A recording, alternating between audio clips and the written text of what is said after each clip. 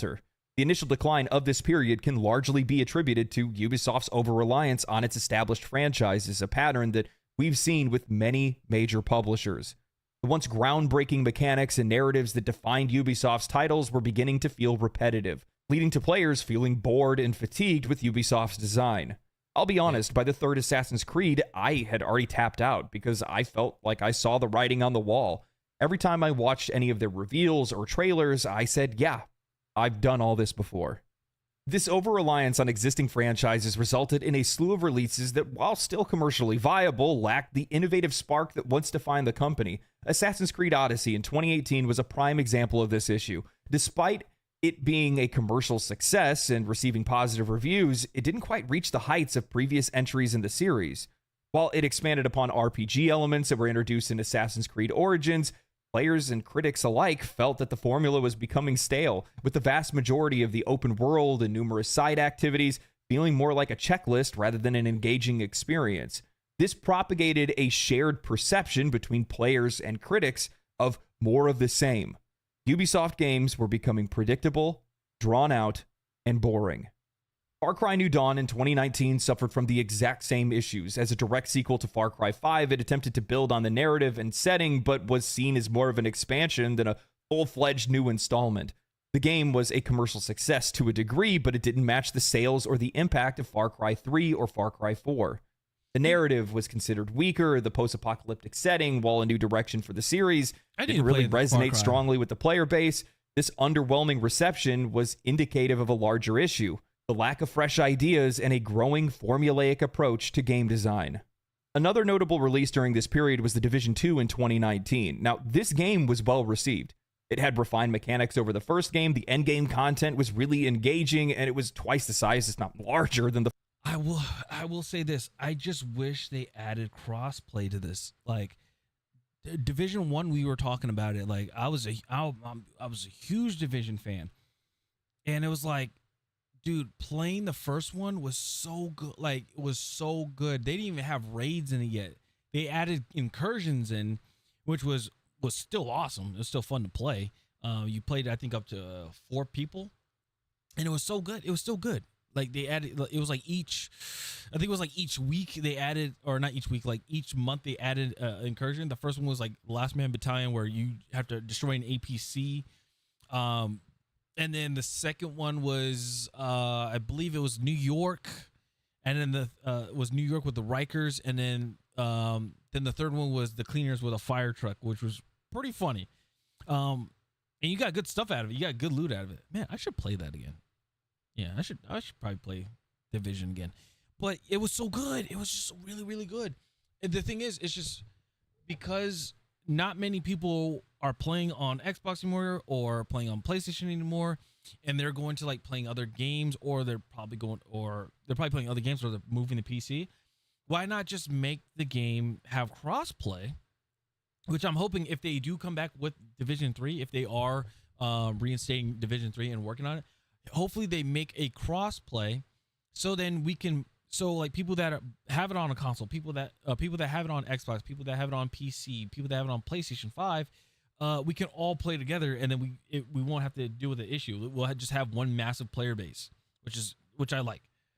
Now the PvP portion, that might be a tough one, because I know the issues again with PC and consoles don't really go well together when it comes to competitiveness on first-person shooters. Just saying. The first game. However, despite its reception, it didn't meet Ubisoft's high sales expectations. The live service model that they had injected into the game arbitrarily, while successful in Rainbow Six Siege, did not effectively translate into the Division 2. This is partly due to market saturation, as other players are more invested in other live service games, but from my perspective as a fan from Division 2, the live service model just didn't work here. It felt generic. In a game where you're finding loot, and that's the gameplay loop, the last thing that you want to do is buy things to wear. You want to stand out for your achievements in the game, not how much you spent on loot boxes. Exactly. And that's one thing I kind of like about the raids is like when you fought a boss or something like that in a raid, you would get something pretty cool. In the first, no, it was in Division 2. In Division 2, there were masks that you can hunt. I think it was a total of 10 people. I think it was like 10 or 11 people, right? And if you go into the base of operations in Washington D.C., there's a case. There's like a weapons case, and it's sitting there and it's locked. You cannot access it. What you have to do is you have to kill 10 agents, and I'm not talking about players. It's like 10 hidden agents, and you have to trigger it. Who are wearing masks? They wear like they have it's like, think of Army of Two. You know how like they had the ballistic mask? It's 10 people. It's 10 agents with the ballistic mask, and they're all different. What happens is you have to trigger it in some certain way. Like there's times where you have to be there during the day. There's sometimes you have to be there during night. Sometimes you have to be there at like dusk or dawn. And you have to do certain things like, oh, you have to shoot a statue. You have to run around a Christmas tree or stand by a Christmas tree or something like that. And you would see like a flash that would go off, and then like you'd be EMP'd, and your stuff is like all messed up, so you can't use your gadgets. The only way you have to do it is you have to kill the you have to shoot them with your gun. That's it. You can't use your gadgets or anything like that, which is awesome. And you're just in this big old fight and everything. They hit hard, you hit hard. If you take too long to like, if you're like low on health and you're just like waiting for your health to regen, their health can regen too. Their shields can regen. It's literally like shooting an actual player, which was awesome. It was just AI. But then once you kill them, you got a mask, and you can apply the mask to your character's face. I have one. I think I have the red one. They have like multiple there's different colors and different styles of how like the mask looks. It's just a generic hockey mask, but ballistic hockey mask. But it's just like the decal on it is different. And then when you get to the end, you unlock. You killed all of them. You collected all the masks. What happens is you go to the base of operations goes to that weapon case, and you can actually open it. They say, oh, well, the case is now you can be able to unlock it. You open it and you get a pure white camo, like weapon skin for your guns.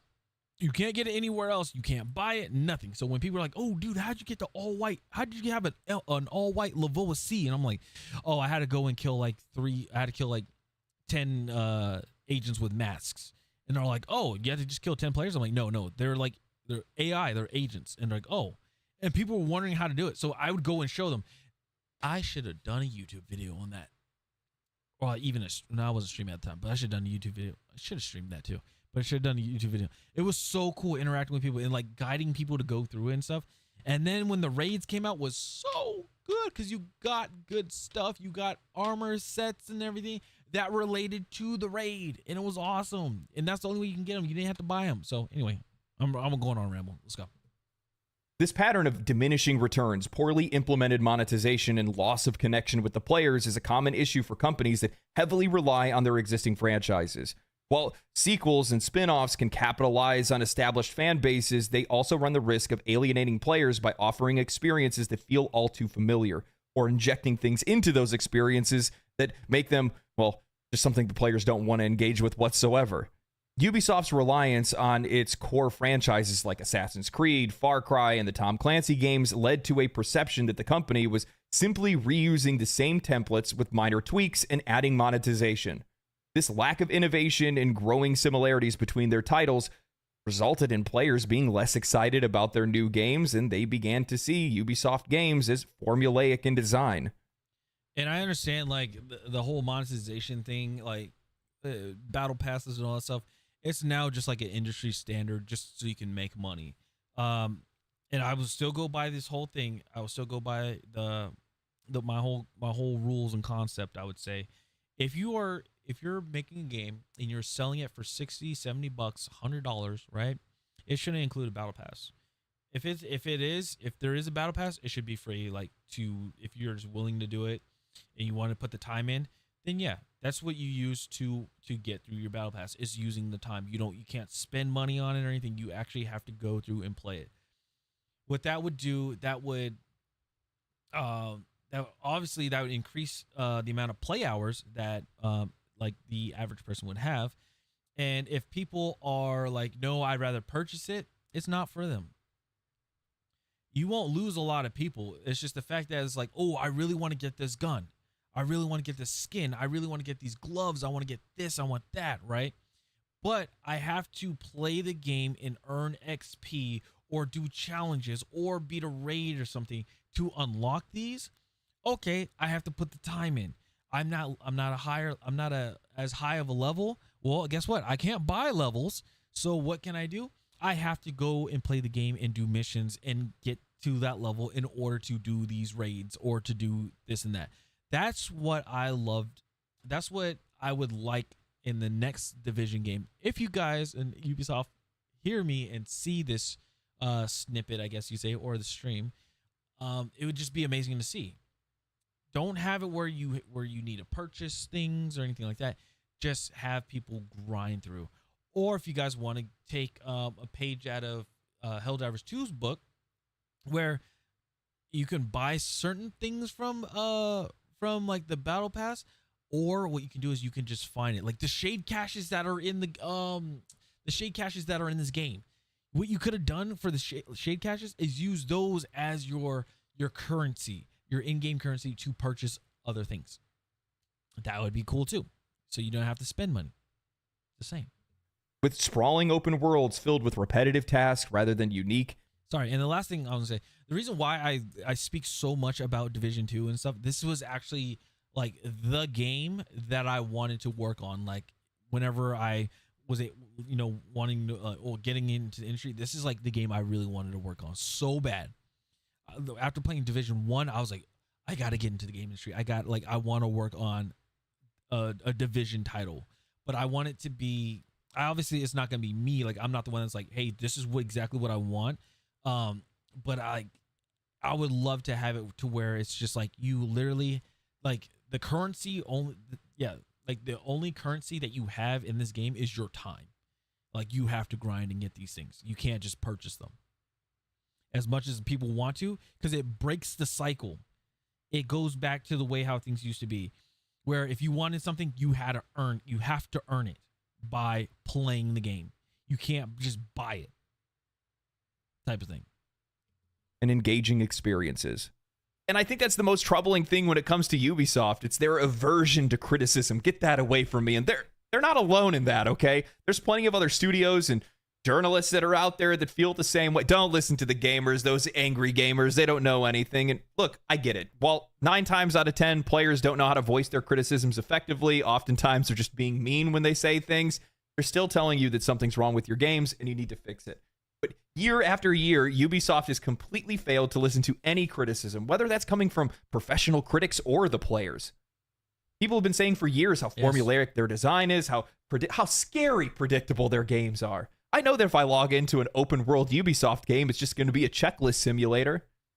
Everybody still remembers when their developers took to Twitter to criticize Elden Ring of all games for its open world design, its quest design, and its UI. How the fuck do you do that? That's the best game that we've had. One of the best games that we've had in the last decade. Yep. Why wouldn't you look at a game like that, look at the success that it sees, and say, we need to internalize some of the things that this game did well, why players liked it, and then reflect that in our games going forward. Exactly. And that's what you should do is basically, and that's how games have been for long as I could remember. It's being influenced by another, being inspired by another game. And that's how they make those games. That's how it's always been. It's always been like that.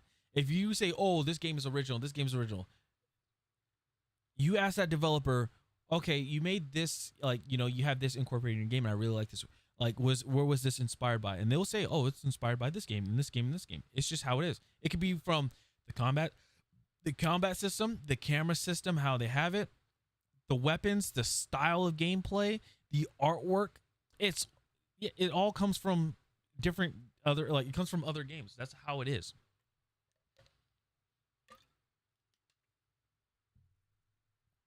But the thing is, people just don't. Some people just don't want to believe that. From Software does really good. The direction and everything that they do with their game, it's amazing. What was one of the key things? They said, hey, we want to make the games challenging for players. People are beating games pretty damn easy. We want people to get mad. We want people to stop and think. Like, I'm getting my ass whooped so many times. What is the problem? Why am I getting my ass whooped so many times? And it's like after the 10th or 11th try, it's like, oh, this person does the attack here. I should be able to, like, if I time this right, I should be able to move. Oh, he's in the this boss is in the second stage of the fight. They're gonna start swooping around. When they get to a certain part, they're gonna stop, and that's when I'll be able to attack. And you just do that. It's a learning mechanic, and that's what I like about From Software games. Even with Destiny, like for Destiny with the raids, you have to go by mechanics and you have to learn the mechanics. That's why I love seeing like world's first raids and stuff. Is because there's going by the mechanics and stuff. Like you have to you have to learn the mechanics as you go. And yes, you are going to die. You're going to fail. You're going to get wiped or whatever. But it's a learning process, and that's what I like. That's how you make better products. You learn from your competition, learn from the games that do well, instead of looking at it, wanting to criticize it, and trying to make excuses why you think that your games are better. Don't play Assassin's Creed instead. Fuck that.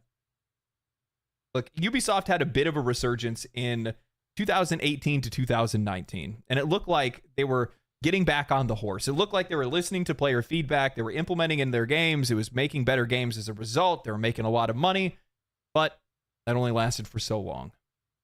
After a period of declining interest and fatigue, Ubisoft managed to stage a bit of a resurgence in 2019 and 2020 by revisiting some of their core franchises with a renewed focus and experimenting with some fresh ideas. Now, who thought something like that could actually have a positive impact on your sales?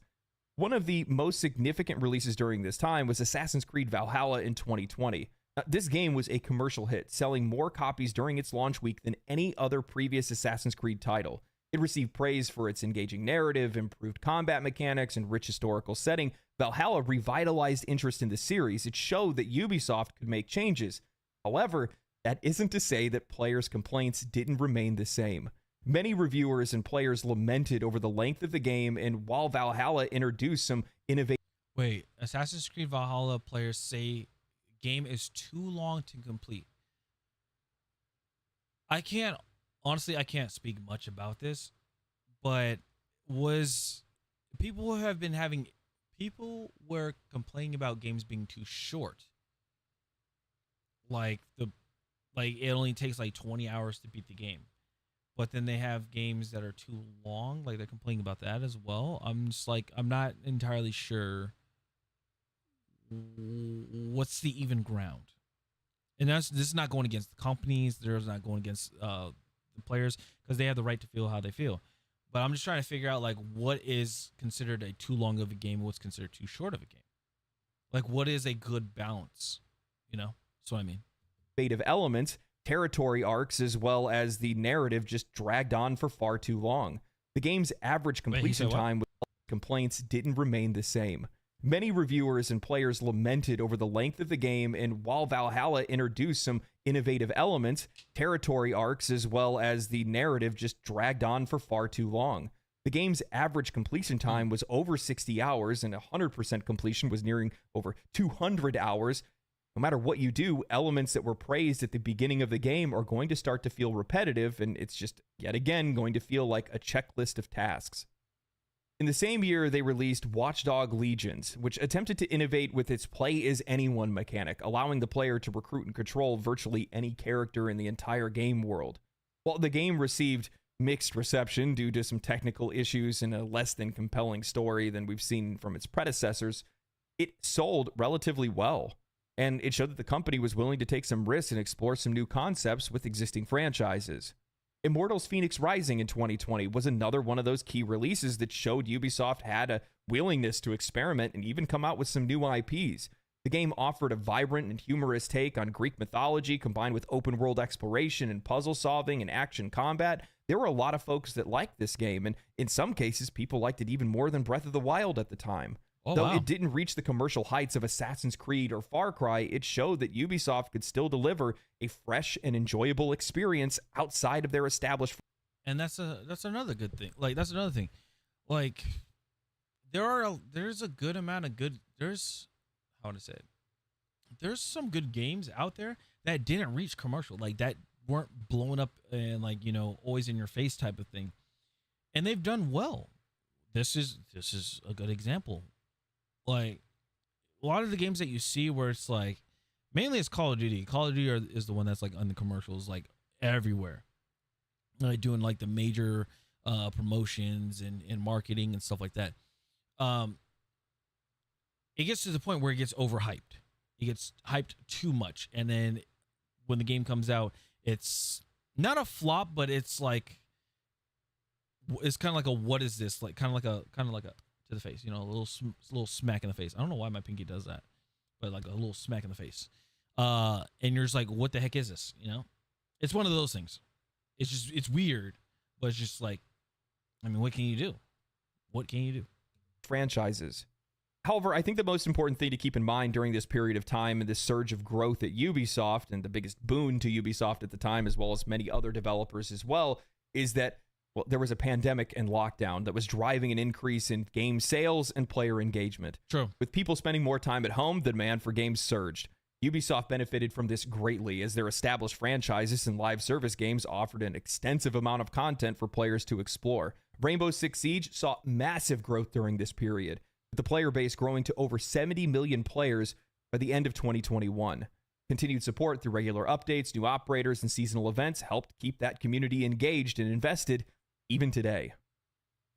Any game studio that had a game that came out or was ready to release right around the time of lockdowns saw massive growth and massive profits.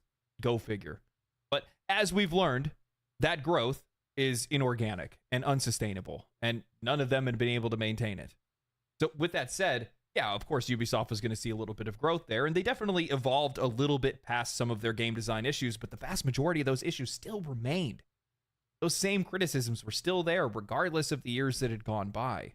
And one of the other problems that Ubisoft has is the minute that they see something work, they will hammer it until the wheels fall off. They will exhaust you as fast as they possibly can because they just want to try to make as much money as fast as they possibly can, rather than paying attention to what the longevity of that game would look like, how much more money you could make if the game lived longer. But they just love killing games. When you have an entire industry that is criticizing your games, where in a lot of cases you can take some of these reviews for some of their games, layer them on top of each other, and it looks like they're reviewing the exact same game. When you have your players that are complaining about your monetization practices and your prices, you don't then go and just make all those things worse. You don't just keep doing the exact same thing. You don't inject what it looks like, yeah. And I will say it is something that is obviously that you see is that the things that people are complaining about, it's like they ignore one thing, but then like they just apply to the next thing. Where I mean, like, as he was saying earlier in the video, is like people are complaining that the game is too long, or it's the same thing. It's like a checklist, you know, and the stuff is very repetitive. And that's why a lot of people leave, or they just get bored of it, you know, and then retention just declines. And it's like they ignore it. But when they're talking about the monetization, it's bad and everything, then they act on it. But then it's just like, okay, we'll just add more stuff in, and we'll just add more of a pricing to it. And it's like, no, we don't want that. And it's like, oh, you guys want that. It's like, no, we don't want it. And it's like, yes, you want that. And then they just add more to it. And that's what's upsetting a lot of players, unfortunately, when it comes to that stuff. And that's why when it comes to playing games and like being a creator and being like an influencer or whatever you want to say, influencer, a streamer, a creator, whatever, you know, a streamer, a YouTuber, things like that, TikToker, you guys are, and you guys are getting like, you know, partner with games and stuff. And I'm the same way, partner with games, showcasing bundles and stuff that you receive. I know the companies, they want you to like, you know, get people to buy these things, right? They want you to get people to buy these things, and they want you to be the salesman. Well, the thing is, I always tell, I try to tell people is, for these bundles that you purchase and everything, like before you purchase them, just ask yourself, is it something that you need? Is it something that you need? Mainly, no. It's just something that you want. And the thing is, it's like, do you really want it? If so, are you able to financially purchase it and not have regrets to it? Right? you got to ask yourself those questions. If they're like, I am, it's something I want. If I buy this, I will be, if I buy this product, I will be okay. By all means, go ahead, have fun with it.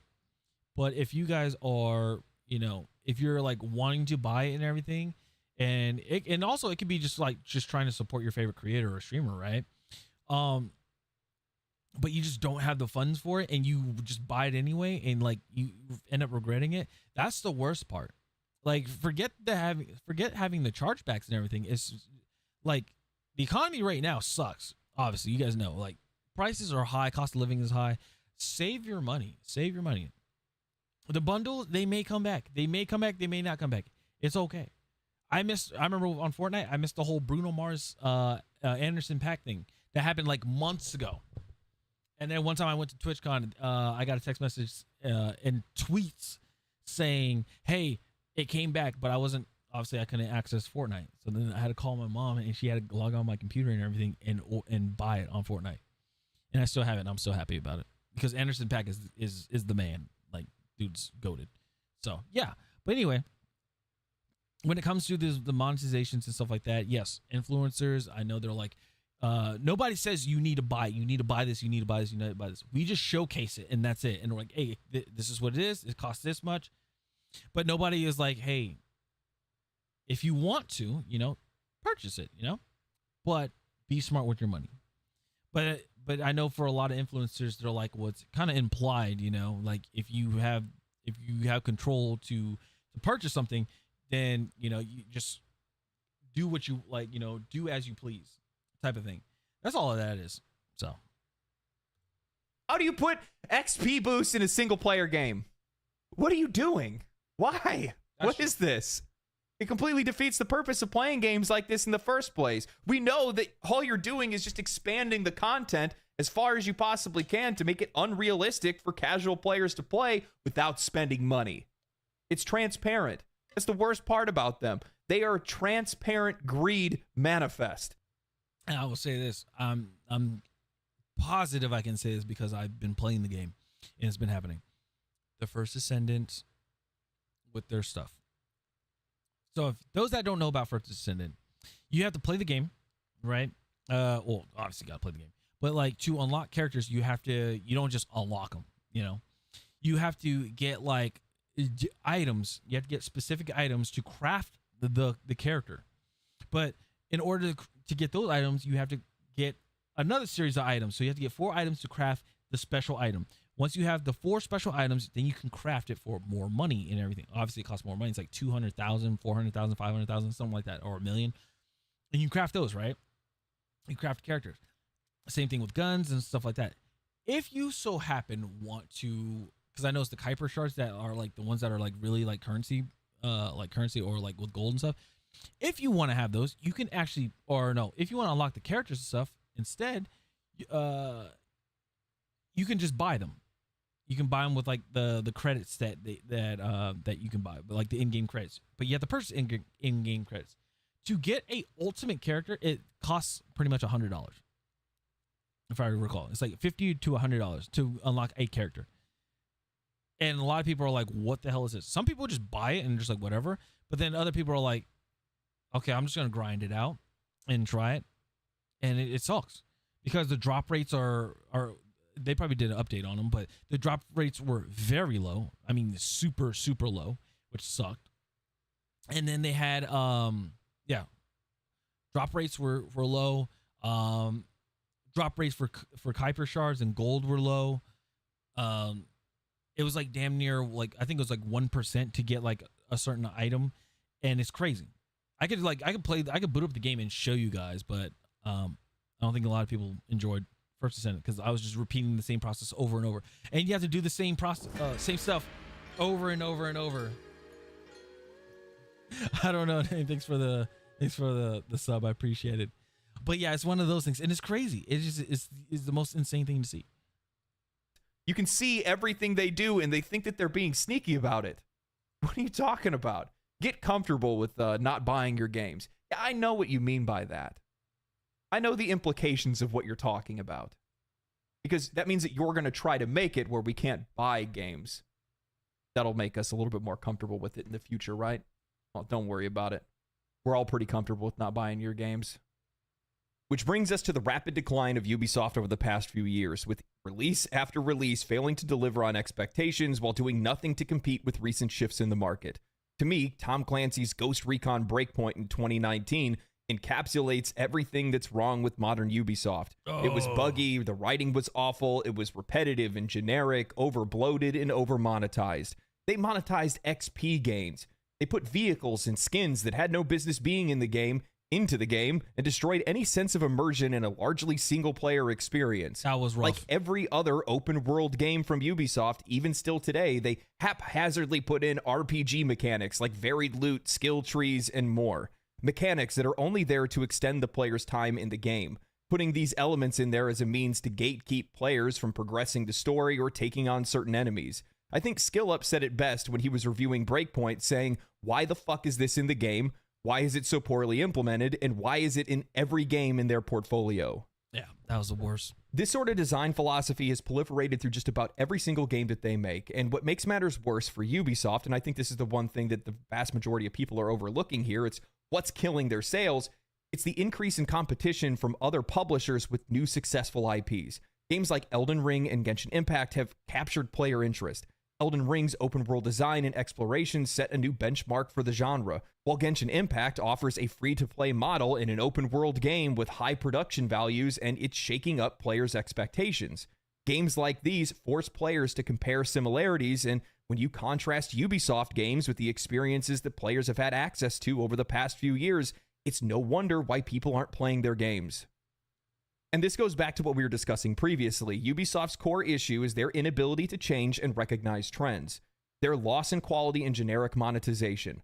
Look at their first quadruple A game ever made, Skull and Bones, a $70 live service title in development for 11 years, costing over $200 million, only to release a more boring version of Assassin's Creed Black Flag with less than 700 concurrent players on Steam. They set out to make a more consumable version. Yeah, now I wonder. Now here's my thing. I wonder I will say this With less than 700. Okay, so that's on Steam. I wonder, like, I really wondered what the player base is for Ubisoft, with Ubisoft Connect on Xbox and things like that. This is only on Steam, which happened not too long ago. This was like not too long ago, because it just applied or just showed up on Steam. So yeah, and the game has been out since February. So, but still, all-time peak. This was 23 days ago, and the thing is, the game was 60% off or something like that. So it was like it's at a cheap price too.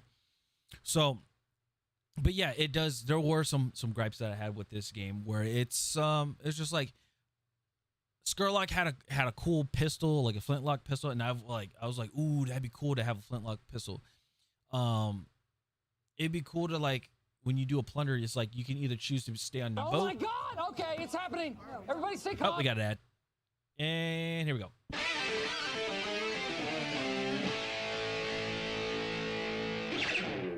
All right, let me go ahead and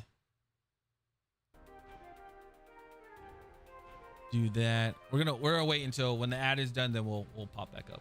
All right, we'll do all that stuff. Hopefully everybody's doing well. Everybody's doing good. Alrighty. Just pop all this stuff back up there. There you go. Did I make that public? I did. Okay.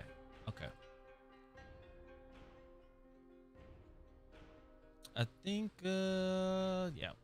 We're good. Yeah, you guys want to see? You guys want to see my stuff? I don't care. This is all like this. It is what it is. This is my stuff. What you guys won't see is my stream key.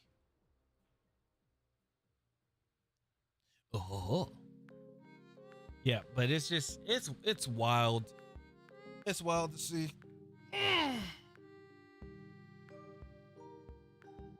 Super wild to see. Like, I don't know what we can do. But the thing is, the games or not games, indie devs, you know, I think it's just, okay. Let me put it this way. The main thing is, it's just like, why not just listen to your community? Now, the other thing is, when he was talking about chasing trends and stuff, I don't know how I feel about that one, because they did try to chase a trend. Remember when Battle Royale like took off and it was booming and everything? Ubisoft came out with a game, and it was Hyperscape. And it was their own free-to-play Battle Royale, but it didn't do so hot. Actually, I'm curious. Let me see.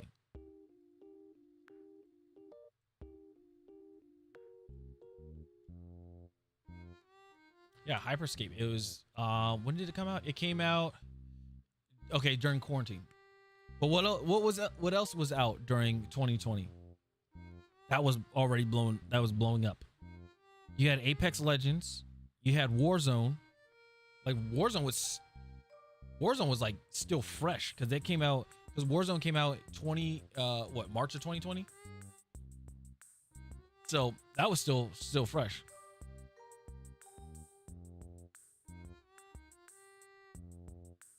Let's see, why did they fail?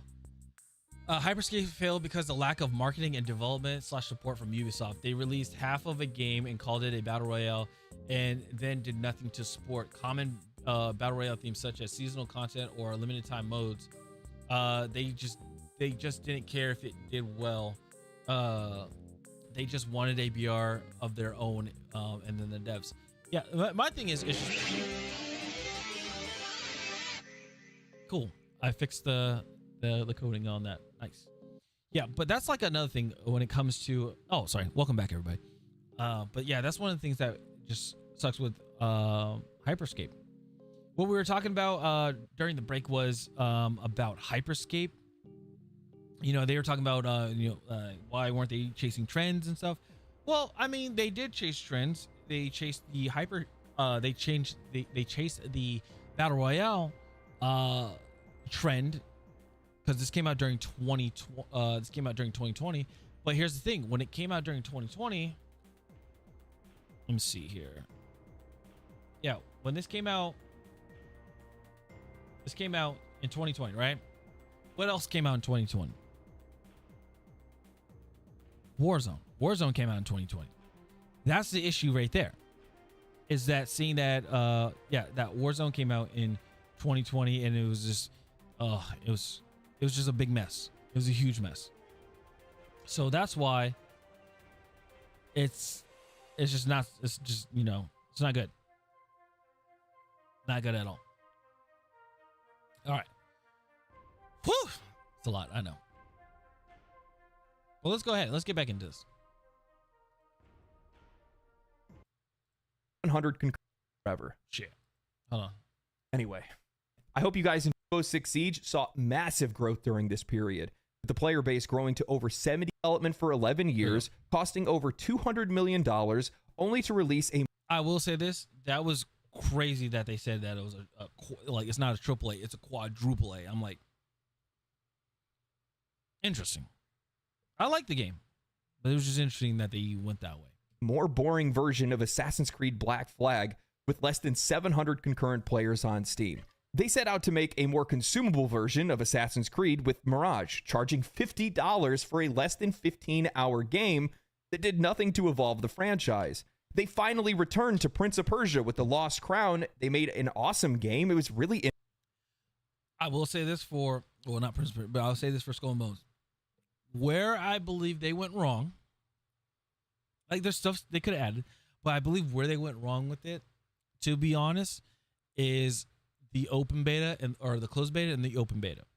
The reason why I say that is you could literally go through the campaign, the whole campaign, during the time that they had the open beta and closed beta. What they should have done was they should have limited us, of how much we can progress.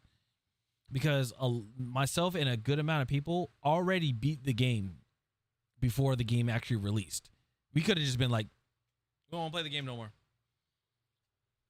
But we still played it because we wanted to try. Like we weren't able to experience the Kingpin stuff yet to get like pieces of 8 and earn money and all that stuff. We weren't able to do that. So that's why that was like, you know, it did what it did. Innovative. I actually enjoyed it, but they charged $40 for a Metroidvania game in a market where those games cost a fourth of the price. Star Wars Outlaws, a game for all intents and purposes, should have been an easy home run, but ultimately showcases how dire the situation is at Ubisoft. Not only does the game suffer from quality issues, unattractive character designs, bugs, repetitiveness, and inconsistencies, but in an attempt to remove some of their open world bloat, you come to realize just how those elements, once they're removed, the game is really just held together by duct tape.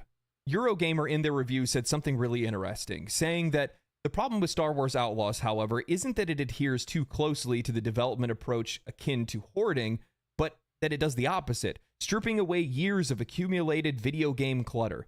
Admirably, Outlaws does this quite aggressively, Kessel Sabak aside. But in doing so, it reveals an integral issue. Ubisoft open world games are not only fun because of their formula, they are their formula. To strip away isn't to peel off some old wallpaper to reveal the original brickwork, it's lifting up the carpet to find a whacking great hole in the ground. Meaning that their games are hollow, and I think that that's a fitting description. From my perspective as a player, Ubisoft has become synonymous with generic games that are overpriced, overmonetized, and overly repetitive. Outside of the Division 1 and 2, I've had no interest whatsoever in playing any of their games because I've already played them years ago, and playing the next game isn't going to be any different. It's the same games pushed out the door for profit that lack any creativity or originality. Now we look at their next release, Assassin's Creed Shadows, a game criticized well before its release because, other than legacy media, everyone else can see the elephant in the room. An Assassin's Creed game finally set in Japan, a setting that is so great for a game with this kind of theme, only to include a tokenized representation of a character with vague at best historical relevance backed by a hip-hop soundtrack and combat. Why is it that representation to these people means hip-hop soundtracks or a character wearing Jordans whose power is that they run fast? I'll be honest, I think that a lot of the Well, holy crap, he is right. That is insane. We're being stereotyped in the game. That is insane. I didn't even know Assassin's Creed, I didn't even know that Assassin's Creed Shadows, when he fights, it's hip-hop. I didn't know about that. I did not know that. That's wow. That's crazy. dialogue surrounding Assassin's Creed Shadows are issues that players would largely ignore if they knew that Assassin's Creed, that this game, was going to be incredible. But over the years, players have come to expect less and less from Ubisoft games. Why are investors so concerned? Why are they jumping ship before one of the largest releases of Ubisoft in recent memory? Well, why don't you tell me why anyone would want to play Assassin's Creed Shadows when they have far better Eastern-themed alternatives that without a doubt have better combat, better environments, higher quality, and better storytelling, without the need to be able to make a statement or press their morals against an audience? Why would I play Assassin's Creed Shadows when I could play Black Myth Wukong, Ghost of Tsushima, or Rise of Ronin? Why would I play something that I have already played when I could play something entirely fresh? Ubisoft's issues are the same issues that plague the vast majority of the largest publishers and developers in the industry, and it's that over the years, while they've continued to grow and chase profits, they've lost a unified vision of what their game should represent. In the pursuit for profits and expanding their market share and maximizing revenue through aggressive monetization strategies, they've strayed from the creative foundations that once made them an industry leader. This fragmented approach has led to a loss of identity, resulting in games that feel more like products that are churned out to meet quarterly targets rather than passionate, well-crafted experiences. Look at the speed of Ubisoft's game releases. They struck the iron while the iron was hot, barely spacing any of their game releases, rarely making new IPs, or changing their perspective on how to deliver existing franchises. This lack of cohesive vision and the inability to change has not only diluted the quality and the uniqueness of their franchises, but also eroded the trust and enthusiasm of the player bases. They're exhausted. Without a clear sense of purpose and a commitment to innovation and quality, Ubisoft, like many others in the industry, has found itself trapped in a cycle of diminishing returns and waning relevance. And I'll be honest, it's not going to stop. From my perspective, this is likely the end of Ubisoft. The ship is too big to be able to turn on a dime, and the kind of overhaul that they need is likely a decade away. We can't save Ubisoft, and honestly, we don't want to. Let this be a stark warning to the rest of the industry, a cautionary tale. When you churn out games that nobody wants to buy, when you nickel and dime your players at every turn, when you strip your games of their soul, you don't just lose a sale. You lose your place in the industry. Play stupid games, win stupid prizes, and Ubisoft has played them all. I tried to do my best to be able to showcase the highs and lows of the company and all the games that they made, but I found the more that I researched, the more that I wrote, I just kept talking about the same games over and over again for damn near 20 years. Assassin's Creed, Rainbow Six, Far Cry. Assassin's Creed, Rainbow Six, Far Cry. Assassin's Creed, Rainbow Six, Far Cry. Well, you want to make sure that you're doing what you can to support the titles that players love the most, the reason why they know your name to begin with. At the same time, when you're absurdly aggressive like Ubisoft, where you just keep pumping out the same titles over and over again, and at the exact same time, you just continue to crank up the monetization and the pricing and how many things are locked behind different versions of your game for $100, $130. Good Lord, what do you expect? What do you think is going to happen when you keep making the same thing over and over again, regardless of how many times people criticize your design, and you just keep increasing the prices, and there's better and more interesting and more unique experiences that are out there that we've been seeing over the last few years. So many of these independent AA, single A, and indie studios just popping off, selling more copies of games than you do now. You don't see a problem with that? You know, I was sitting back and I was watching people play Star Wars Outlaws, and I sat there thinking to myself, this is literally just Star Wars Assassin's Creed minus a few mechanics. It looks so boring. Some of the aspects were cool. I think part of the narrative was somewhat interesting. I liked a few of the environments, but outside of that, the actual mechanical gameplay just looks so boring. God, it looks so bad. It just goes to show just how creatively robbed the studios are. The only thing that I ask for is that if this company goes down, please somebody make sure they take care of Massive. I like Massive. I like The Division. They've done a really good job. Yes. Please make a Division 3 or something else if you can't use that title, because I want to see more of those games in the future. Please.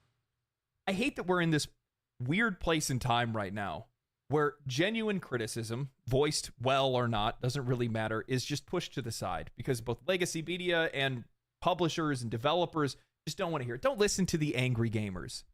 These games aren't made for you. Who are they made for? I'm sure Ubisoft's investors would like to know. Yeah.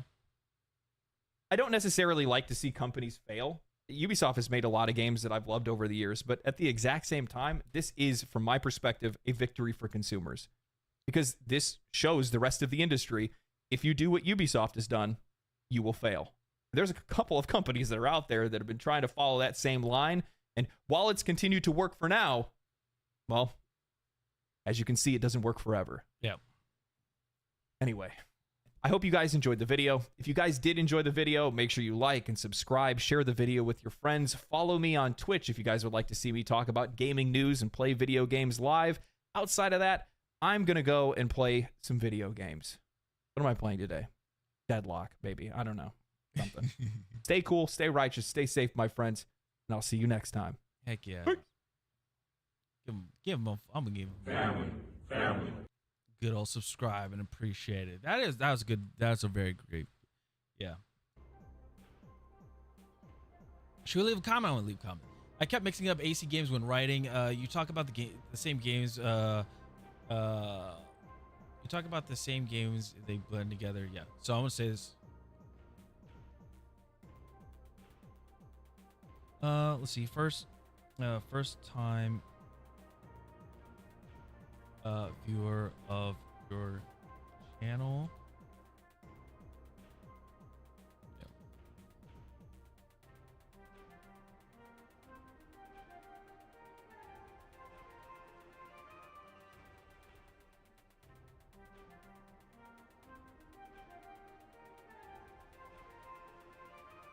Happy to watch.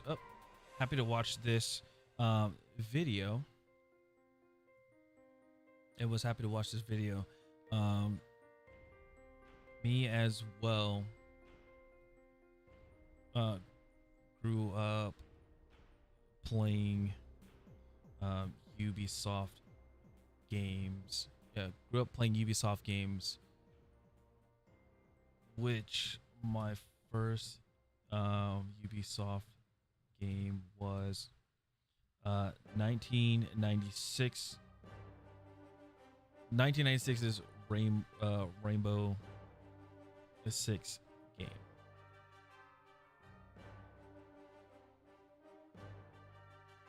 After seeing what they have done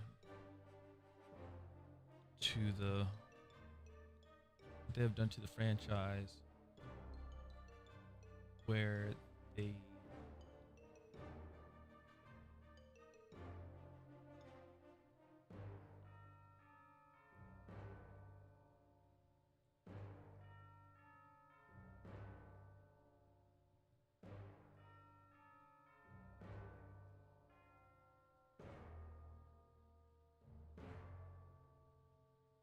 oops where they removed one of their pillars of design, Terrace Hunt.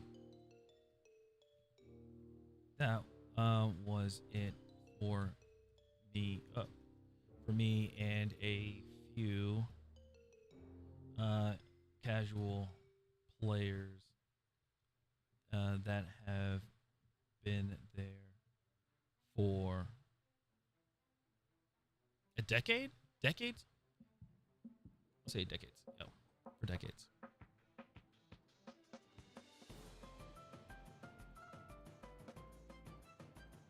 I do wish they I do wish they would I do wish that they would keep with what worked well for them and improve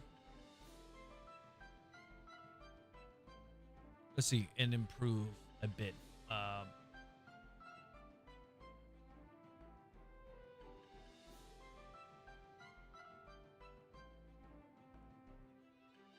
And improve on minor things like mechanics to to increase retention and player base. Also would love if they would listen to their communities and adjust according.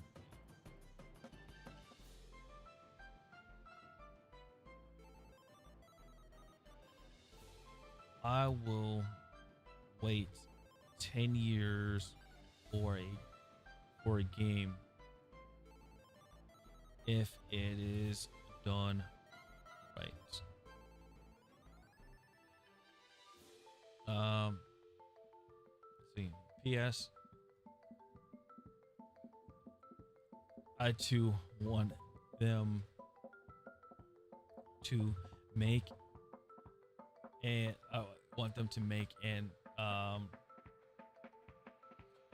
put their passion into a division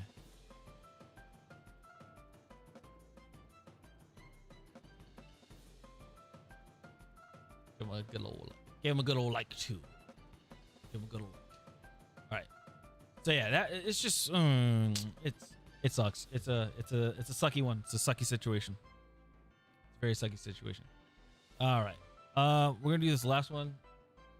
This last one is pretty crazy, apparently. Ubisoft secret: men hate trainings exposed. This is insane. Big trouble. Ubisoft director LinkedIn meltdown exposes. Oh, wait. Do we want to do that one or do we want to do? Ooh, which one? Yeah. Well, listen to this. We'll watch this one and then I'll tab it. But first, I'll be right back. Let me get some water.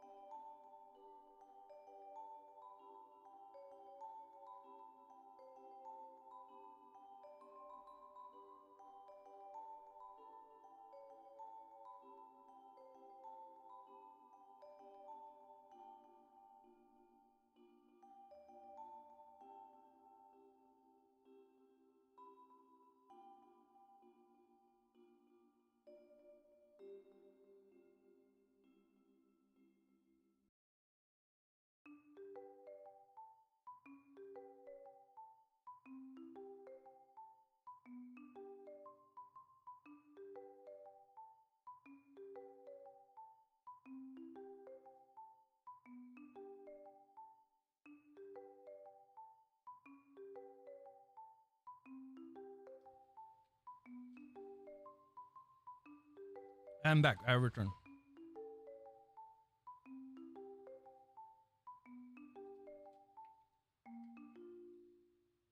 Water.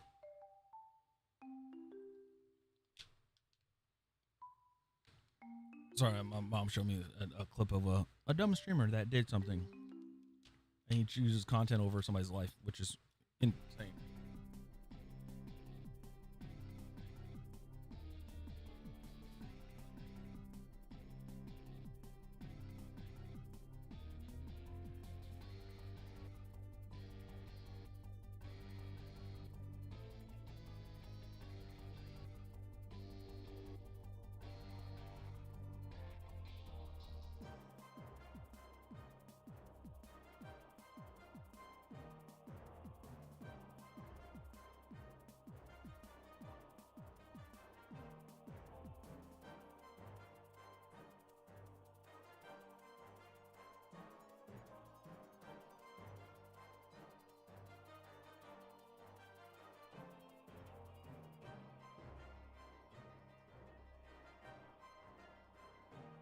People are stupid these days. I gotta say, people are just not intelligent. Not even intelligent. Just people just don't have a brain. Drool, boys, drool. This is 2024 and we're all grown adults, yet for some reason, there are companies out there like Ubisoft that feel like we need to separate the girls from the boys. What's going on, guys? Welcome to another episode of Smash JT. And Ubisoft has been found out to be running a mentorship program for women only.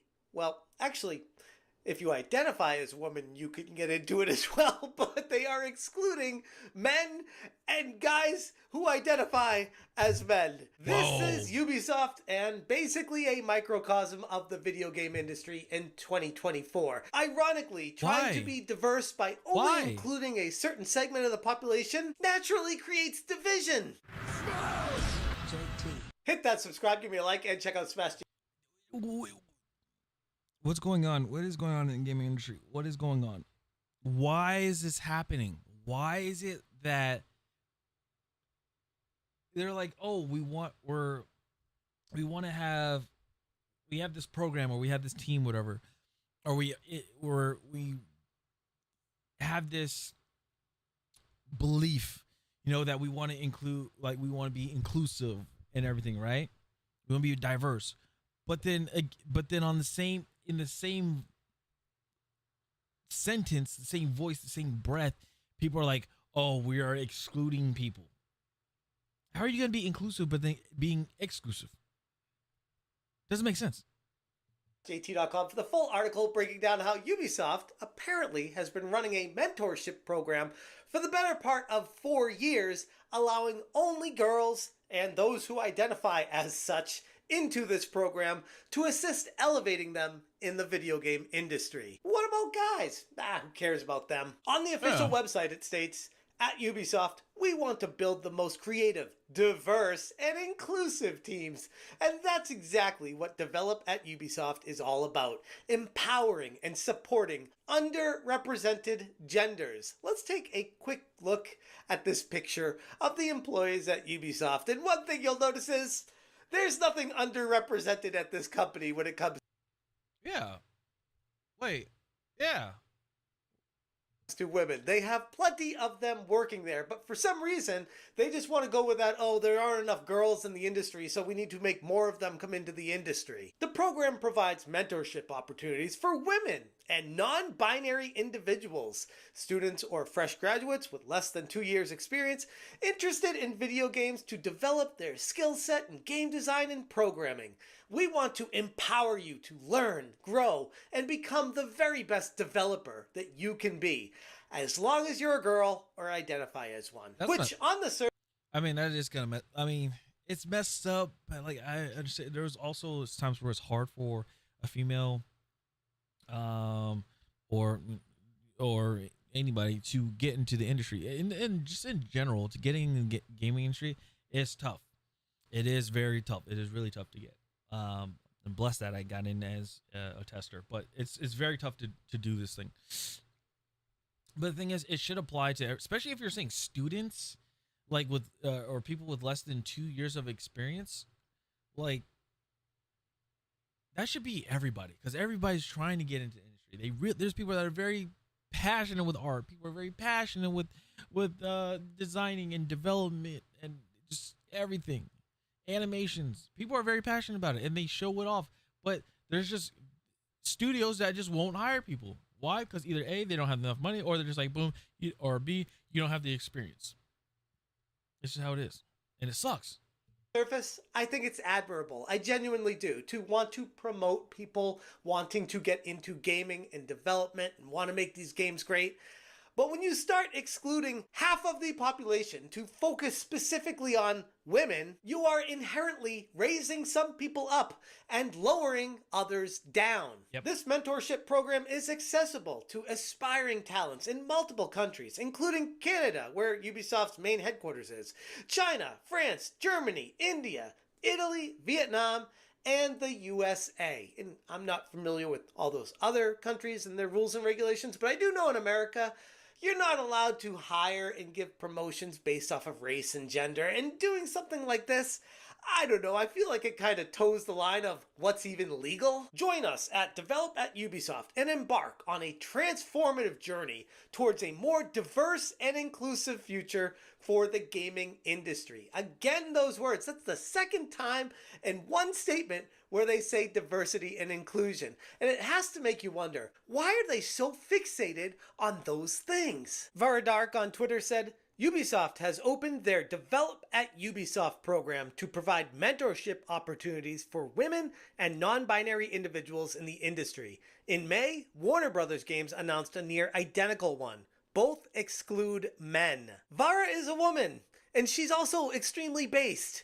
And she is calling this shit out because she knows how wrong it is too. The program's eligibility requirements make it clear that one must identify as a woman or non-binary individual to participate, which ironically kind of goes to what Hypnotic has been saying about how all these transgender people are in the video game industry to save their jobs. Like, I was gonna say, what if somebody does?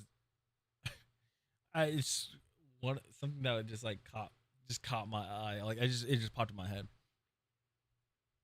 What if you say that you identify as a woman? You're a male, right? You say you identify as a woman to get in the program. You've been in the program for, let's say, a year, and you're about to leave, and then you say, "Oh no, I identify as a male." Then what? You already went through the program. So what happens there? Because the thing is, I don't know, I could be wrong, but when people say that they identify as a said gender, it's just like, we'll take your word for it. Is there any documentation? Is there something that you signed off saying that you identify as this, as whatever gender, or non-binary? Like that's what I'm curious of, because it seems like every time when I see something like where it's like, oh, it's based off of gender, it's like, do you just say it? You just say it, and then they're like, good enough for me, or are they like, we need paperwork or something? I don't know, that you are like, that's proven of that. I don't know. Could be wrong. if you are a guy and you want to say that you're transgender, there's a chance that that could actually assist you in keeping your job in the industry. So there are people in the industry that would actually say that to keep a career going instead of being honest about who they are.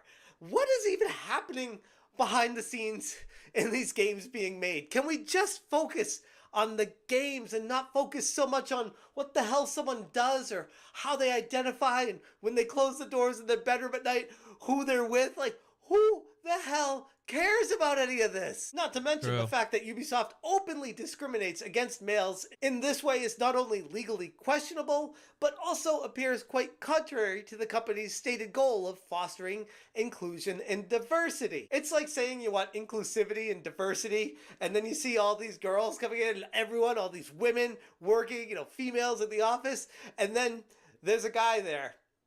Yeah, I guess that's inclusive because there's a dude. And it's diverse because, well, there's... Yeah, that's like saying diverse and everything, where you have like, just saying, you have a whole bunch of, I mean, it could be with any race. There could be like you know, a whole crowd of white people and there's one black guy, or a crowd of black people and there's one white guy, or a whole crowd of, and it doesn't have to be like black and white. It could be like black and Asian, white and Hispanic, black and Hispanic, Mexican and black, you know, things like that, or Hispanic and black. I mean, like that's what it is. That's like, it's not diverse. It's like I don't even say to an extent. It's not diverse. Like, is there any more? Like, did they go to the bath? Are they in the bathroom? Like, did they miss the photo or something? Like, what happened? You know, type of thing. But you can't just be like, hey, we're diverse. Let's add this one person, type of thing. No.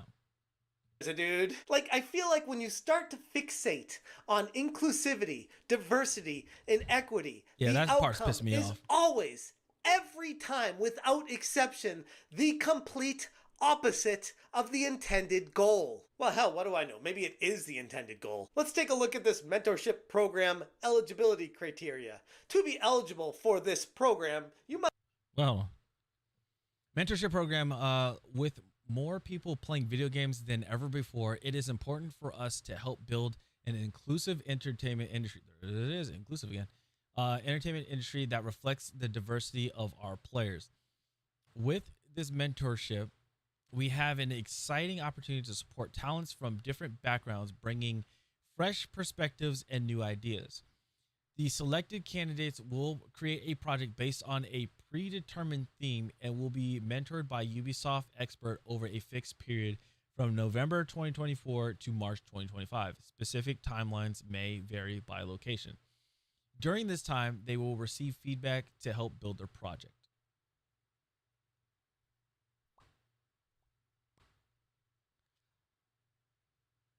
Wow. Program eligibility criteria. To be eligible for this program, you must identify as a woman or a non-binary eligible for this. Hold on. Eligible, because I didn't see the whole thing. Eligibility criteria. To be eligible, you must identify as a woman or a non-binary individual.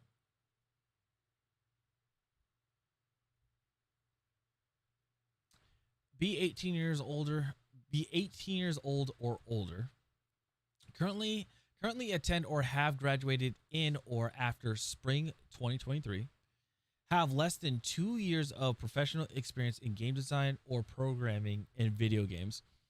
Be legally entitled to work in the country you are applying. Apply to only one location. Submit a individual entry. Team entries will not be considered. Program, you must identify as a woman or a non-binary individual.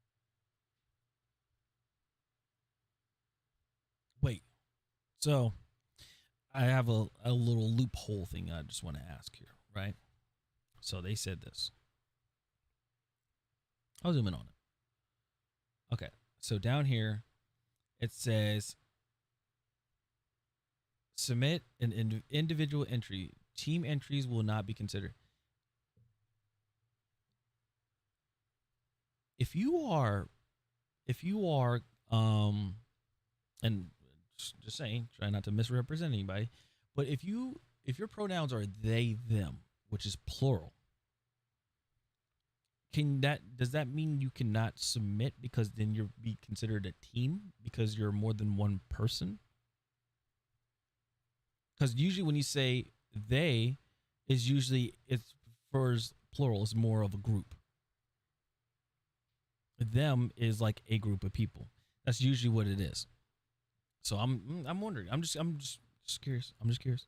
This program, you must identify as a woman or a non-binary individual, be 18 years old or older, currently attend or have graduated in or after spring 2023, have less than 2 years of professional experience in game design or programming in video games, be legally entitled to work in the country where you're applying, apply to only one location, submit an individual entry, team entries will not be considered. So basically it boils down to, if you're a woman and you're you're new to the game industry, you can do this mentorship program to get a leg up and a step ahead of the competition coming fresh out of college that might be a dude that can't compete with you, because once you get indoctrinated into this mentorship program, you most likely will be ahead of that person that graduated with you. Yeah. And how does the mentorship program actually work? Well, let's Applications open September 16th.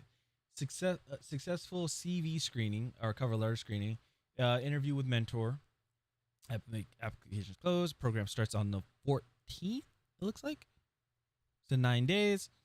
Announcing selected trainees or mentorees and project themes. November 24th to March 25th. Ubisoft Mentors Guide. Mentees, I think, through the program, providing insights into project development.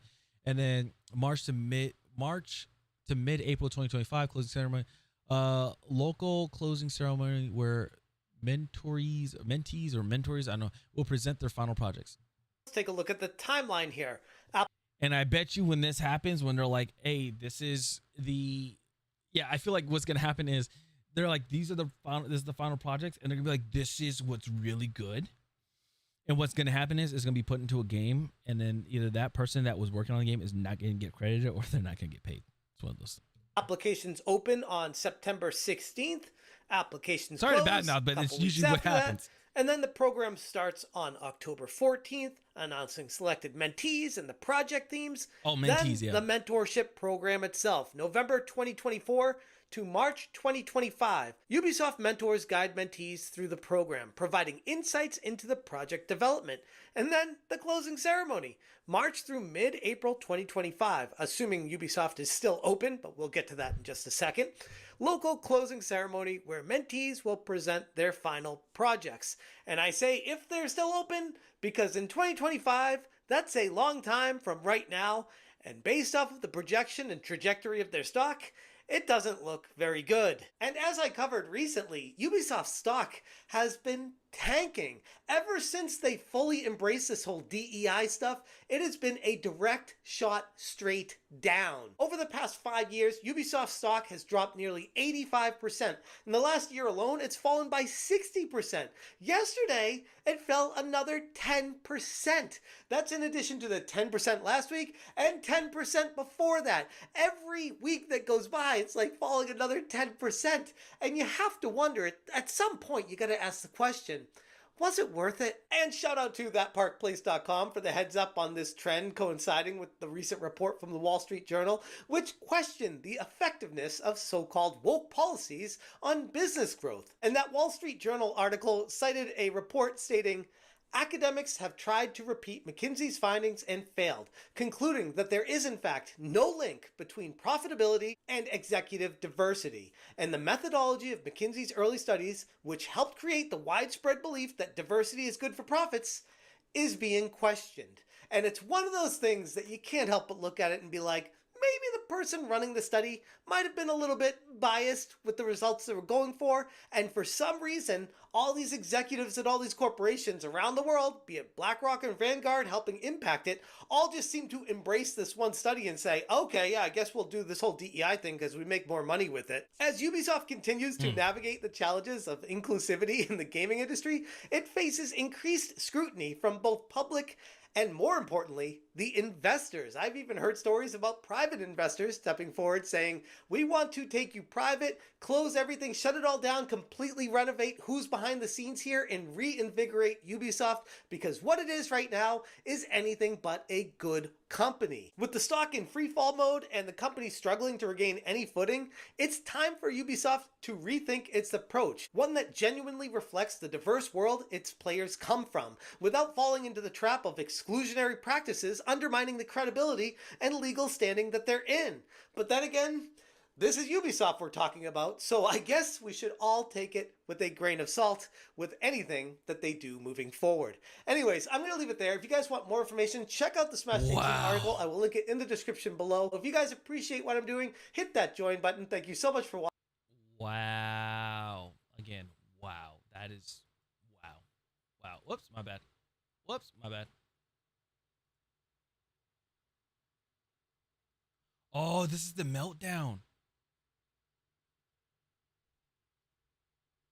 Yeah, this was the meltdown one. Oh my goodness. This is the meltdown. This when just on LinkedIn. I remember seeing it and they were like, I don't know why people are upset about the game, or I don't know why people are like criticizing us and everything like that. Like, we are trying our best and everything, and it's like people shouldn't be criticizing us. They should just be like happy that the game is out. And it's like, how can you be happy about a game that's out, or how can you be happy about a game being out if it doesn't play well, or if it just doesn't play at all, or if it's not appealing, it's not captivating? That's why I don't understand. Like, it's like to the point where it's like companies are like, or companies and studios are just like, hey, we're putting out these game, like we're putting out a game. It's like, okay, they just do whatever. They put the game out, and then like that's it. People like it, cool. We make money. People don't like it. I don't know why they don't like us. I don't know why they don't like the game. Well, did you ask them? No, you just ignore it, which is crazy. At this point, we all know that Ubisoft is a complete dumpster fire. No matter how many videos I make on it, I feel like it doesn't really get across the point of just how dire the situation is there. What's going on, guys? Welcome to another episode of Smash JT. And today we have a meltdown from a monetization director at Ubisoft going on a complete unhinged rant against customers, other he's the people in the monetization game industry. director. It's just all falling, collapsing all at once, and it's No. beautiful to see it. Not to say that I'm cheering on the demise of Ubisoft. I don't want it to come across like that. It's more like one of those, this is the thing that gamers have been telling you, screaming from the mountaintops for I don't know how many months, if not years at this point, Yeah, it's years. especially with Ubisoft. Stop going down this direction. Start making games that gamers actually want to play, and listen to the people giving you. Make games fun again. Stop with the monetization and stop with this whole DEI woke bullcrap. We just want a game that is fun. That's it. It's entertainment for a reason. Money. Hit that subscribe, give me a like, and check out smashjt.com for the full exhaustive article breaking down not just this employee's unhinged rant on LinkedIn, but also more information on the details of Ubisoft potential. I'll just say this, and if somehow 2025 they're like, we're classifying video games as politics, I would no longer play video games. I will play old. I will play the remnants of what video games were. I'd play the remnants of video games. I would not play new video games. I would not. That's just me personally. Potentially laying off upwards of 40% of their workforce, nearly 8,000 employees, and potentially going private in what looks to be one of the most complicated dumpster fires of a mess in the game industry that we've seen in years. Well, actually, I guess it hasn't been that long since the last one, and Bracer Group, I guess, was probably on the same level, if not a lot bigger, and that was like a year ago, and it's still falling apart as we speak right now. So yeah, I guess you could say the game industry is probably not in the best place. Let's be honest, we all see this happening in real time here. Ubisoft is spiraling out of control amid a slew of internal problems and external backlash. The once dominant worldwide game development company of Ubisoft now finds itself on the total brink of collapse, and they have no one to blame but themselves. They kept saying, we know what's best for you, the gamer, our customers, and we're going to feed it to you. And if you say you don't like it, that's your fault. We're going to keep shoving it down your throat, and we don't care if you don't like the taste of it. And the thing is, I know it's going to be crazy about this, but I bet you the people that are there, like, they disagree. They disagree what's going on, but they don't want to speak up because they will lose their job. And that's which will affect them, their livelihood and everything, right? So, how would I say it? It would affect their livelihood because they would get fired, and then because of that, they would like send non-recommendations to other studios saying, "Hey, don't work with this person because of this." Or when other companies and studios are like, "Hey, we want to we want to call and get like a good word in or a reference or something like that from your previous employer." And they're like, "Oh no, because this person is horrible. You shouldn't work with them because of this and that."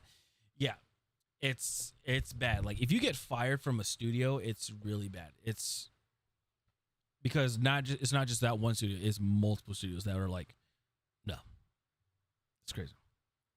The monetization director, Stevie Chazard, lashed out at gamers and even his fellow developers, reminding everyone why Ubisoft's clueless approach right now is putting the company on a collision course with bankruptcy. Clueless approach right now. I saw this a little bit on Twitter, but I'll show you guys. All right. Or so I'll read it. I rarely post on social media, but today I am sad, ashamed and sad.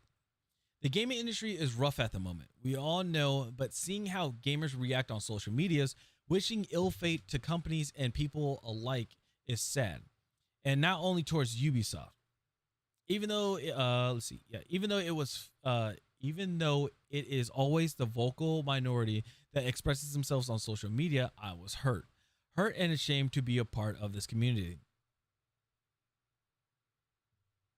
We just want a game that's good, and we want a game that is not stuck. Like, we want a game that feels complete and feels whole, meaning that we're not gonna get like the game ends abruptly and they're like, oh, there is an ending to this, and they're like, oh really, I want to play it, and then it gets thrown behind a paywall. We don't want that.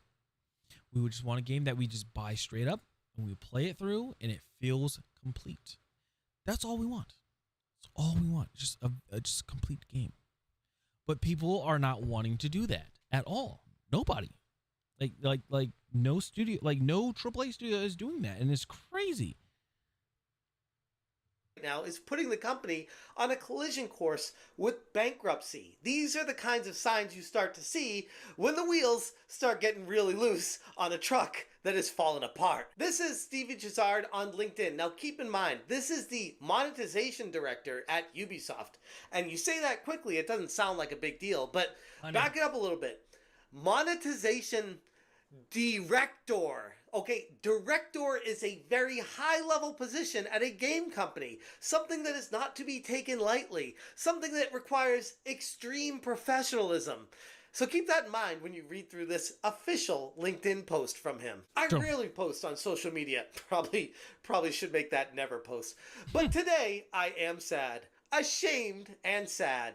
The gaming industry is rough at the moment. We all know it. But seeing how, quote-unquote, gamers react on social medias, wishing ill fate to companies and people alike is sad.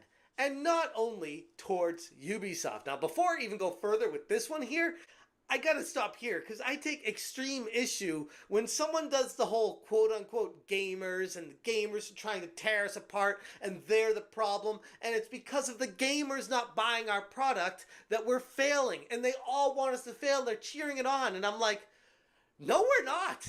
If anything, the gamers have been begging your company to make the games we want to play. And because you're not making them, we are going to other game companies and purchasing them.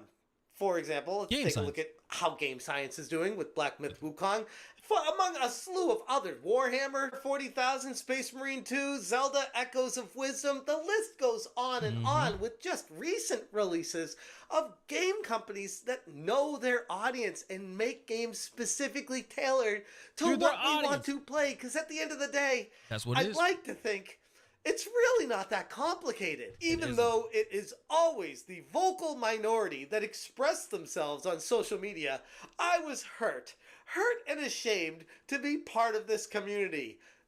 Get the F out of here if you're hurt and ashamed to be in the game community, because you do not belong here. If you are getting your feelings hurt because your games suck, it means you need to go back to the drawing board and either make better games or find a new place to work, because the game industry may not be for you. What is even more revolting is coming on LinkedIn and seeing the same comments from people within the industry, on top of exposing yourself as... And that is the thing when it comes to video games, is like, even in game art and game design, as people may think that it comes off harsh or anything, but we get critiqued on what we do. Like when I went to Full Sail, I got critiqued by my instructors, especially in the game art section.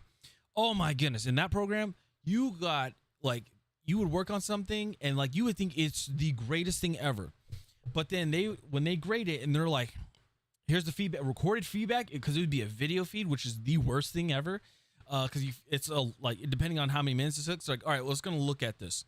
And they're like, this is the problems that I see with this. This is bad. This is bad. This is bad. This needs to be adjusted. You're doing good, but there's parts where it's just messed up. And then it's like your grade is a C. And I know for people nowadays would think, oh my God, that's horrible. That's abuse and stuff. No, it made me a better artist, where I'm like, okay, so now I know when I'm making a firearm and I have the trigger housing for the trigger, it has to be smoothed out. If it looks very pixelated, it looks unnatural. It doesn't look real. We want to make it look good, right? That's how it is. Like, you want that, you need that tough love. You need that constructive feedback. That's the thing. A lot of people don't like receiving feedback. If it's constructive, apply it. Ask questions if you don't understand certain things. That's what you do, and you make yourself better. If people just say, hey, your game sucks, well, you can't really do anything about that. The only thing you can do is ask them, what is it that made the game suck? What made you feel this way about the game sucking? That's it. And if they still say, it doesn't matter, the game sucks, it's like, well, I can't do anything to help you. That's on them. That's on that person. But if somebody says, hey, this game is not good, and you ask the same question, what is it that made you think the way that this game is not good? The movement when you're doing combat, it's clunky. It's too clunky. There's like it's like when you try to dive, it's like there's something that is just not flowing right. It seems like there's a delay when it comes to the inputs. Okay, Oh my God. I'll look into that. Okay, it's happening. Things like that. Everybody stay calm. It's insane. It's just so insane.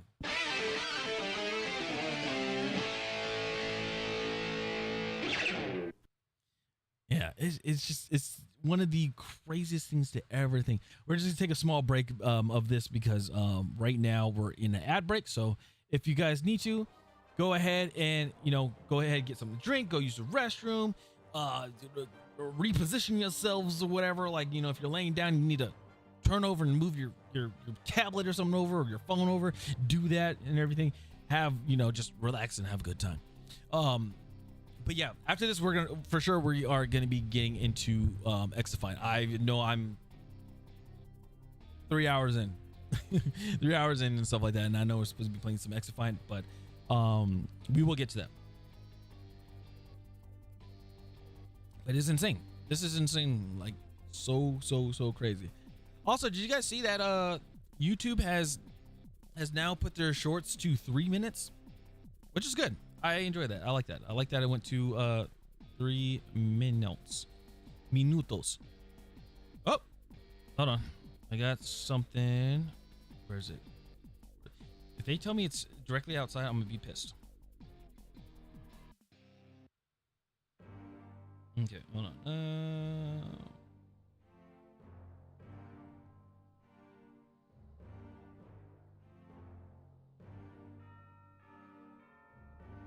Okay. But they really don't. Hold on. I'll be right back. I will be back. I go get something from the mail.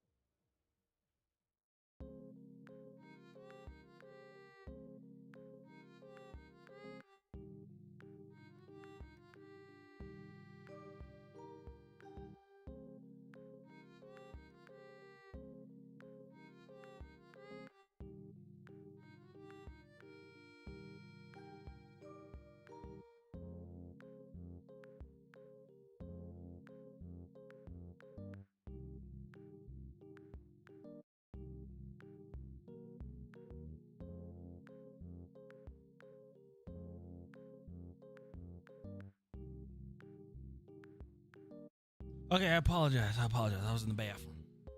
I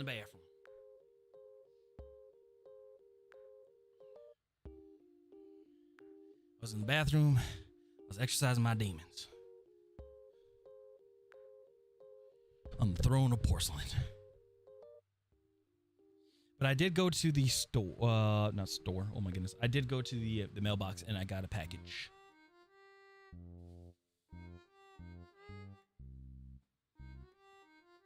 Got a package. Got a box. Let's see what's in it.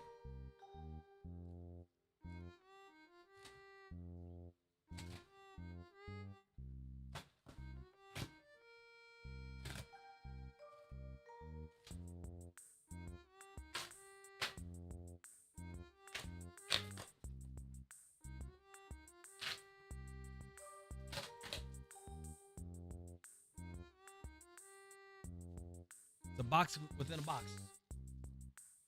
And it's by Puma. So, Puma, no, I'm not sponsored by them or anything, but Puma has come out with a collaboration with Ghostbusters.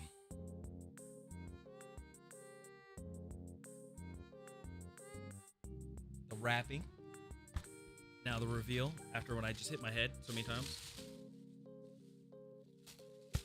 Ooh. Oh man, this is beautiful. Beautiful.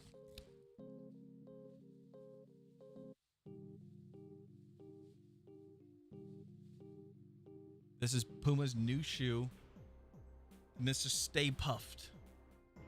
Mr. Stay Puffed, if you guys remember from Ghostbusters 1, it's the Marshmallow Man. This is these sneakers. I saw these and I was like, immediately I had to get them. And the thing is, they're not crazy price either. $95. And there it is. Stay Puffed at the bottom right there. Like, the fact that you can get, there's a collaboration with a shoe that's like that amazing. And it represents your childhood. I had to get them. Like, this, what a shoe. What a shoe. What a shoe. And it's like the, right here, it's all, let's see. Well, that doesn't puff up, right? Yeah, it doesn't puff up or anything. But the laces, fat, super fat. Color scheme, it's not white. It's like an off-white, which is amazing too. And maybe there's color laces and maybe there's like some blue laces. Let me see.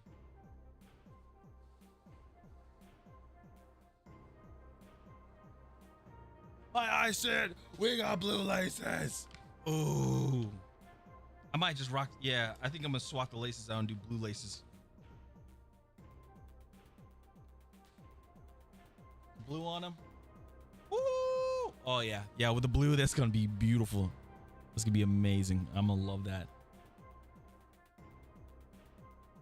1 second.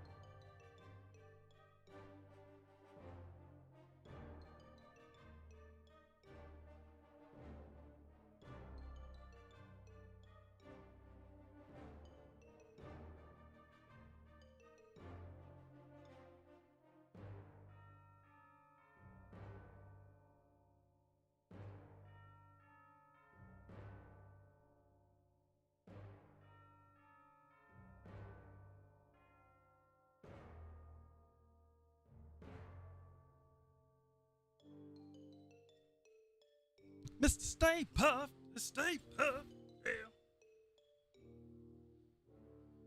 All right, let's get this video. Oh wait, there'll probably be another ad break that comes up. I am so sorry, guys. I'm deeply sorry. But yeah, let's go ahead and let's keep.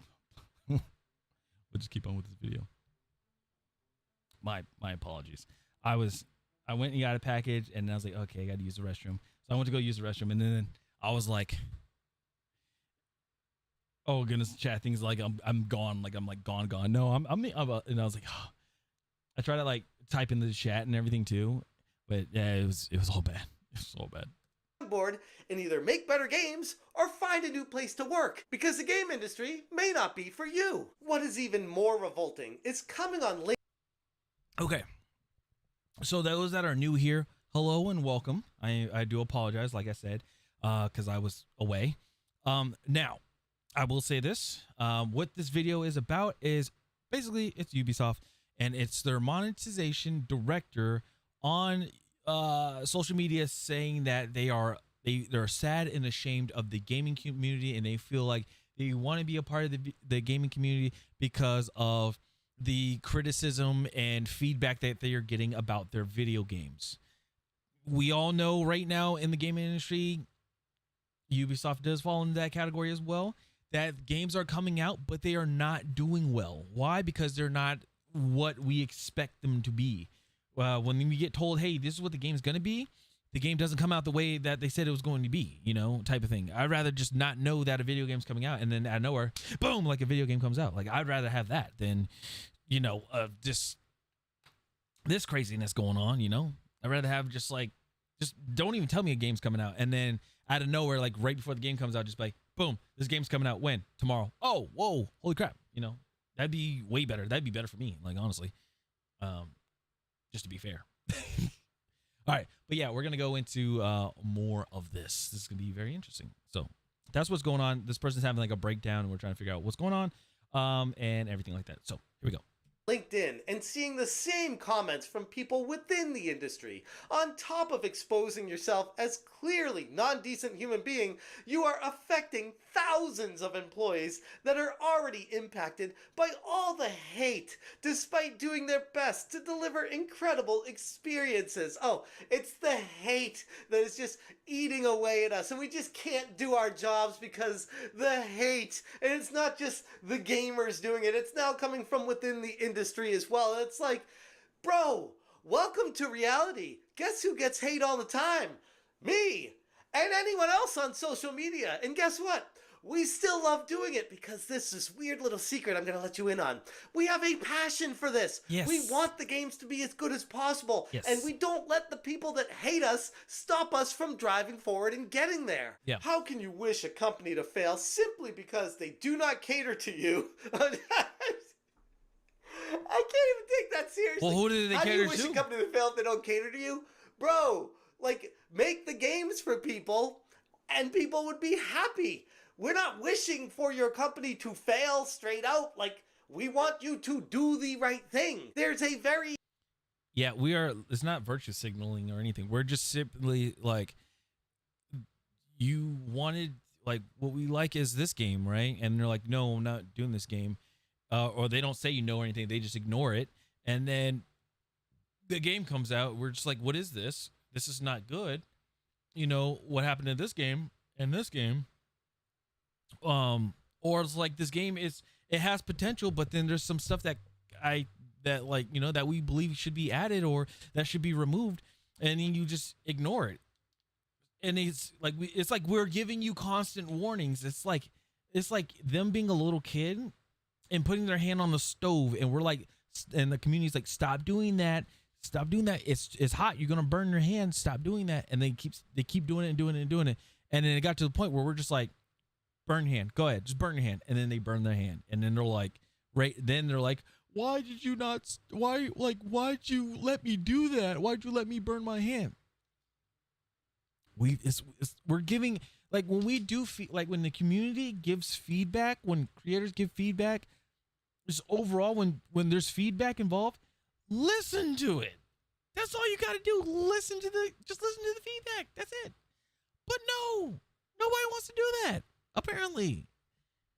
They think just because they created the game and the game is out, it's spent millions of dollars, probably hundreds of millions, tens of millions, hundreds of millions of dollars, and a game comes out, they think that people are supposed to just like automatically love the game. No. You could turn a really good franchise of games into the ground. You could plummet it, you can just tank it to the ground. You can do that. It has happened. But just because you have a prestigious company and you have prestigious titles, that doesn't mean that the next game is guaranteed 100% going to be, again, prestigious. That's how it is. You just look at look at Bethesda. Sorry to say Bethesda, but look at Bethesda. Like, their games before were good. Skyrim, sorry. Elder Scrolls Online, Oblivion, Morrowind. Those games were good. And then we got Starfield. It's not on the same level as those games. Unfortunately, it's just not on the same level. That's it. Big difference. How can you wish a company to fail simply because they do not cater to you or that the product does not please you is beyond me.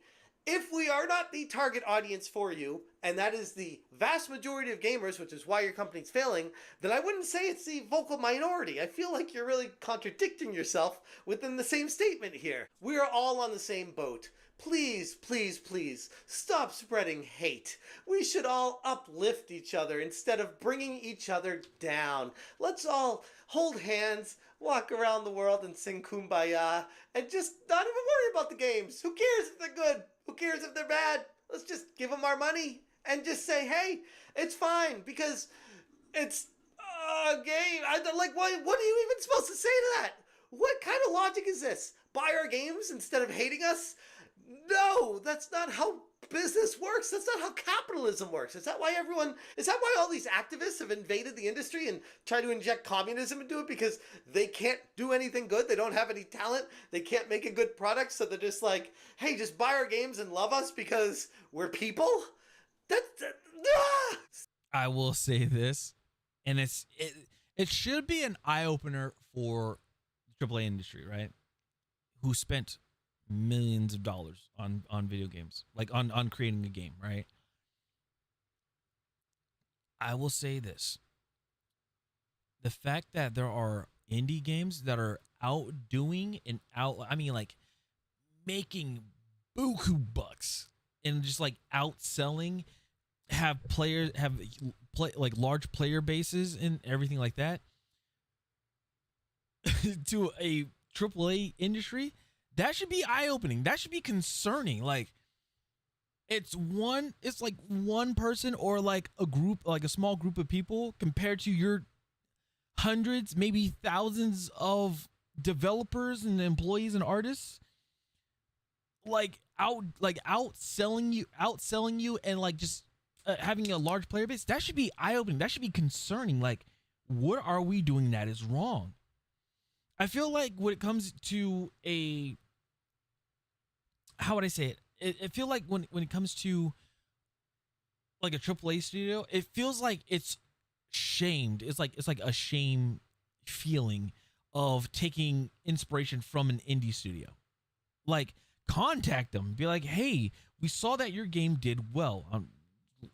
What is Deadlock an indie game? I could be wrong. I don't know. But like, that game comes out, right? It's doing very well. It's doing very well right now. It's like, say that Ubisoft comes up to them and they say, hey, your game is doing very well. Like, we want to make a game that has like some of your mechanics that are that it's inspired by your game. Is that okay? Probably they'll be like, yeah, for sure. And then they'll be like, how did these things happen? Maybe that team will be hired onto Ubisoft and they help make the game, things like that. That would be cool, because then you're helping a smaller group and you're building your game. But the thing is, it comes to designs where, it comes to the point where small indie studios, what they do is they don't have their stuff behind a paywall. They don't have battle passes. They don't have anything like that. Their games, compared to a AAA game, is that for an indie game, whatever you want, you got to work for it. industry, like not industry, but like AAA studio games, there's a battle pass where you can just purchase something. Now, don't get me wrong, free to play, have a battle pass, make your money. It's a free to play game. Hey, we spent this money on this game and this and that. We're gonna have people try to like buy some stuff from battle passes and from stores. That's fine, but games that you already pay like out the door to play shouldn't have battle passes. Have a store in there, cool. Have it, yeah. Have cosmetics, that's fine.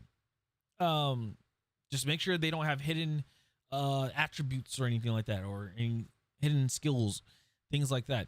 Just that's the only thing. That's just the only thing that I is like trying to wrap my head around, because nobody is. It seems like AAA industry is ashamed to like talk to smaller indie studios, from what I've heard or what I'm seeing, or they want to take full on control. Helldivers 2. Just saying. Spare me, Stevie. Business is brutal, and the game industry has proven time and time again that it is beyond bloated with useless jobs and definitely highly suspect unqualified employees. The irony of his pleas here for unity was definitely not lost on the community, especially as it came from a company so dedicated to the woke ideologies, pushing agendas that seem increasingly disconnected from their own player base. Despite Ubisoft CEO Yves Guillemot's insistence that the company is an entertainment-first company and they're not supposedly pushing any specific agendas, which I covered in a previous video, how he literally came out and said that in a statement as they were delaying Assassin's Creed Shadows.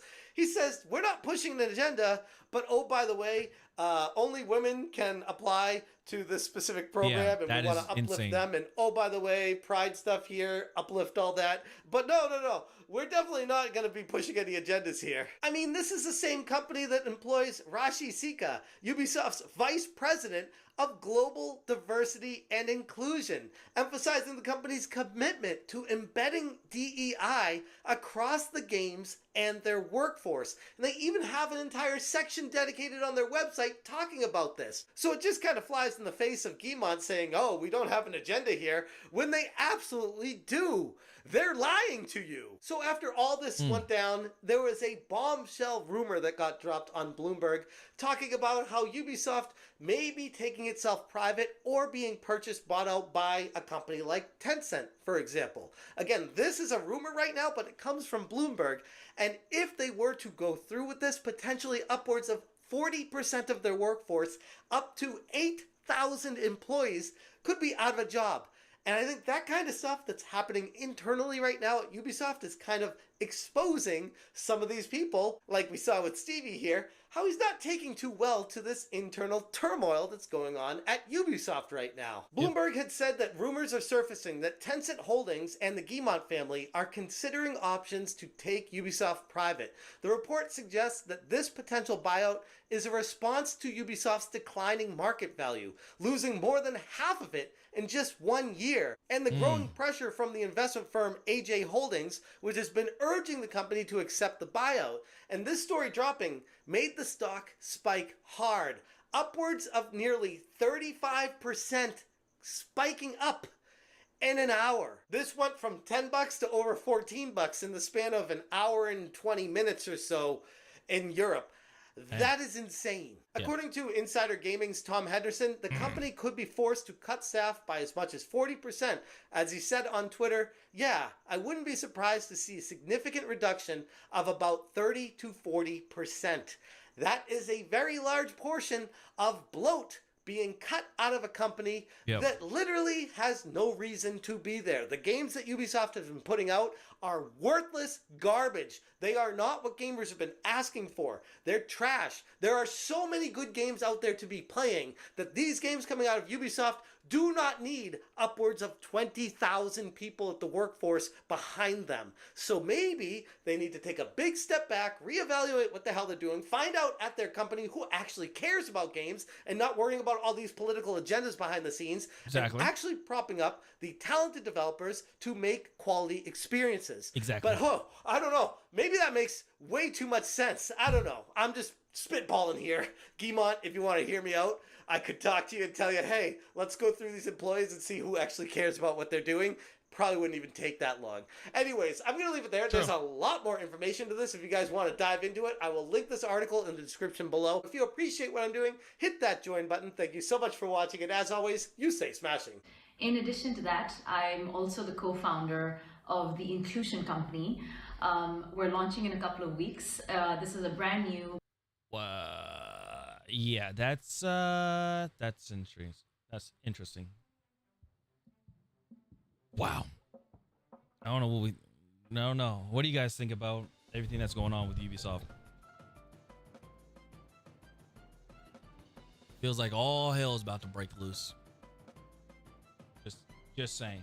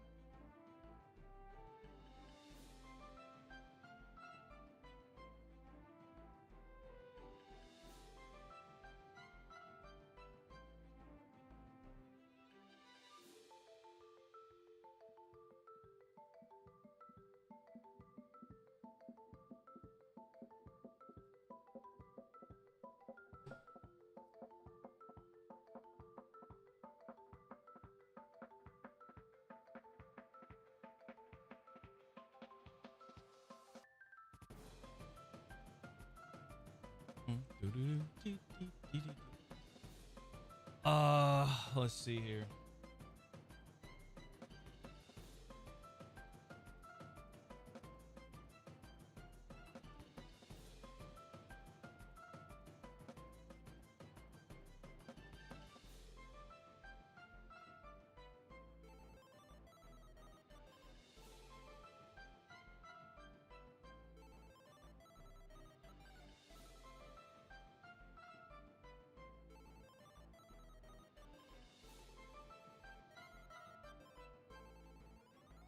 All right, let's go ahead and we're gonna fire up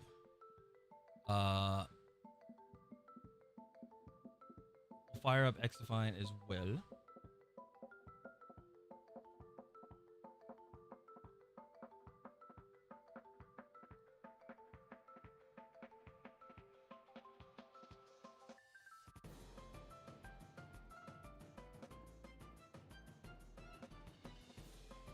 All right.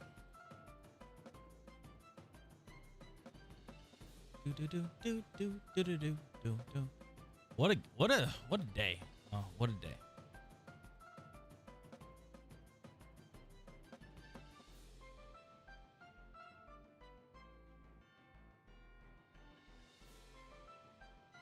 What a day. That is insane.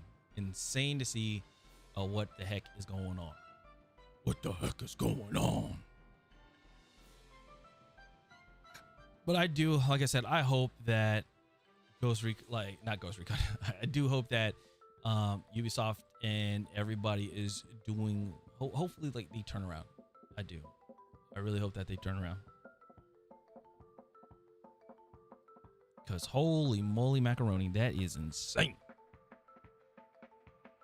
Super insane.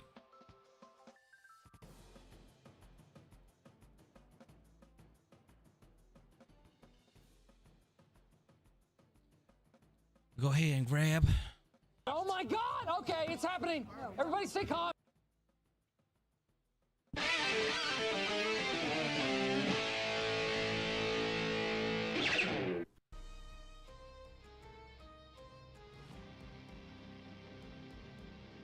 Do do do do do do. Boom boom boom boom boom boom boom boom boom boom boom boom.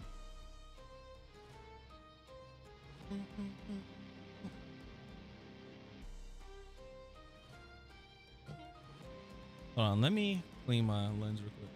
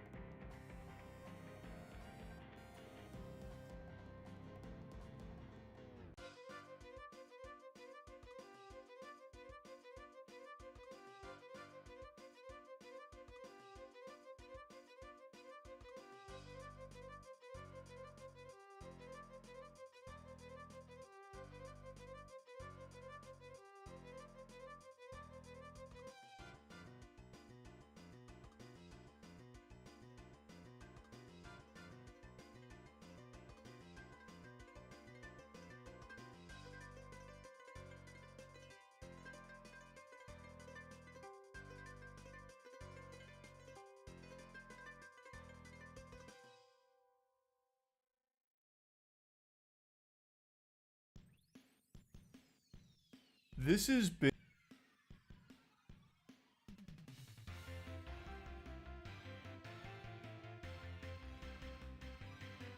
Oh, what did Charlie say?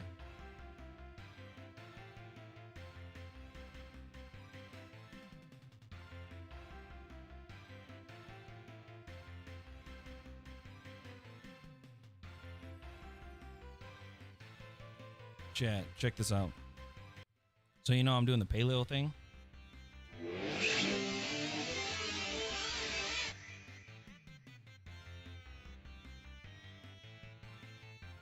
Stuffed bell peppers.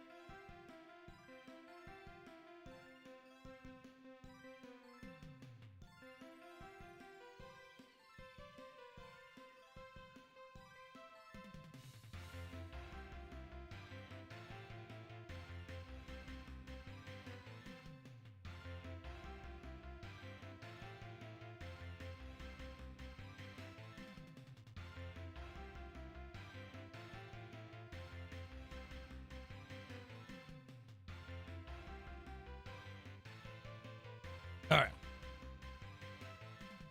I'm gonna eat it. I'm gonna eat this, and then we'll be good. But what did Moist Critical have to say? He even had something on Ubisoft, which is very interesting.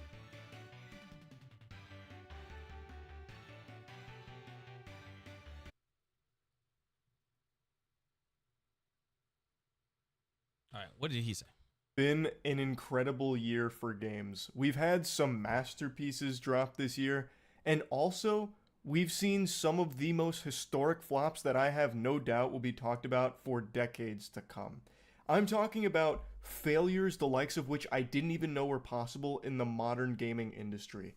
Concord is the obvious one that pops into everyone's noodle because that is probably statistically the biggest catastrophe in the entire entertainment sector. Somehow the goober goblins at the top of the food chain at Sony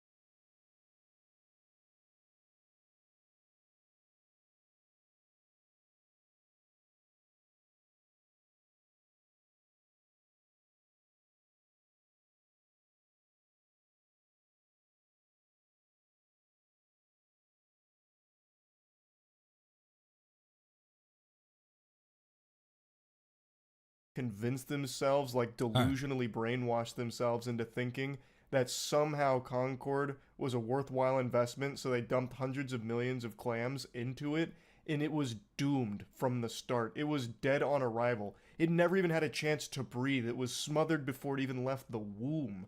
It'd be like pouring hundreds of millions of dollars into asbestos and fidget spinners and then wondering why it didn't work, why you didn't make money. Concord cost so much money, and it didn't even last as long as a mosquito. It had a shorter lifespan than a mosquito. If I farted right now, that smell would probably linger longer than Concord existed as a playable game before they took it off life support. Wow. But it wasn't even life support because it never had life. This is not a video about Concord. The point I was making is we have seen some incredible games like Nine Souls, like Black Myth Wukong, like Space Marine 2, like Astrobot, and then we've seen some things that are absolutely going to go down in the fucking books, etched into the tablets of time as an embarrassment, a shame, a blight on the gaming industry like Concord, and like Suicide Squad Kill the Justice League. That's what I actually want to talk about today. So many of you probably don't remember Suicide Squad. That came out earlier this year to a collective yawn and sigh from pretty much every gamer ever.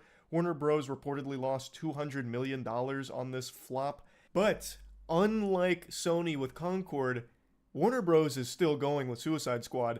Season 3 just dropped to a whopping 300 players on release day. They were scratching at their neck, foaming at the mouth, waiting for Season 3 to drop so they could play as their favorite hero, Lawless. I don't know who this character is. It doesn't seem like it's a character many people were expecting, much like how Season 2 brought Mrs. Freeze, where most people were expecting it to be like a bigger character in the universe. And Season 3 has even less players than Season 2. And now, 2 days after it dropped, it's back down to like 100. It is struggling. It never really got off the ground running in any way, shape, or form. But they're not giving up on it. They're still giving it CPR on this cold corpse here. 300 players, and they're still putting resources behind this. They said $200 million in the shitter. We can do more. We can shovel more money into the fucking furnace here. So they keep putting content into it. And it got me thinking, what's more shameful? Concord only existing for 2 weeks before they realized what a joke it was and they just pulled the plug? Or Suicide Squad still getting updates so many months later that nobody wants, it doesn't improve the game, and it's still laughable? Which one is worse? I don't have the answer because both have pros and cons. How you doing? Concord, the star that burns brightest burns out quickest. You had 2 weeks of playtime, 2 weeks of fun with Concord, and then it's gone. And now it just exists as a myth and the punchline to many jokes. Suicide Squad, though, it's still trotting along like an injured animal, still just like crawling its way through the desert here. Uh-oh. I think that actually might be more sad. I feel especially bad for the developers that have to keep putting content into this, knowing full well no one's playing it. No one wants it. And it's probably not content they want to make either. It's decisions from the suits that say, hey, we marketed it as a live service game. We got to keep putting shit in it. Sorry. True. So you're going to put this shit in it. True. So they do. That's got to be a terrible feeling. And I know Concord and Suicide Squad aren't alone here. They're far from the only ones at the bottom of the septic tank of the AAA gaming space. It has been a rough year for a lot of AAA games. They take like a decade now to make a single game, and it costs hundreds of millions of dollars to make them. So they're already kind of set up for failure unless they somehow just hit a home run, like a fucking grand salami, and make, like $1 billion. But that doesn't happen often. So even when a game is well received and popular for the most part, it doesn't necessarily mean it's a successful investment for the company. Take, for example, Final Fantasy VII Rebirth. That game has glowing reviews from pretty much everybody, and according to Square Enix, it really underperformed for them. So AAA gaming isn't in a healthy state, and it hasn't been for a while. I get asked a lot during streams if I think there's going to be a video game collapse. I firmly believe there won't be, but I do think the AAA space, like specifically AAA gaming, is going to have a drastic overhaul as they're having this rude awakening where they realize they can't just continue to push out the same fucking game every single time, like Ubisoft. Star Wars Outlaws, I fucking hated. There's a lot of people that love it because it's familiar. It's a very same Ubisoft experience. It's comfort food, you know, and there's nothing wrong with that. I am just very tired of that formula. And it seems like most people are, because Star Wars Outlaws has reportedly only sold 1 million copies so far, making that a big underperformer for Ubisoft. Another really recent example is Bethesda learning a hard lesson with Starfield Shattered Space, their new DLC that just dropped like a day ago. That had so much hype out the wazoo, except it really didn't. So the DLC dropped. It didn't really like blow up the player count or anything. There was a bit of a surge in players, but nothing crazy. And it turns out the DLC is just more of the exact same thing, and a lot of people are extremely disappointed with it. So much so, in fact, that it is now one of Bethesda's lowest rated products ever. Damn. Just like when the game came out, people are exhausted of the exact same formula Bethesda has been using for so long without any real deviation or innovation or improvement, really. It's like just my main critique of it is just how boring it is. Like, it's just empty planets that you explore with nothing really to do that makes it interesting. Nothing worthwhile. The characters aren't nearly as interesting as they were in previous Bethesda games. Like, everything about it just seems like a downgrade from previous Bethesda games, but now it's in space. The game is just half-baked and lame. It was so lame, in fact, that modders made a statement saying that they didn't have any drive to actually mod Starfield because they didn't like it. It was boring. And to this day, there is no real modding scene for Starfield. Not like a very big one compared to like Didn't every they have other Bethesda title ever. Like, fuck. Like, didn't the modders have a? Didn't they create a mod where they can play Starfield at 60 frames per second? But then Bethesda told them to stop doing that. They wanted to keep it at 30. It was something like that, and I was like, that's dumb. I'd be pissed. But everybody's like, the game needs to be played at 60. Oh. Fucking Skyrim Something is like still that. getting thousands of mods every day, basically. It's like, Bethesda titles and mods used to go hand in hand. They were like peanut butter and jelly sandwiches. Yep. Till Starfield. No one wanted that peanut butter and jelly. That was a fucking peanut butter and ass sandwich, and no one was wanting that ass. They literally told It's them to just- stop. Like, don't do These that. companies are putting more and more money and more time into developing worse and worse products. Somehow, even though the technology, like with the Unreal Engine and everything, continues to evolve and get better, somehow the games don't. And I'm talking about AAA gaming. I think indie gaming is in the best state it has ever been. The lower budget titles are fucking crushing it this year. Absolutely crushing it. Like Nine Souls. I can't sing Nine Souls praises enough. But AAA companies, I think, are so fucking lost in the sauce. Like, it's so expensive, and they're so afraid to do anything that might be like a risk to their bottom line, so they end up playing it so safe and just give you like the same game for the 1,000th time, but this time it took them 5 extra years, and people are just kind of tired of it. Like, who the fuck was asking for a new hero shooter like Concord, and especially a $40 one? No one in the world, no sane human being outside of Arkham Asylum would ask for something like that. Or who was asking for a live service Suicide Squad game? Like, it's all just absurd. Though, for Star Wars Outlaws, people have been asking for an open world Star Wars game for years. I will say this. I think the reason why Concord was made to compete with Xdefiant. It's an arena shooter hero. It's an arena hero based shooter, right? That's what Xdefiant is. And Xdefiant was getting so much praise and so much like just so much feedback and everything. Like that Concord was like, I guess the people for PlayStation was like, we need to make one, even though it's a free to play game and it's for every platform. And Concord is what, PC and PlayStation only, the exclusive. That's the other thing, the exclusivity crap. That's what it is. For years, but what they got was a Ubisoft open world Star Wars game. Yeah. And nobody wants that, really. It's just one of those things where I think AAA gaming is not in a healthy spot. Anyway, though, just wanted to rant about this a little bit. That's it. See ya. Later. Yeah, that's insane. Joker 2? What happened to Joker 2? All right, I swear, Jinkies. last one. That I swear, last was one. not good. I I had just a wanna- couple friends of mine see this movie before I did, and they all hated it. and I'd already seen a lot of the buzz online about it not being Is this the very one that good. has And I just thought to myself that it couldn't possibly be as bad as people were saying. is this the one that has Lady Gaga in it? But hooey, it's really just not good. It's a shockingly confusing fumble of a sequel. Like, the most fun I had going to see the new Joker movie was in the car ride to and from it, because I was listening to Warhammer 40k lore on the Horus Heresy. And just listening to that was better than seeing Joker fully ado. Fair warning, I'm going to be getting into the nitty gritty. I will be dumping spoilers on you out the wazoo for this film just to give you my full thoughts on all of it. It is I don't want you to the movie anyway. confusing how badly this movie missed the mark. Like, I know sequels are never really going to be as good as the original. That's always such a tall order. Like, that is an almost impossible Herculean task. But this one is way off. Like, it is just not close. And I wasn't surprised that there's so many musical numbers in it. That was well established a long time ago, that this was going to be like a pseudo-musical to a certain extent. I'm not a fan of musicals in any way, shape, or form, really. There's a few of them I like, but overall, it's not one of my favorites. But I was willing to go in with an open mind if it was a good movie and if the musical numbers somehow added to it, but they don't.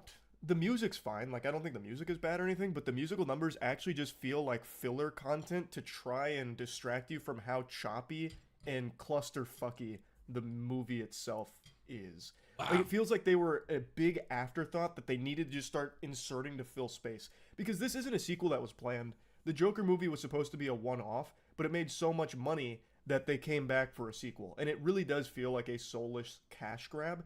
It doesn't have a story to tell. It doesn't have a point. There's some cool scenes, and a couple of the musical sequences have some really impressive visuals, but they don't add anything, and a lot of the musical numbers don't even tie into the scene that preceded them.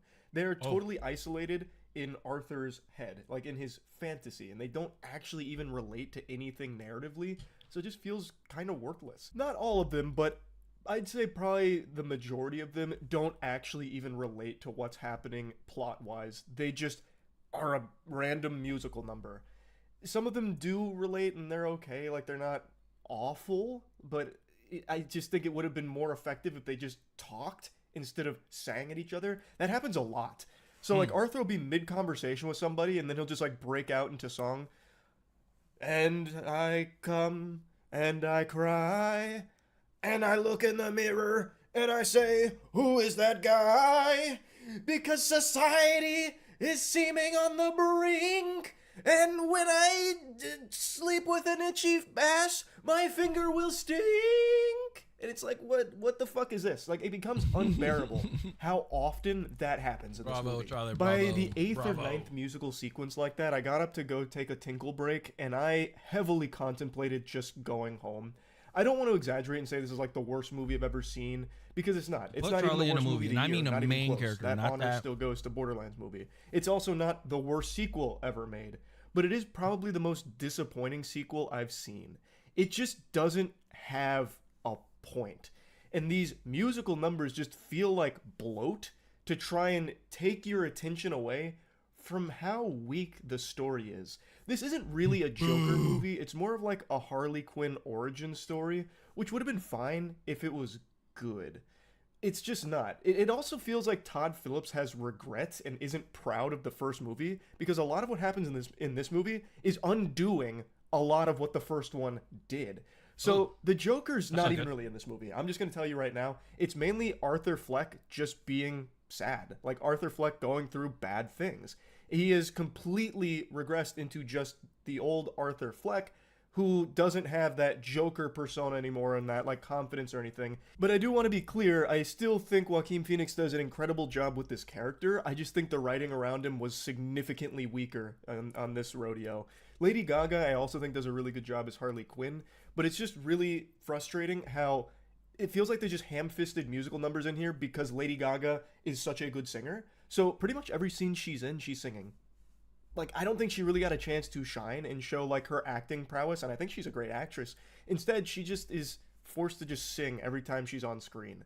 So I think that just takes away from the character as well. But anyway, the Joker is not really a character in this movie. Even when he's in the makeup and trying to puff out his chest and put on the act of being the Joker, it is unrecognizable from how it was in the first movie. It feels so forced, and in this movie, the Joker's just kind of a fucking moron. Like, he's actually just kind of an idiot. So, a big component of this is him going to trial. And you've seen the trailers, I'm sure. He ends up representing himself. And I thought that was going to be the turning point where most of the movie had been back and forth on Arthur and Joker. Harley is obsessed with Joker, not Arthur. She doesn't care about Arthur that much. It's the Joker that she loves. True. And when that happens and he fires his lawyer in the middle of the courtroom, I thought it was going to be like, oh, he's going to go into that Joker we saw at the end of the first movie. He doesn't. And really, the entire courtroom drama section of this movie, which is a huge piece of it, is just so flat because it's a complete steamroll. Like, we saw everything that happened in the first Joker movie, but a good chunk of this trial is them just telling you what all of us already saw from the first movie. So it just becomes kind of wasteful. The only good moment of the trial is when Gary takes the stand. That back and forth between Gary and the Joker is by far the best part of this whole movie. And it doesn't last that long. Everything else in the courtroom is just really underwhelming. There's nothing the Joker or Arthur or his team can really do to get him out of that situation, so you're just seeing him get fucking slapped by the consequences of his actions, which could have been fine. Like, I think that's a fine narrative point to go. So basically, the movie is a waste of time. That's what I'm getting. The movie is just a straight up waste of time. Oof, that's rough. That's a big stinger. Ow. Ugh, yeah, that's horrible. That's insane. Go down, but there needed to be something in there to make it worth watching, because basically what we're getting is like a lore dump, a recap of what we've already seen. And even when Arthur tries to slip into the Joker in the courtroom, it just doesn't work, in my opinion. Like, he doesn't make any arguments, he doesn't even like try and defend himself or make some kind of statement or anything at all. He just talks in a circle, ineffectively. And then he imagines himself killing some people, but that's it. Like, it just doesn't work. I didn't think it worked at all when he tried to be the Joker here. Especially when you consider that a good chunk of this film is dedicated to try and get the audience to buy into the idea that Arthur and the Joker are separate, like it's a split personality. Like, that's his defense's argument that they try and make to help him out in court. And they really try and make you buy into that idea. They even have like an animation that plays at the beginning of the movie, and that video is supposed to try and, like, I don't know, kind of push you down that thought process.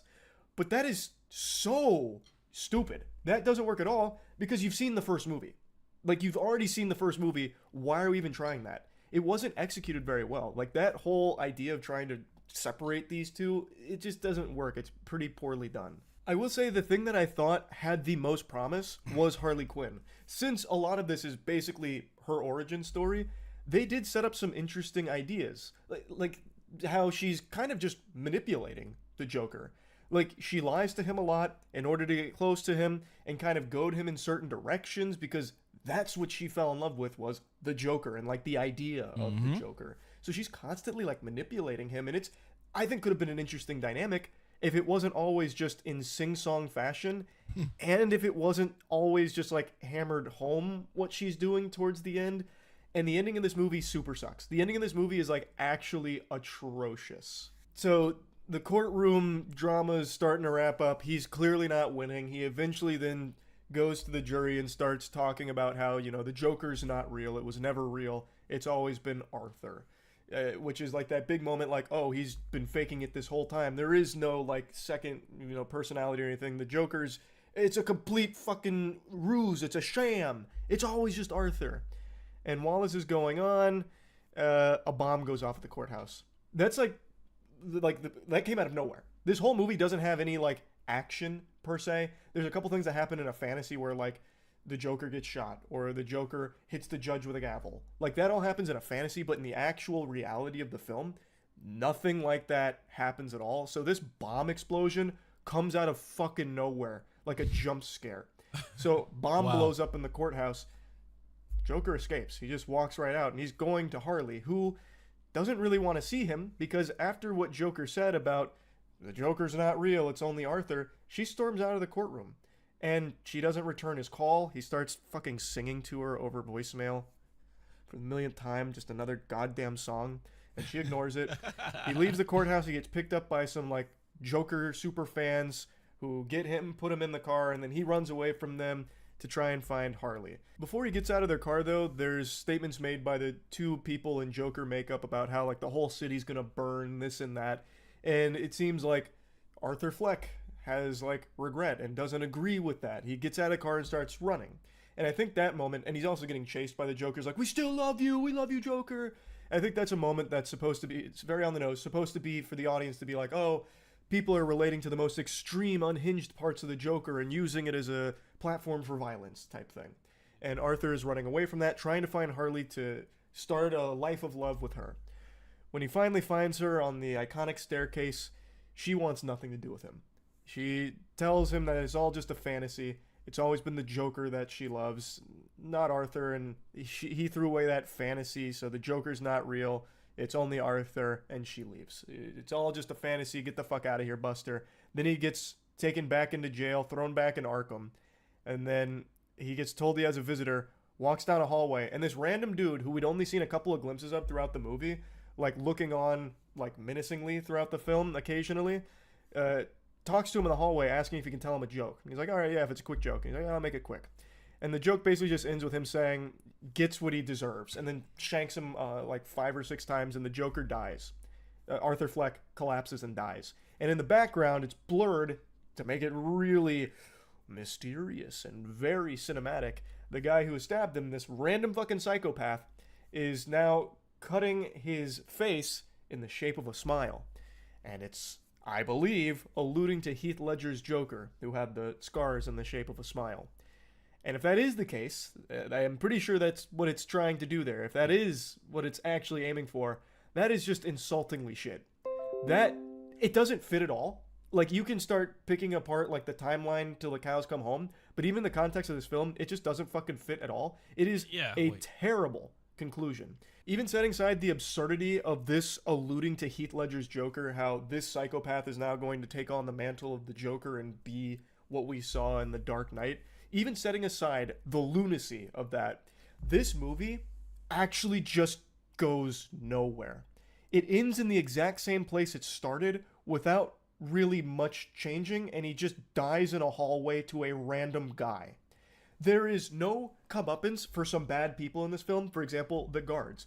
Towards the end of the movie, there is a scene where the guards snap on Arthur after seeing him in the courtroom. They assault him, brutalize him, and there is an implied rape of Arthur by the guards. Wow. And the guards just kind of tip their hat to him at the end. That's it. They don't get any like punishment for that or anything, which just, that's not a satisfying conclusion. Arthur is a bad guy. The Joker is a villain. But I don't think like it's necessarily the right call to have other villains beat him up, rape him, and those villains are fine at the end of the movie. Like, there should have been a moment where the Joker comes out and he kills those guards for that, or something to that effect. Like, it's just, that's horrible. This movie, it really feels like Todd Phillips hated the character he made, so wanted to unmake the character like as best he could. It's just so weird, the direction this movie goes. And beforehand, I know Todd tried to say that he believed music was like an integral part to exploring Arthur as like the complex character. I'm calling baloney on that. That's some fiddlesticks. No shot, because the music doesn't really explore him. The music doesn't really explore anything. It feels like it's here because Lady Gaga is here, and she's so good at singing. The music, like I said, only sometimes even connects to what we're even seeing in the plot. Other times it's just totally isolated. Like, yes, it is a look inside of Arthur's psyche occasionally, but it doesn't contribute anything. It doesn't help with the understanding of the character or how Arthur sees himself, really, outside of like a couple of isolated instances of these sequences. Otherwise, they're just musicals for the sake of it. And it just feels worthless. It's just so odd to take it in that direction. What I truly believed happened here is Todd Phillips made a great movie with the Joker one. That movie was incredible. I liked it a lot. Most people liked it a lot. It's a very well done film. and that movie made significantly more money than Todd and the executives were expecting.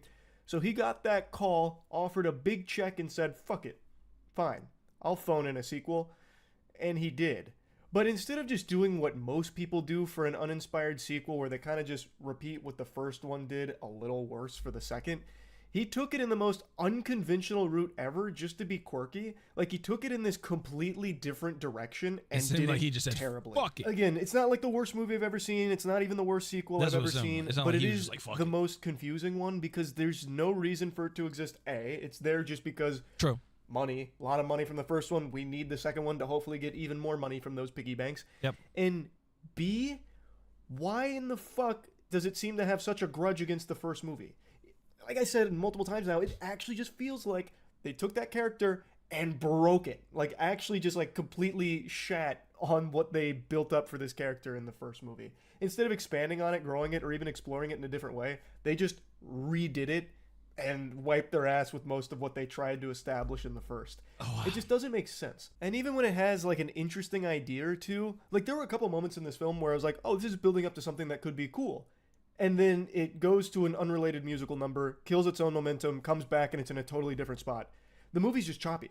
Like, it is just choppy. Ooh. So even when they have something that's starting to develop, it ruins it with a musical and then never comes back to that momentum it was building. So, like, it just doesn't work very well. I wonder. There's a couple of things to like about it, like with the performances of some of the actors here for sure. There are some very cool visual moments. Like I said, in the courtroom with Gary and Arthur, that is a very strong scene. Like, that whole sequence is very powerful. But outside of like these very rare instances of this film, there's just not a whole lot to like. So yeah, I don't really give number reviews to things anymore. I always just answer the question, is it worth watching? No. And for Joker Fully Ado, Joker 2, no. I don't think it's worth watching. It actually just feels like a waste of time. It feels like this is a film that has no reason to exist. It never wanted to exist, but had to because of money. So I don't think it's worth watching, and that's disappointing. It's really about it. So, yeah. Well, the person that gave him a check, guess what?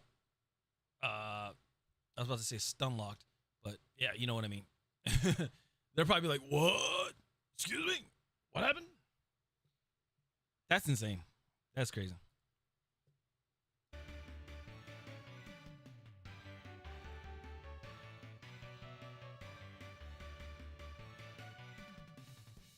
All right. I try to eat this. I try to eat most of it. That's what I got so far. But let's I keep stalling. I'm sorry. I keep stalling it. Let's just get into some Xdefiant. Let's just have some fun with it. Yada yada, bobby yabba dabba goo goo. You know what I mean? Let's just do that. Okay. Anyway, we can get to some Xdefiant.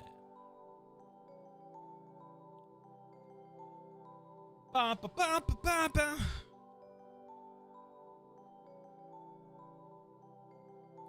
By the way, tomorrow it's gonna be during the day, but I'll have my things up. And basically, what we're gonna be doing is we're gonna be playing Man of Medan. Man of Medan. That's what we're playing tomorrow. Sunday side quest, Sunday side quest, October edition, Halloween edition, I guess you say, Man of Medan. And we're doing Dark Pictures. We're gonna do the whole series. We're doing the whole Dark Picture series. So it's gonna be awesome.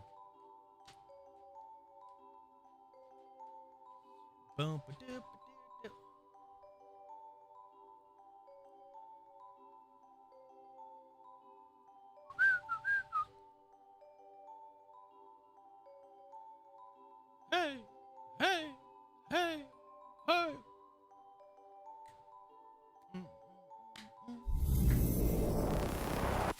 Bum, bum, bum, bum.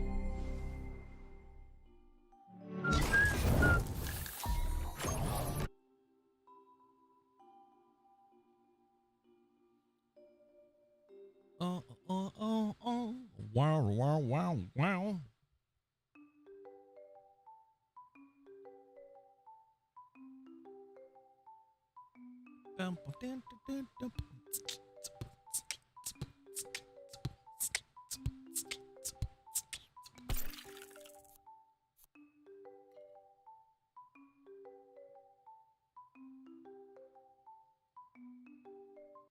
we'll do this, and then we go to Spotify. And where are you?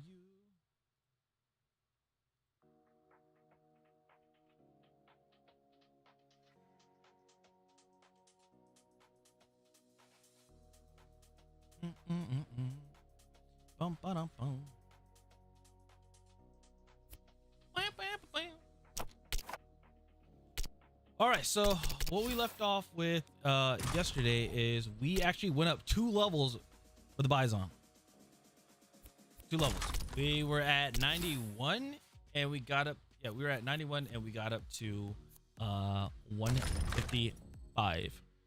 So it is double XP weekend, everybody. So just letting you guys know, double XP weekend is available for this week. For this weekend. I was about to say for Tuesday, but that was weird. But anyway, yeah. So what we're gonna do is we're gonna play some team deathmatch. Pop one of these.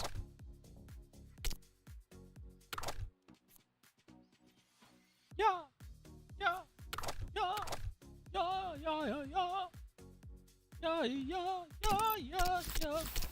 Where are you? Did I get the shot? No, I'm close. Close to getting the shotgun. I think what we're gonna do is probably get to 200. This operation's already underway. Get to work. I'll brief you we'll on the probably go. get to 200 with the Bison, and then after the Bison, we'll work on the shotgun.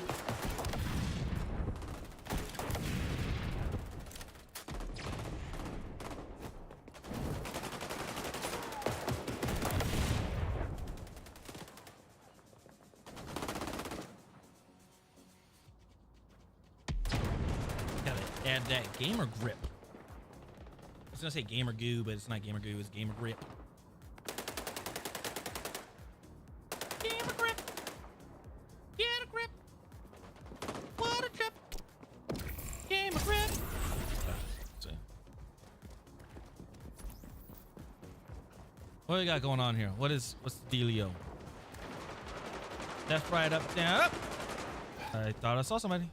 Did I see somebody? I did. I think I did. Where are you? Shut up. Picture. Nice. Oh no. Ah. Barrier up. The barrier.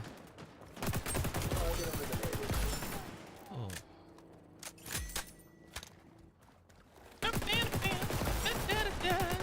What? Don't let me do that to you. Don't let me do that to you.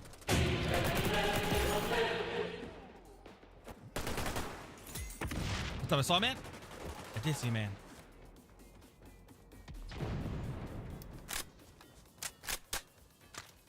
Nice. Medic. No.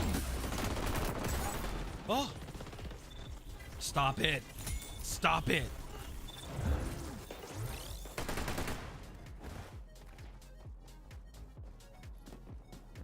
Where'd he go?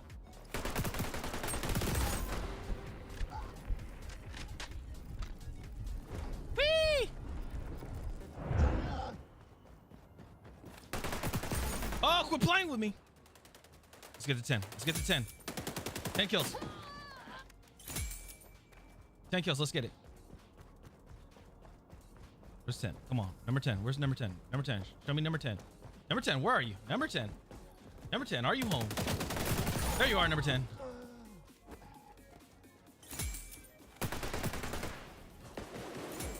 I got like a baby. This is like a. Oh, he got me. What a game.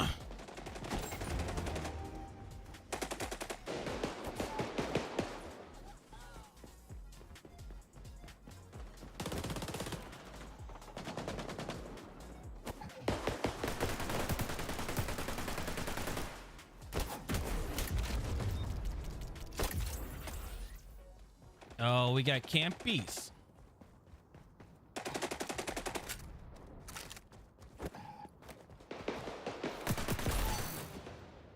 Gathering intel. Why do we at campus? Good shot, dude.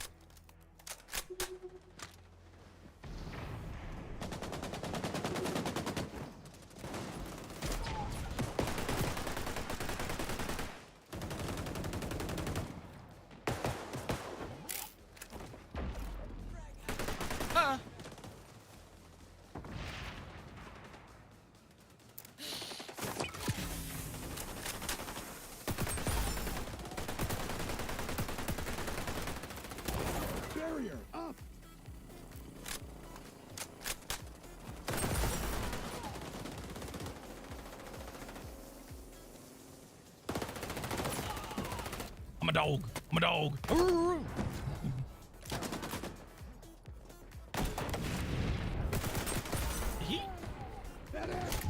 He tried to grenade launcher me. He tried to grenade launcher me. I don't know why he tried to do that. You know what's messing me up is, you know, this is actually a pretty decent head glitch.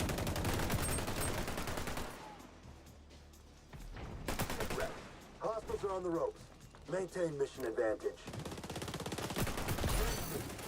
Good for our rep. What do you want from me? Where's Rachel?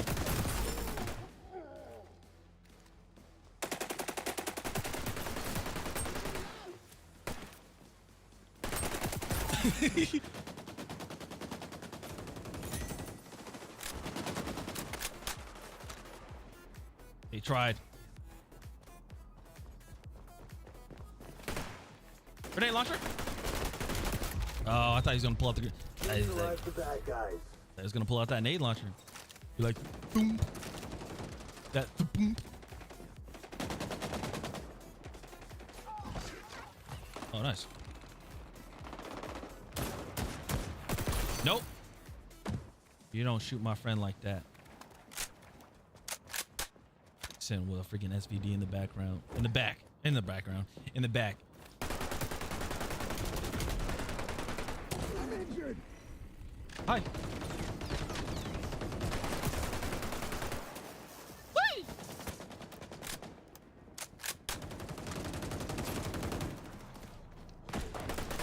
Also good to go. I got a bubble. Trade. I'll take it.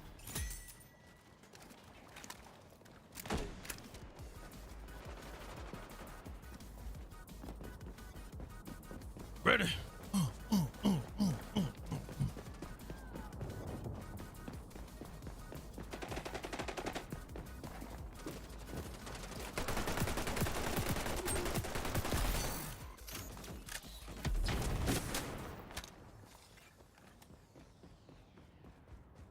Can I climb up this? Nope, can't.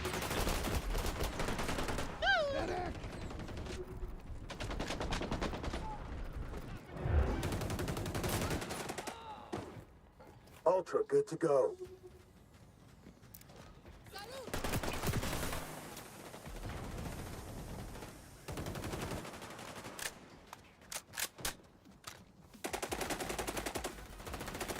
Yeah. I feel fast.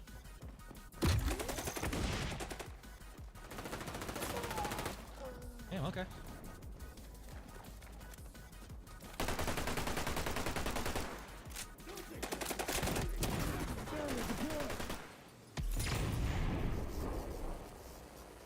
We went around.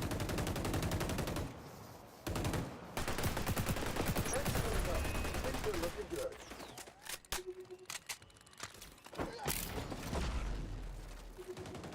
Target eliminated.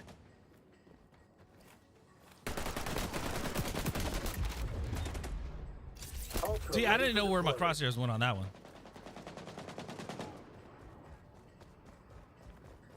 That was weird.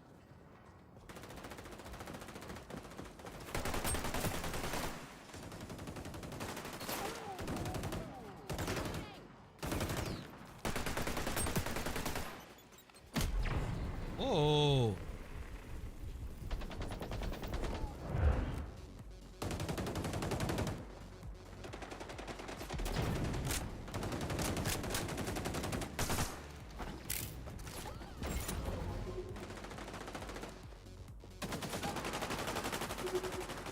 Final kill. Final kill. You got it done. Good trade.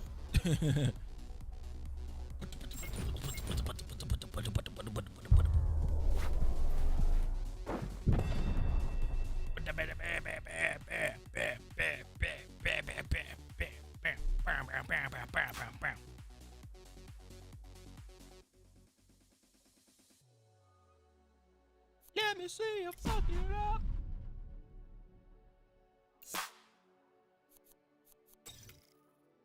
Yeah, 35. Damn. Who's using? Oh, MP. He's MP7.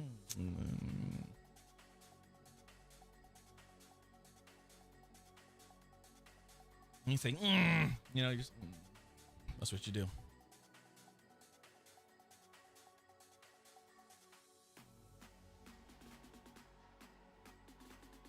What? What? What? What?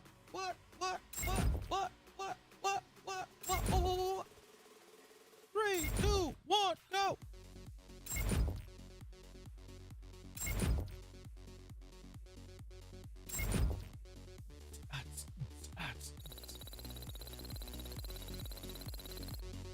There you guys go, so you guys can hear some of it.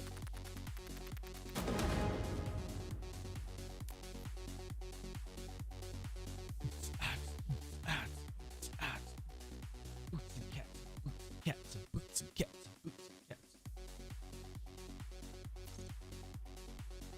Oh, I got the shotgun.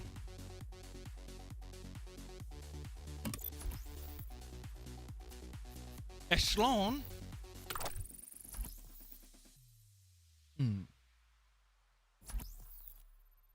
Actually, let's leave that one. Ooh, why?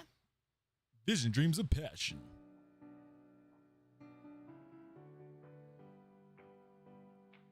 Dude, Harris Heller comes out with some amazing music. Like him and his team, bravo. Bravo.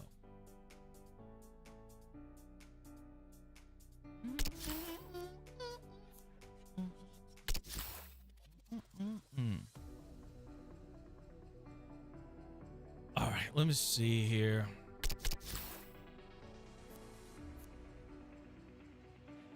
See, I feel like Cupcake Boss.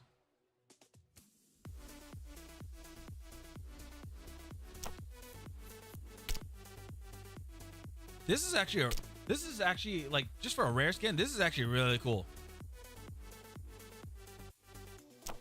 So playful. Hold on.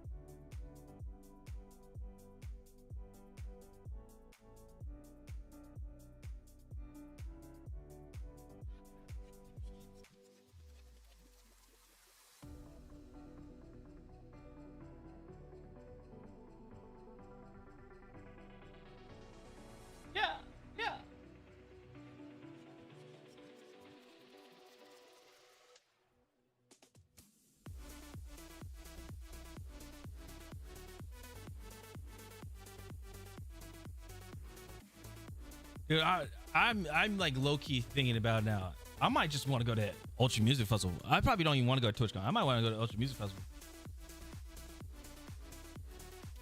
Ooh, or I can go to EDC.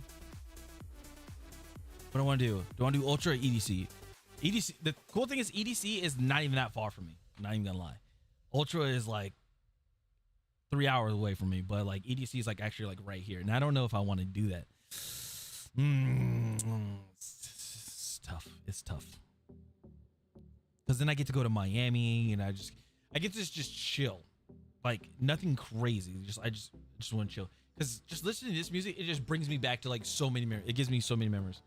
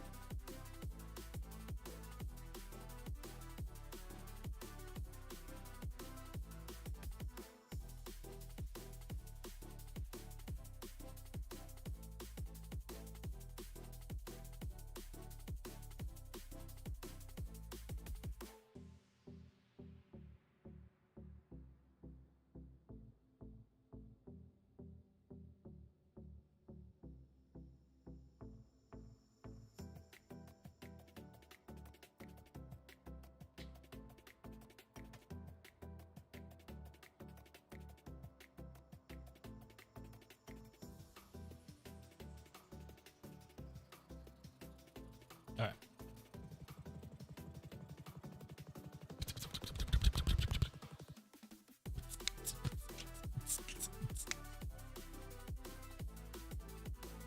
Wait, ready your season 2 loadouts with 5 new weapon skins in this season's combat pack, which includes a rare deep red MK20 SSR, rare deep red D50 weapon skin, Cobalt AK-47, an Ember M44 skin, and a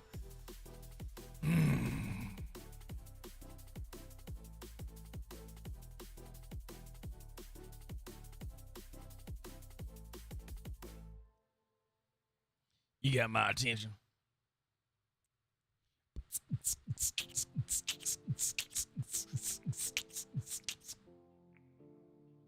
Okay.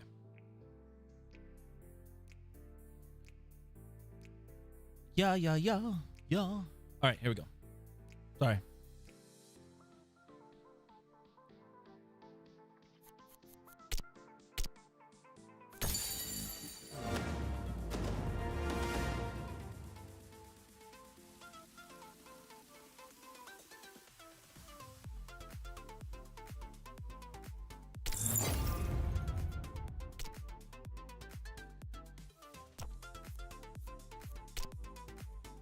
That MP, oh no, the P90 looks cool.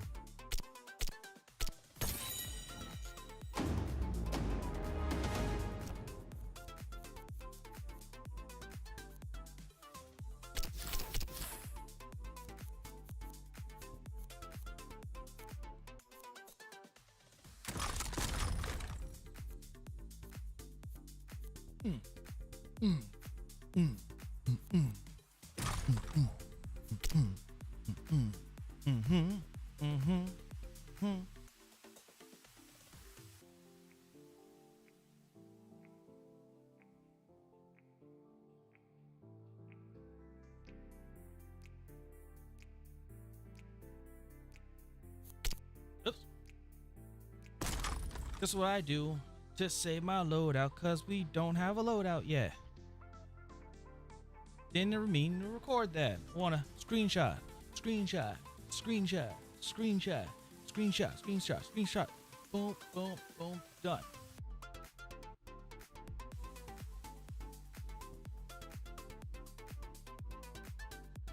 And turn that off. All right. I think it was a D50.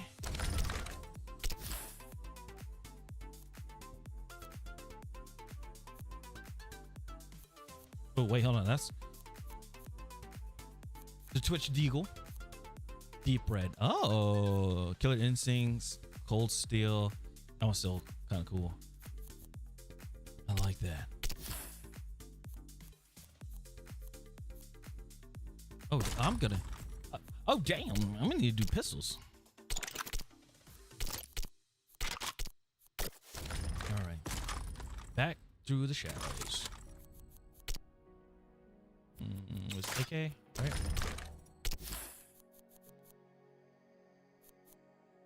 Okay, this is a Cobalt. Then there was the SSR. That's cool. Graphite, deep red. That looks cool. And then everything else is just whatever. Okay.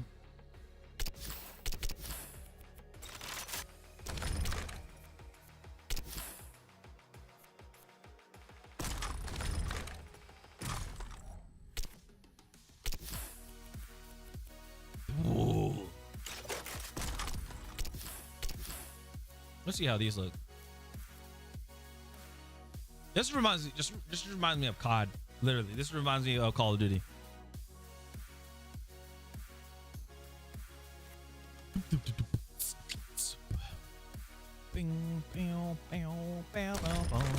All right.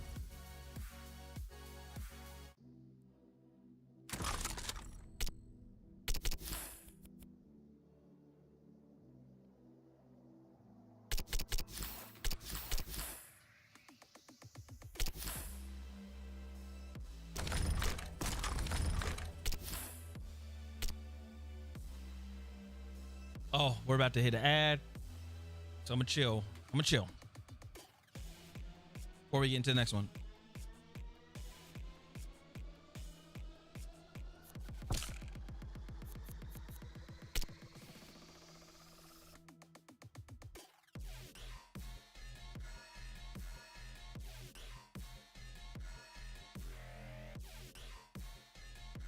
Oh my God!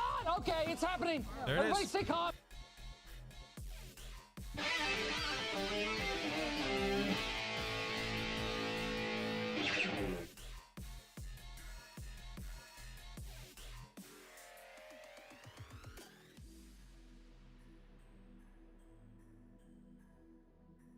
Woo! What a day.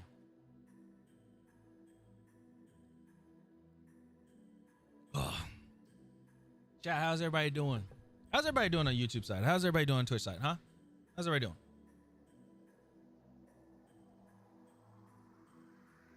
Everybody getting their drops in and everything? Huh? Everybody getting their drops? Hopefully.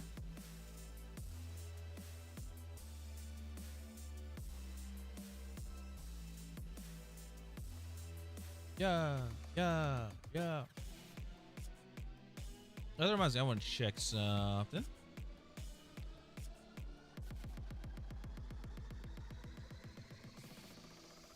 Recording? Yeah, it was.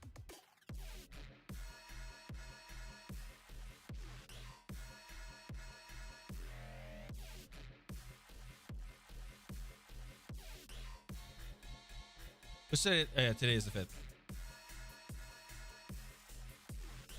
Let's see something. I think what we're gonna do is get to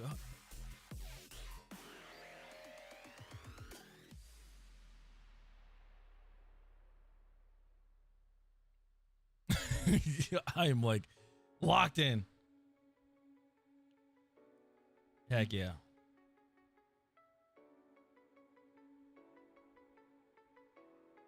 Oh, that is. Oh. I wasn't even thinking or whatever. I was just feeling it. I was literally just feeling it. Just going with it. Just feeling it. Maybe that's what I need to do. I just need to chill.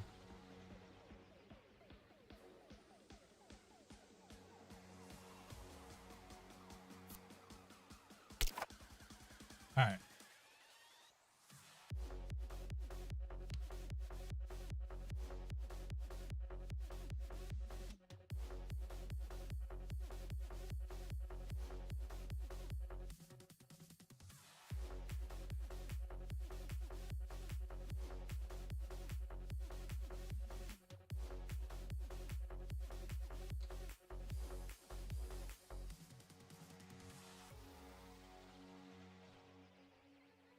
Here we go. Let me go get another water. I'm out of water again. Dude, I've been sucking down water. Wait, that sounded wrong. You know what I mean. Welcome back, everybody. I'm getting water.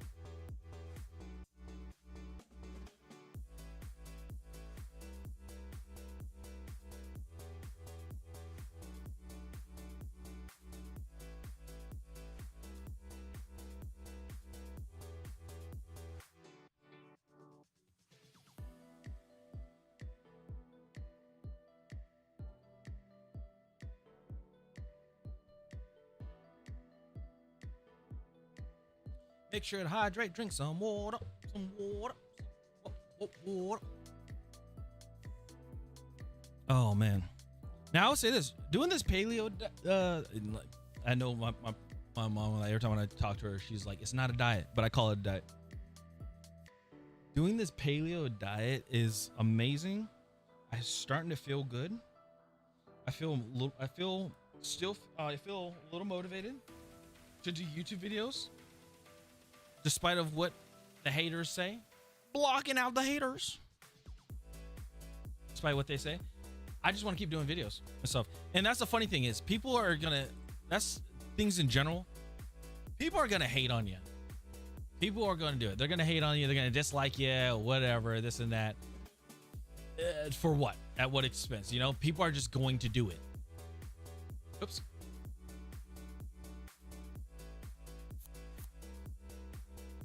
Yeah, people are just gonna do it at what expense? It's like, as long as you're passionate about it, it ain't gonna bother you. It's not gonna faze you.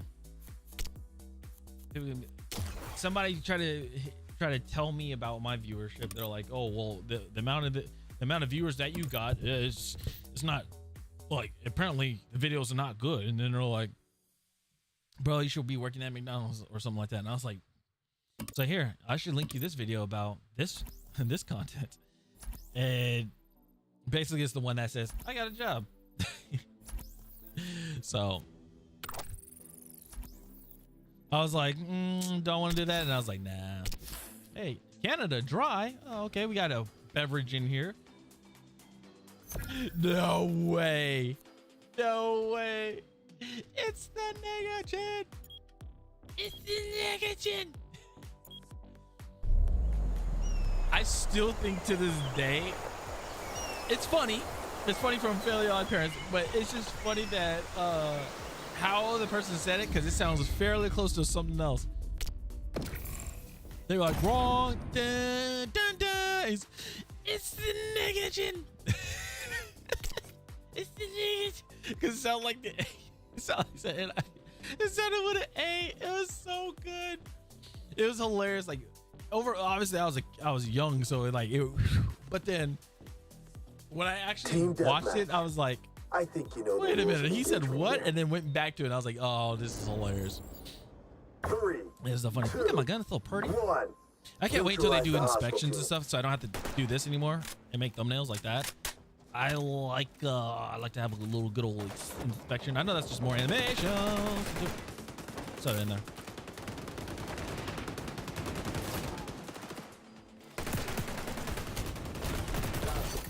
I got my kill.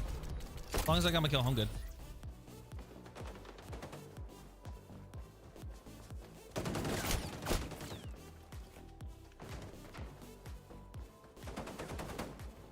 Why so low? Why so? Wait, he killed me with.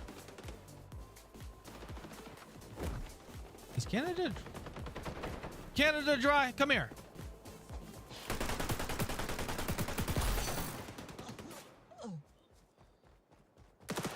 No, where's Canada? No. Where's Canada? Canada Dry.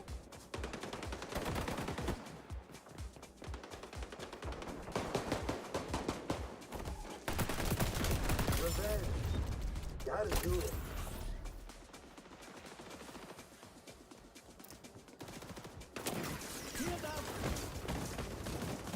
Are you guys?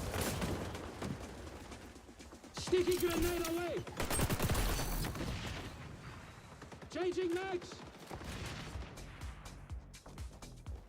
I'm so confused of what's going on. Why does this match seem so slow?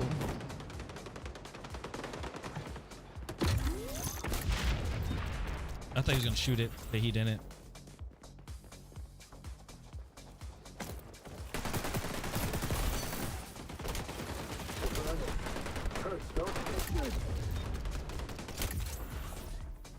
Why is everybody sitting in the... Why? What happened? Oh, they traded. See, the trade is too much.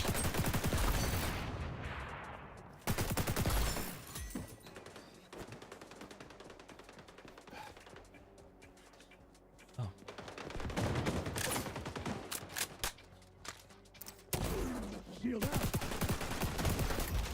I got my kill. I don't care as long as I got my kill. But yeah, the trade is Reloading. the trading is very frequent in this, and it's weird. It's like the only time when you're not getting a trade is if you're shooting somebody in the back. Just gotta be like, just being honest. Nice.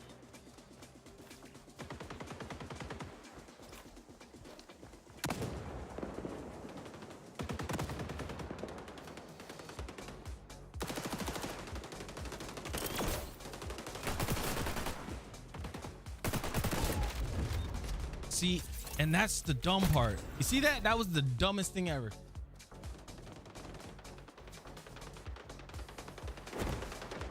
Getting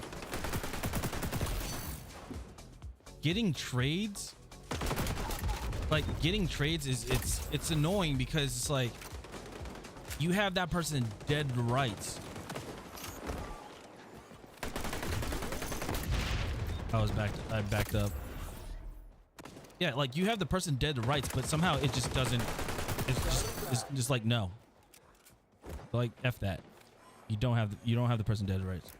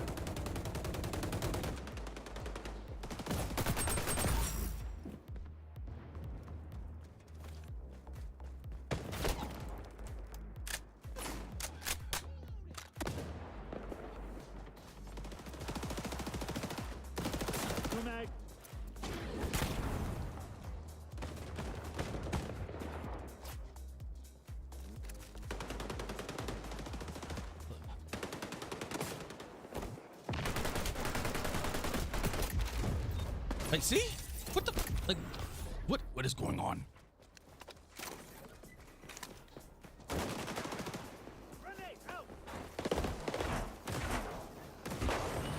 We're losing. I commented it wouldn't be safe for work.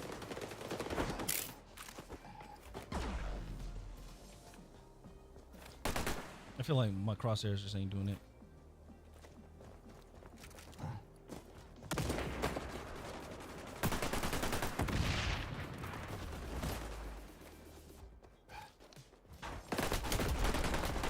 That is, now that's dumb. Like you can't do anything. You gotta aim at feet or something.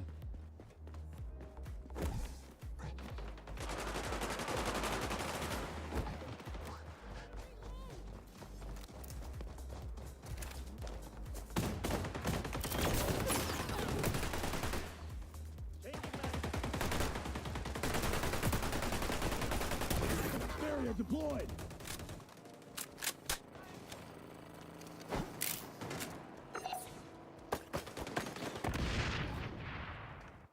Put an ADS down.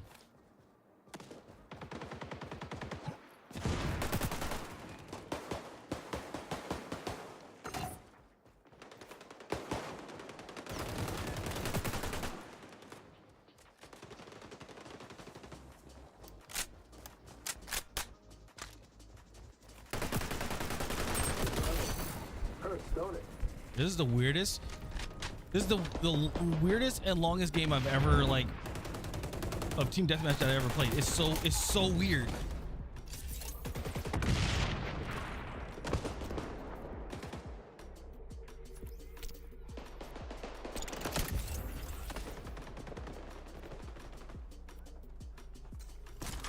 Enemy echelon is tracking you with sonar goggles.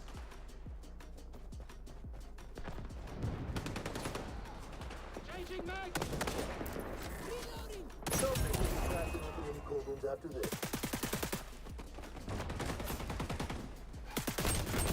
Thank you. Good for our rep.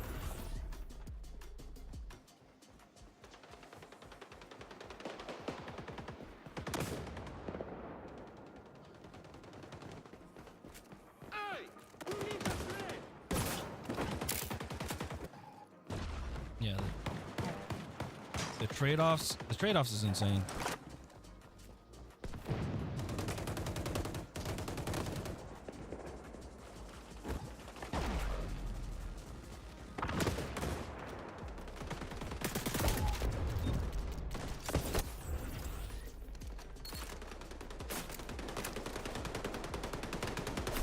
Next time, fight dirtier. Trades are insane on this because it's like you could put a lot of shots into somebody, like using the SMG. You put a whole bunch of shots into somebody, but they have that sniper rifle, so then they get the chance to shoot back, and obviously that one shot kills them.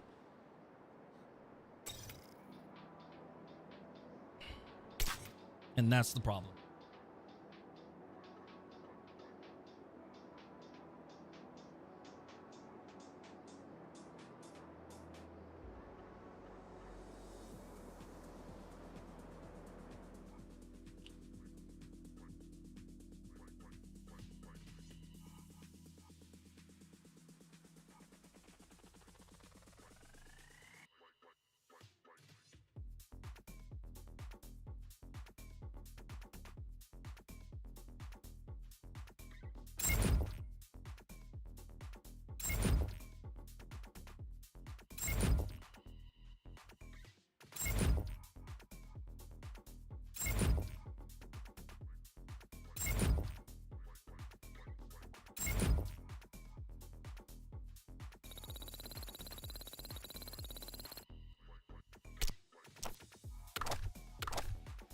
So we got 25. All right. Let's see here.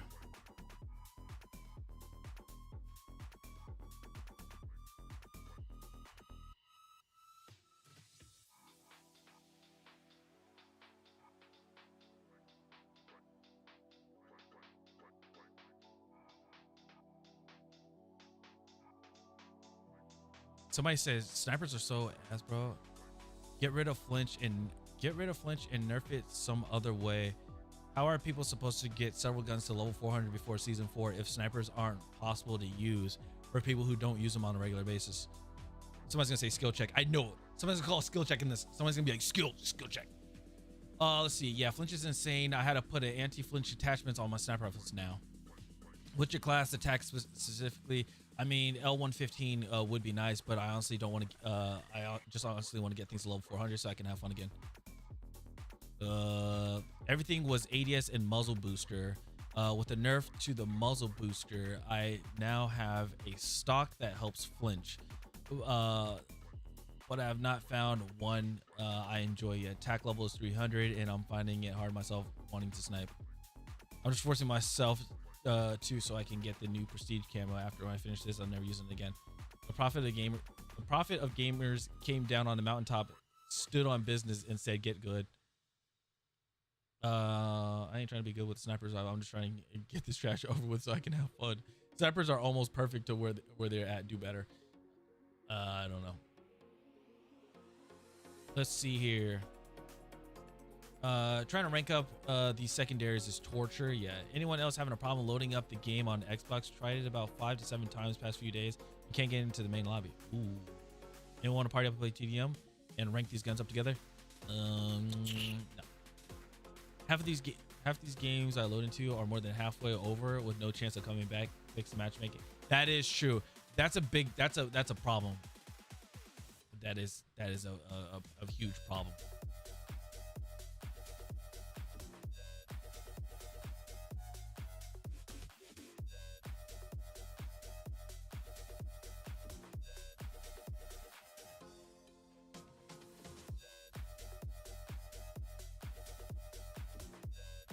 All right.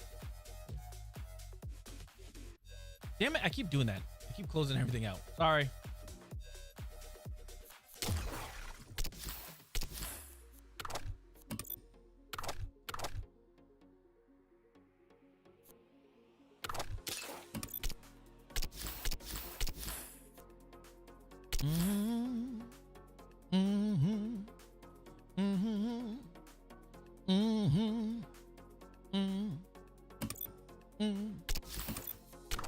I thought every season they change out the creator code, but then they still have the same people. Why is that?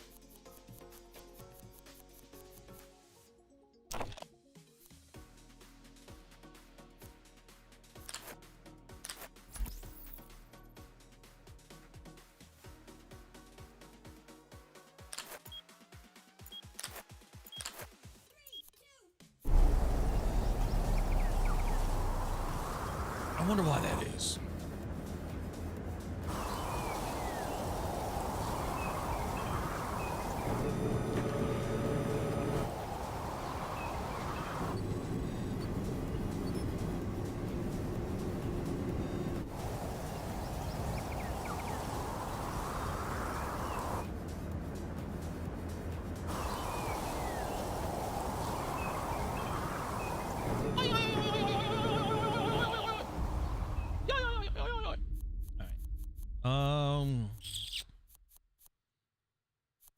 Joining you. Roger. On it.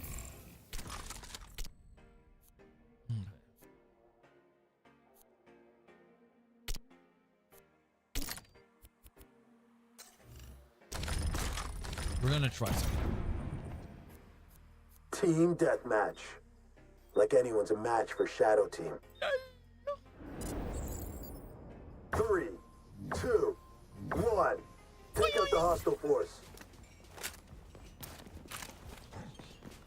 I don't have reloading. I know that for sure. So that's gonna be. It's gonna be a little stinky.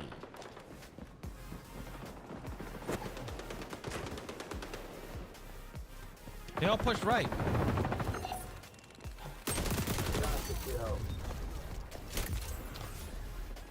They went right.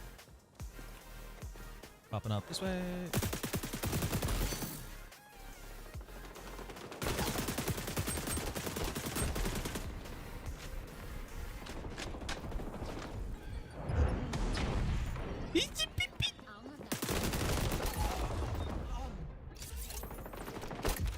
See, I don't know about that.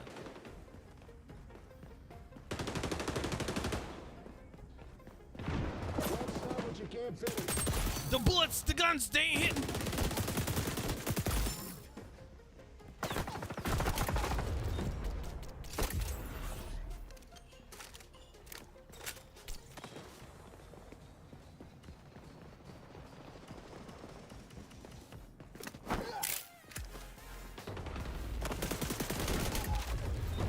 Really?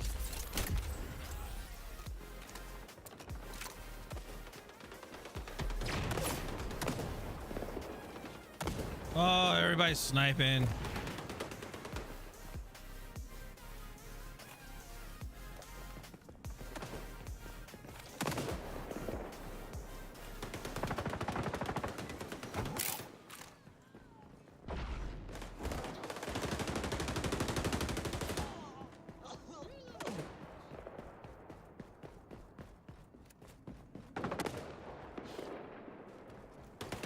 If you see two guns laying next to each other, yeah, if you see two guns laying next to each other, guess what happened?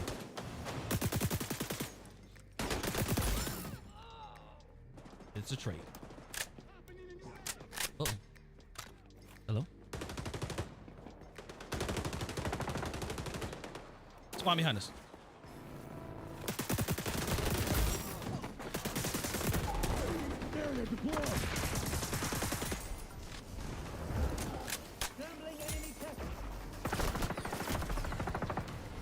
Nice.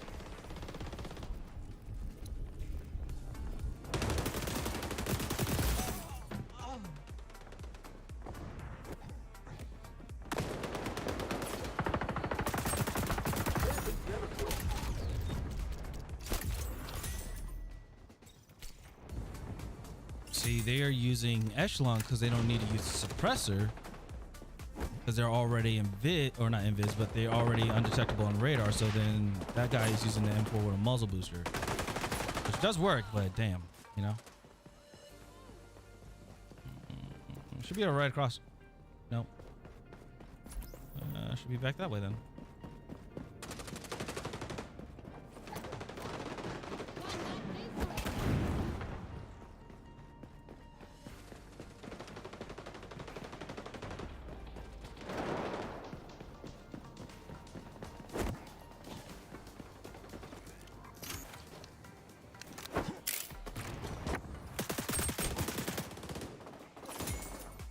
teamwork. You're on fire. Adapt. Phantom feel no pain.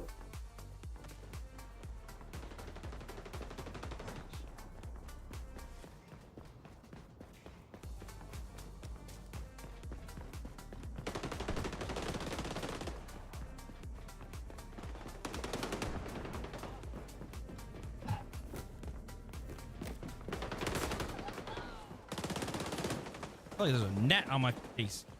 Get off me!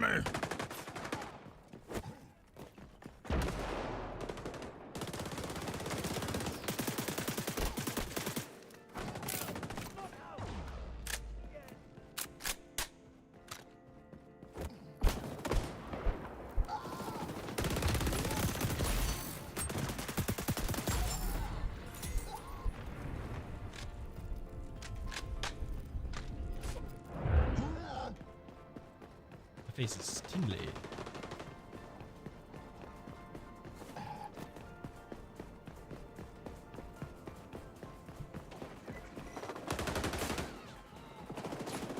Hostiles are demoralized. Feels good.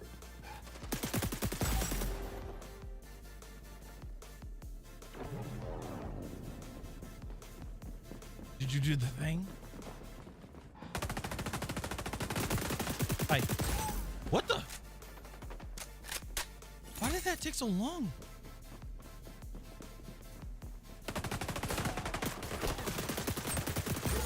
Lost of registration? Keep up that focus. It's so weird not having lightweight stock.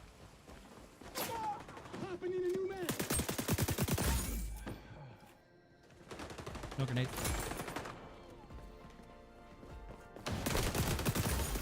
Thank you. You're burning. No. Hurts, don't it?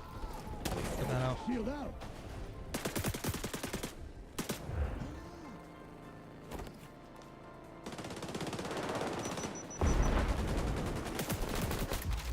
How did he live from that? I shot him through with all my bullets. What? Alright, let's put that on. Engage the enemy team. How did that happen? Mission's almost over, and we're crushing it.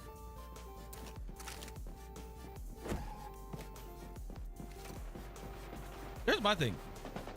Can honestly, what I want, I just don't want to be on, I don't want to be on central servers. Can I please be on East servers?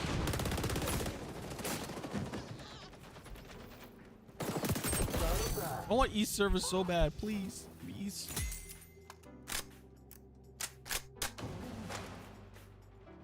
You have no idea. I gotta urinate so bad.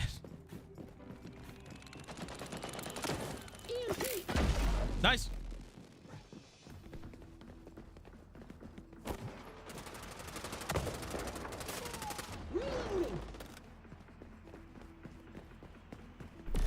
I mean, of course we won. Yeah, that's it's weird.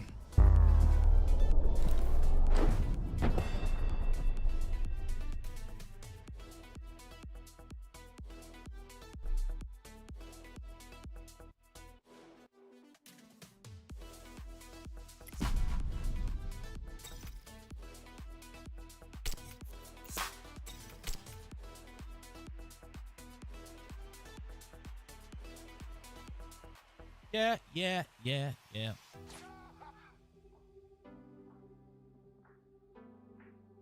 Why did I just hear somebody get shot?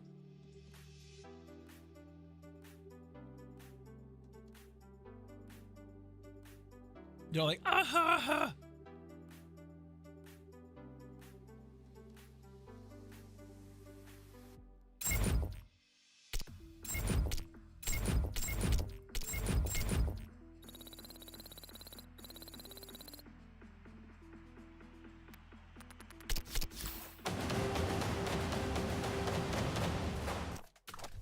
Bring it in there. Bring it in there. All right, let me go pee.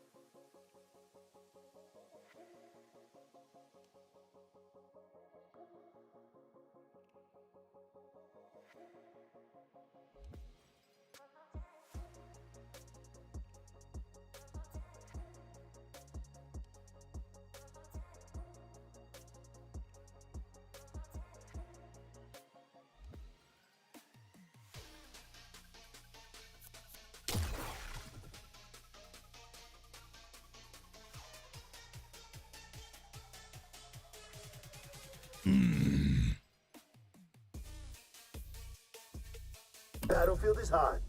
You're clear to engage, Phantom.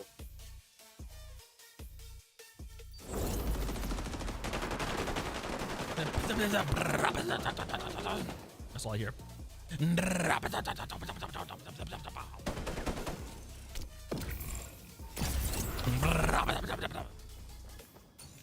That's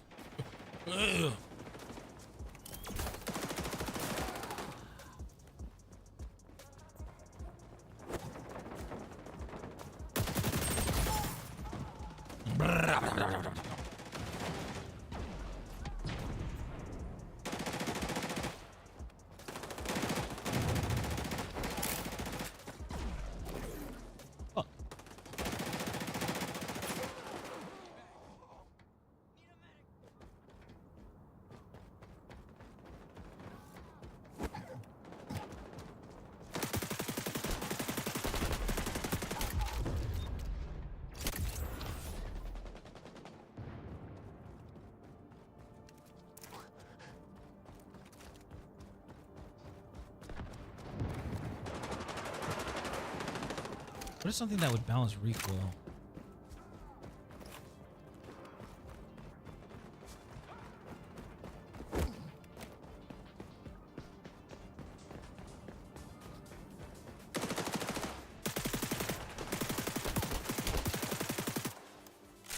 See, because this is it's everywhere.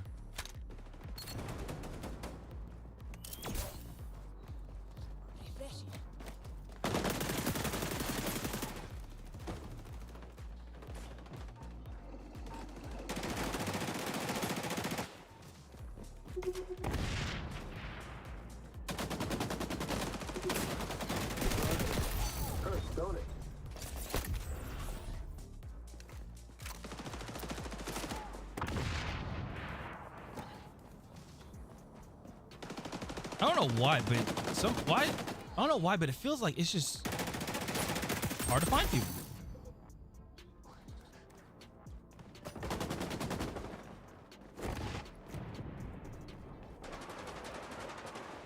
Is it because I'm running outside? I'm running on the outside, not the inside?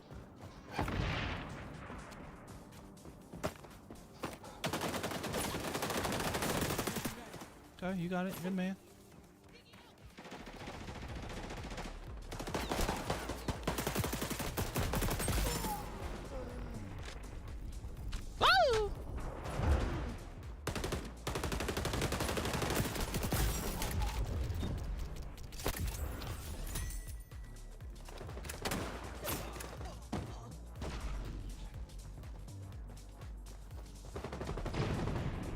Wait, that one person is not joking when they talk about yeah, that person's not joking when they're talking about the about central. No, I'm on east. I'm on east.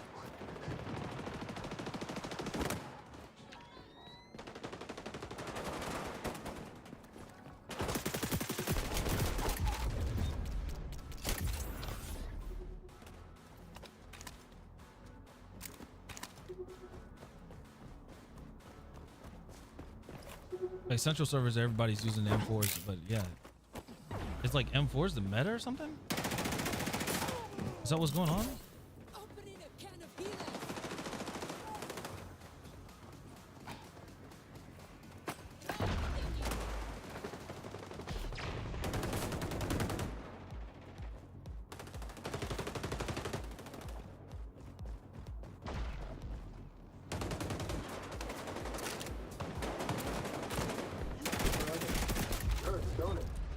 Neutralize the bad guys.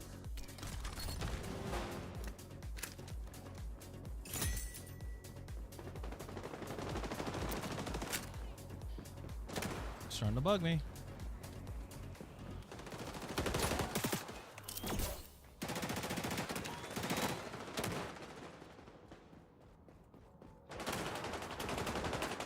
Seems like the guns in this, like for this update, I guess, are all about being like you need to have a stability, like a gun that's stable pretty much the whole time.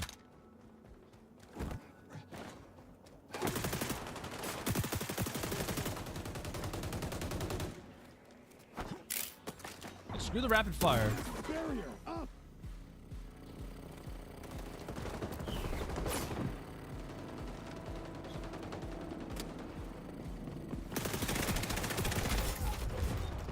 Yeah, it's like screw the rapid fire. It's just like there's no point.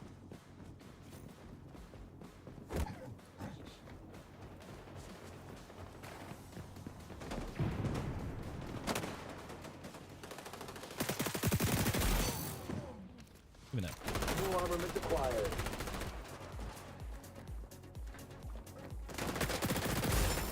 What is it?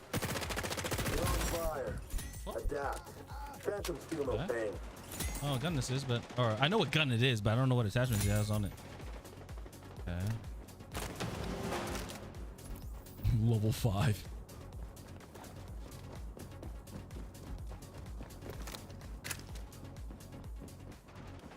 Left side.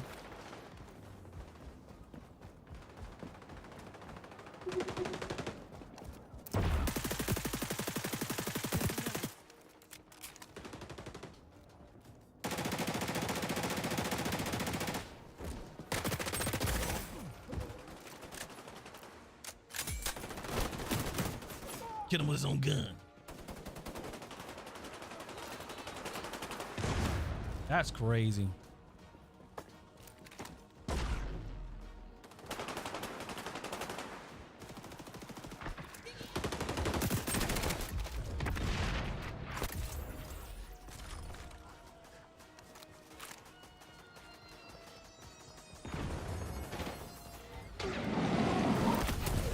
Shield out. How does that? Hold on. How did that hit? Edge coming up. Things are looking good. Good, don't it? What?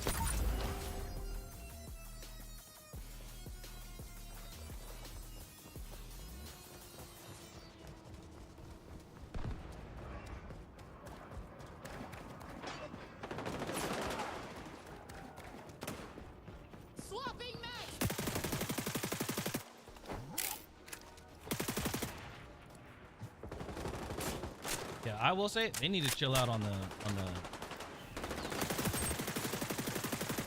the incinerator drone. They need to chill out. That's how Shadow Team does it. They need to chill out on the incinerator drone. That's ridiculous.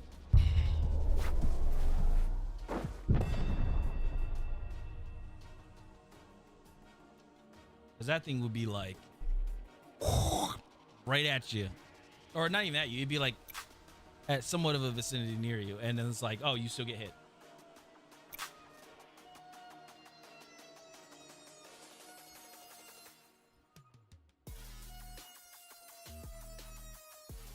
It's insane.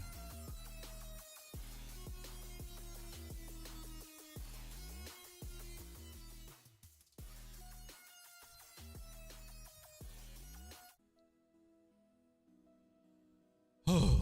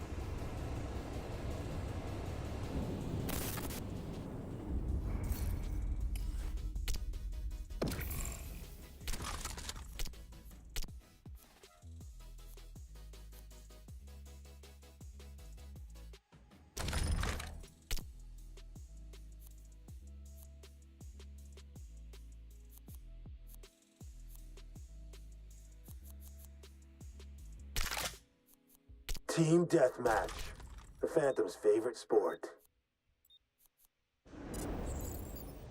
3, 2, 1. Go inflict some enemy casualties.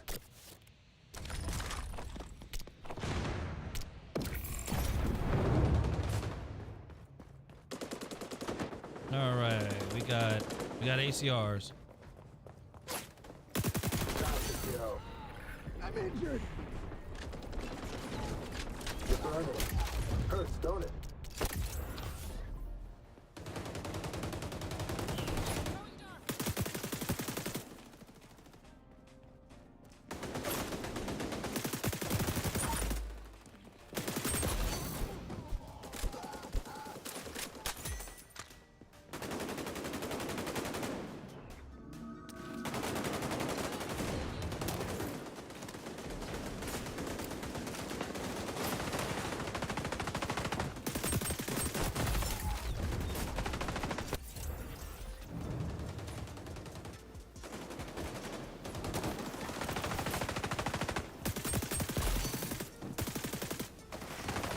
Throw it! Throw it! Throw it! Throw it! What the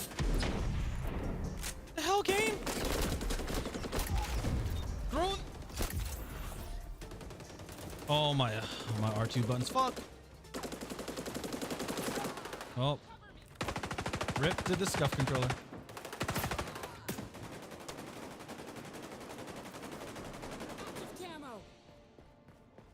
I don't have a Good for our rep. That's unfortunate.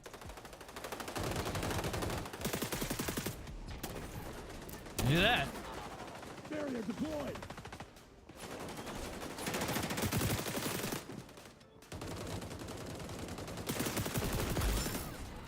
Medic!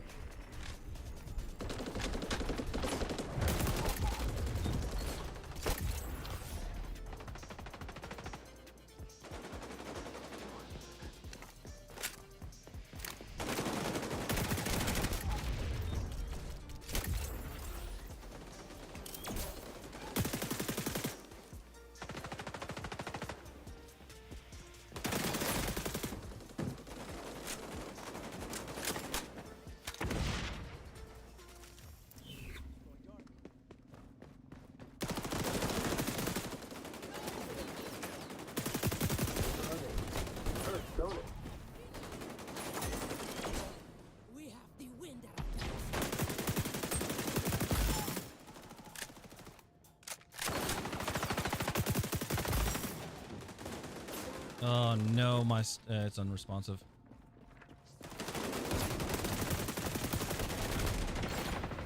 I'm injured. Barrier up.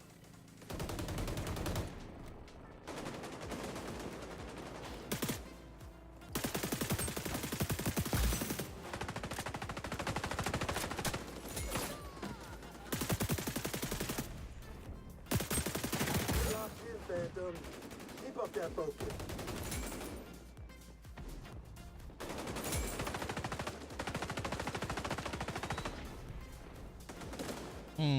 RIP to my RIP to right trigger. Or R2 rather.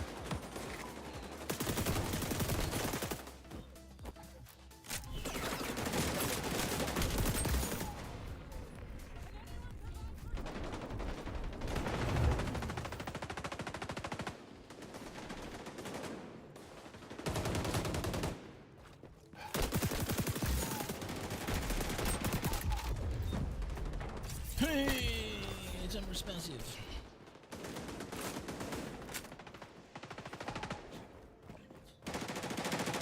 Wait a minute, hold on.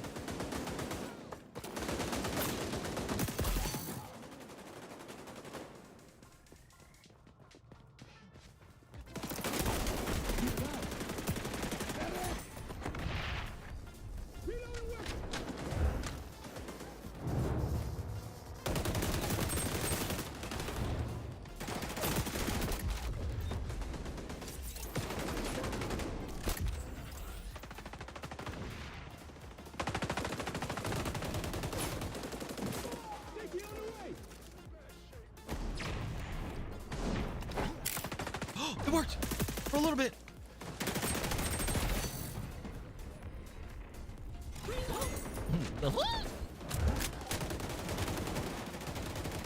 Yeah, 201. Also good to go. You're on fire. Yeah.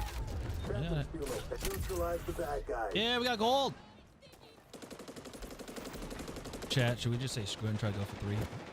Let's get this gun to the titaniums. Oh, it's working.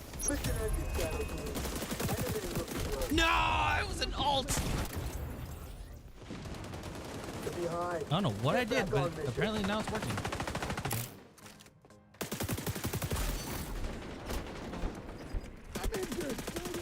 Heck. What?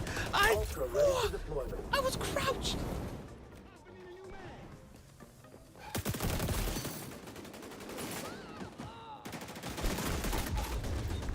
Wrong outcome.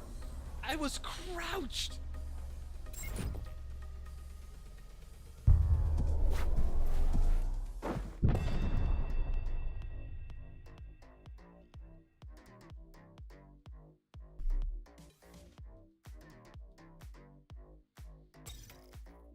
Longest life because I was trying to run around. I was running around trying to figure out where people were at.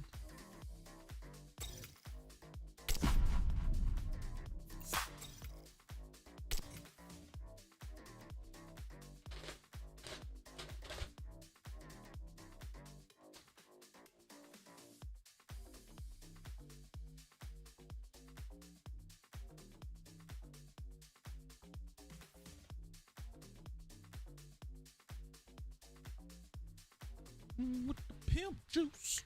Give me that gold. There it is. There it is.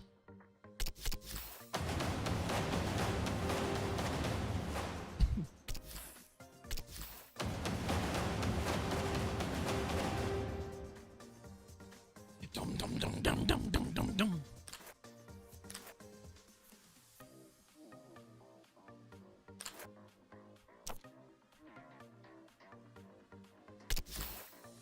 All right, should I keep running the Bison or should I just run to another? Should I use a different gun? We're at 202? We're at 202 with that gun. So should we do another weapon?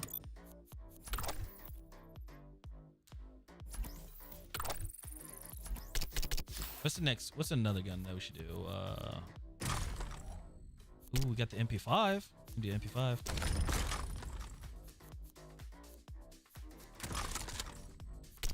What did I do? I did lightweight suppressor, chrome line, hand stop, reflex, heavy grip. That's what I did.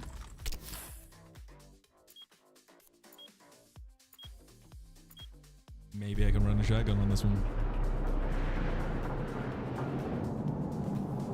We can try a shotgun.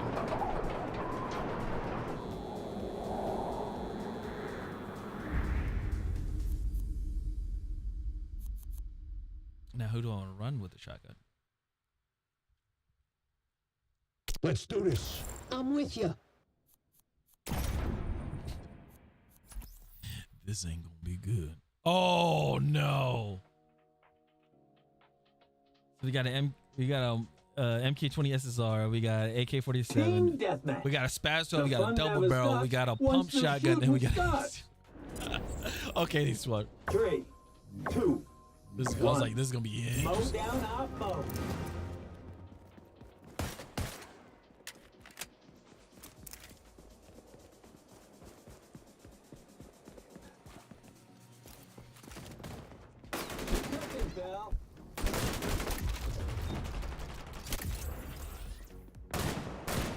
Oh, okay. Reload's kind of slow.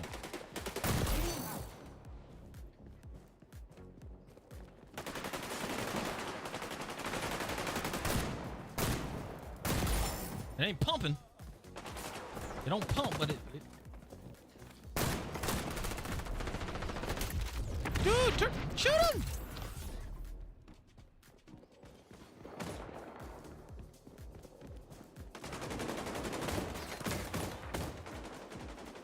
You get him?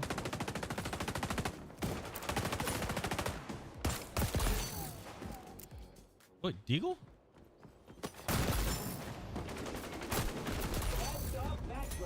Okay, I got him. I was like, what?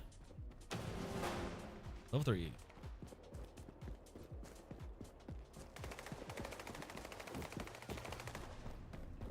If I really sat here and tried, like, I can probably get this gun leveled up. Get it max. Get it maxed out. I know for damn sure.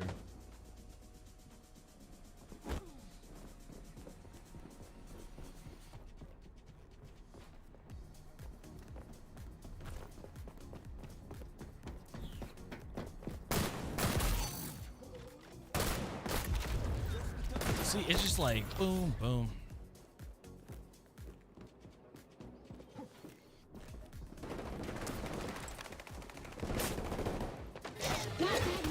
You requested. Where did the...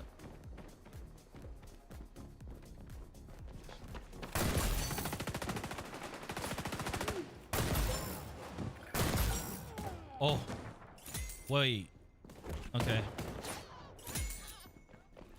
Oh!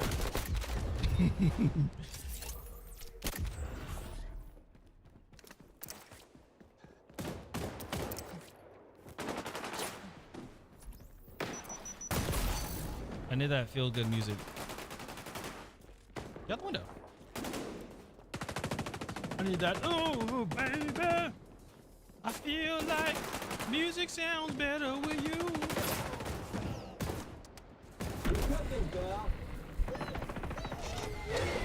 Love, making up the...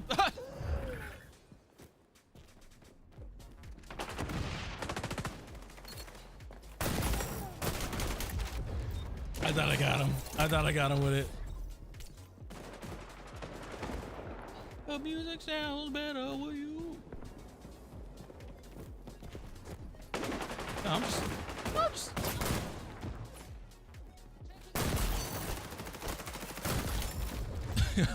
I'm just simply just using a shotgun. Like, I'm just trying to get my shotgun.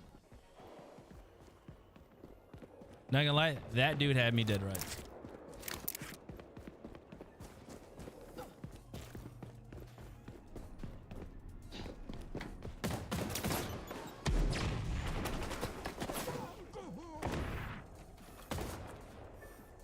Swapping max, cover me.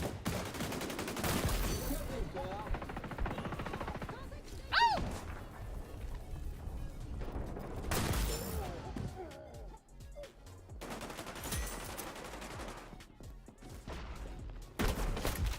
Oh, son of, he knew it. He caught on. He read it.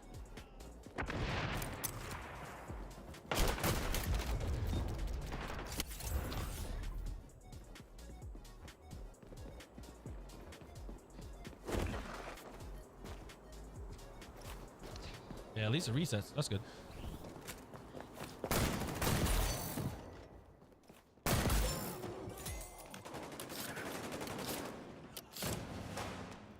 People can't say like, oh, this shotgun's. Well, I mean, they could. I guess they could say it. I was like, because I got nothing on this. I got nothing on this shotgun. There's like there's no attachments at all. This is a bare butt ass naked shotgun. This is a. We call it Buki butt naked.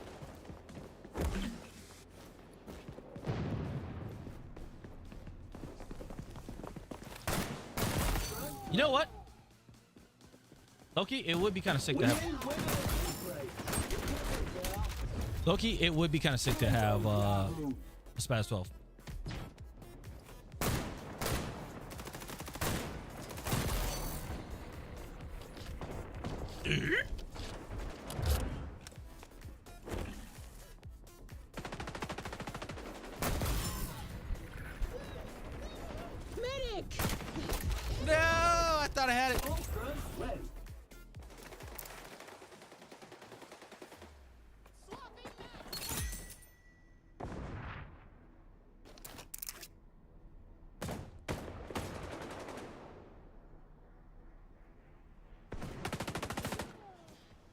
Ultras ready to go. Here's my shotgun.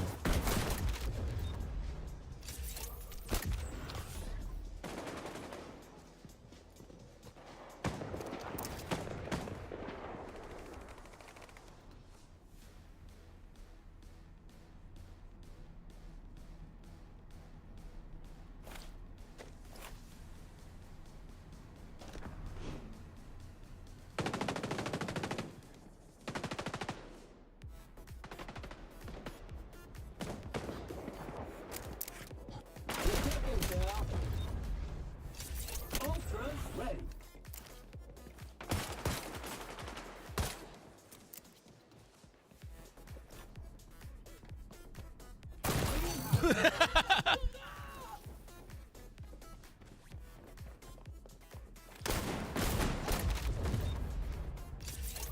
Let's see. I'm gonna put some stuff on my shotgun now.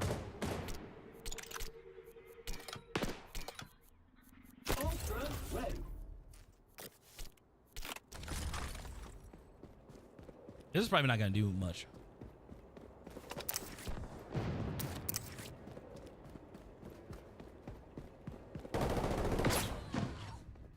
Somebody, Put a suppressor on this thing. Sheesh.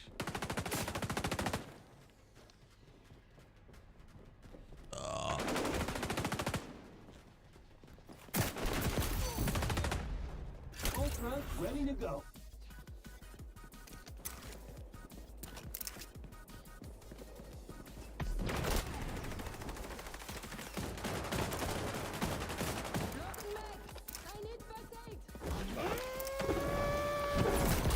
Oh my God! Okay, it's happening.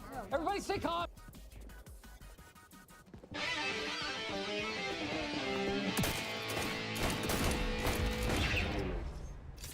Ultras ready to go.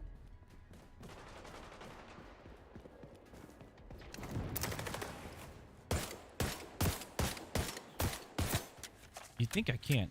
There you go. There's all that.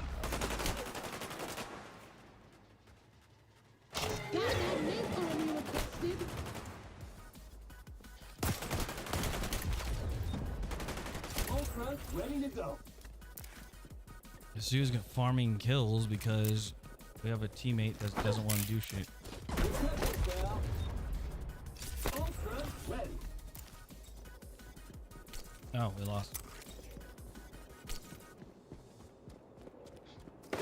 Dude, play the game.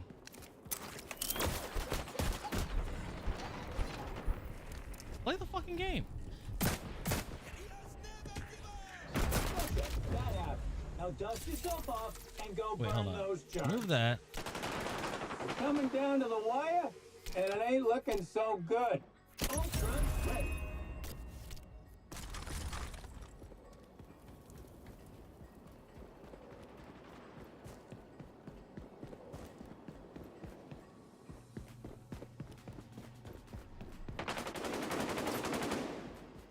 Yeah, there's nobody left.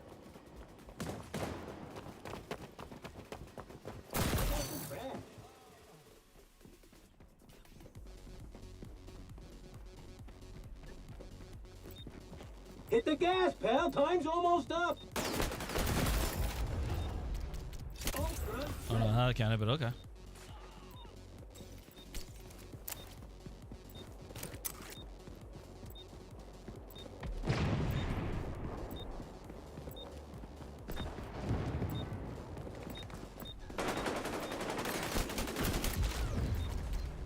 Oh, 5, 4, 3, 2, 1. Coulda, woulda, shoulda. Whatever. You lost. People on our team, like that's funny. People on our team left. Like, dang, they couldn't take it.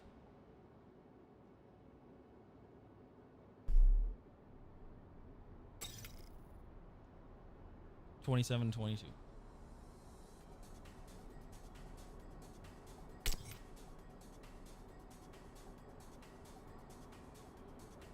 The shotgun was just like, bah.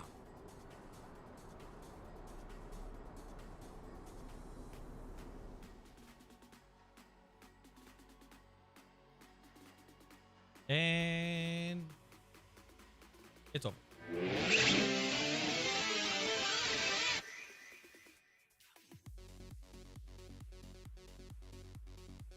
Welcome back, everybody. The match just ended. We got 20. We went 27 and 22.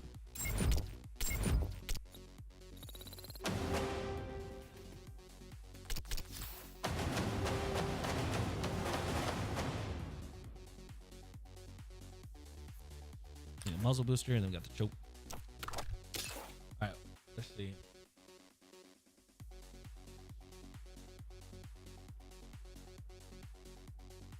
What's Pizzazz looking like?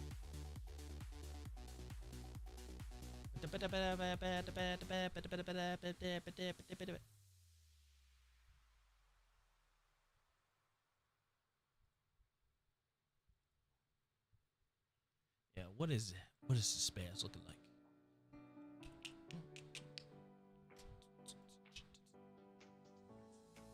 Builds. Take that out.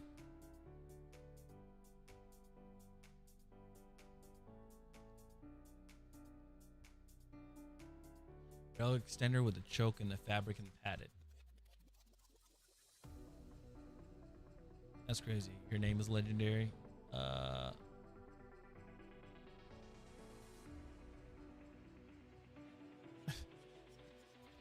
Let's see here. So we have that.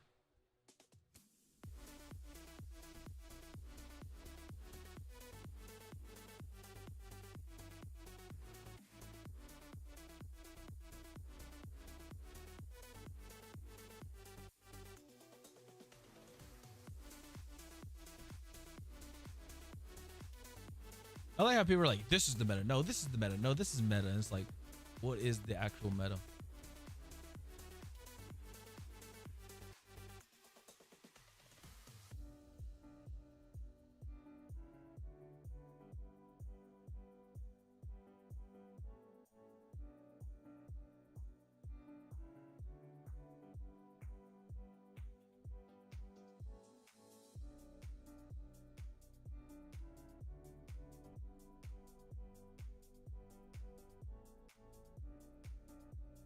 Wait, that makes me curious of something.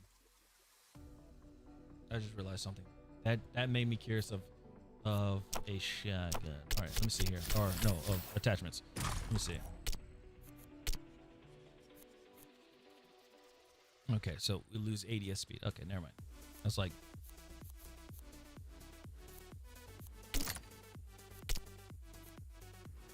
That's the 2 and 2.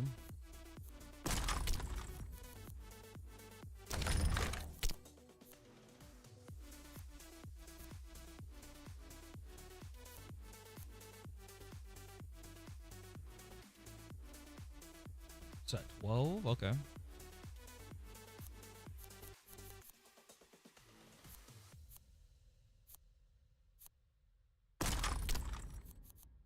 Ah, and there's the extender. Okay.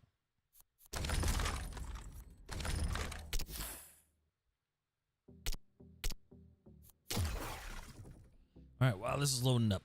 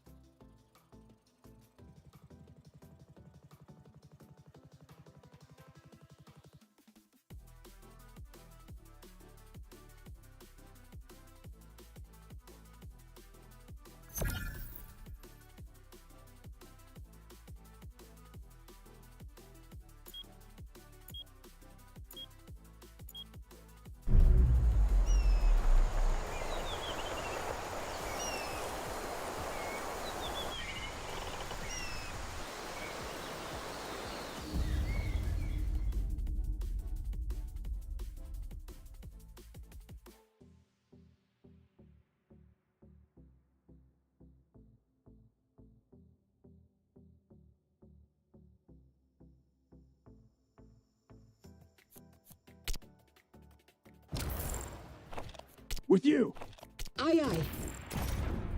Team deathmatch. Now we really get to play with fire. 3, 2, 1. Mow down our foes. That is a massive shotgun. Of course.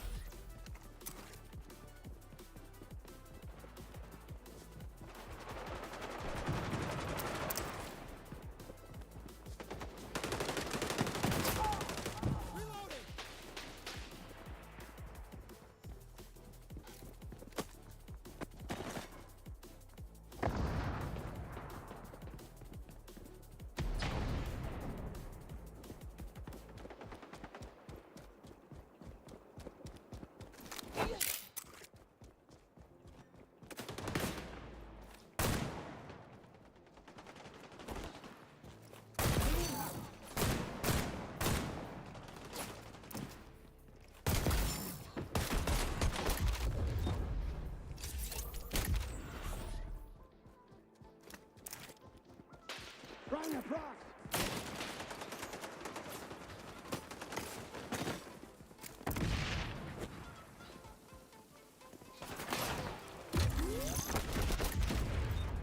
What? I pulled the trigger and shot him.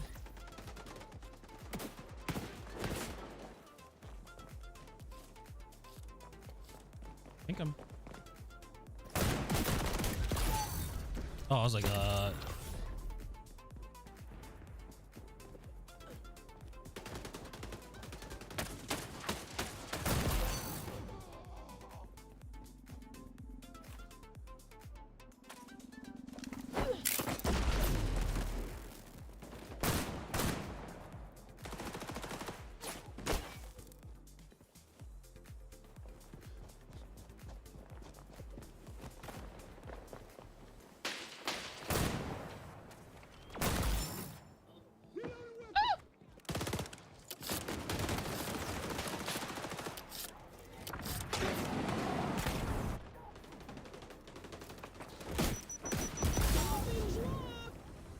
You're cooking, pal.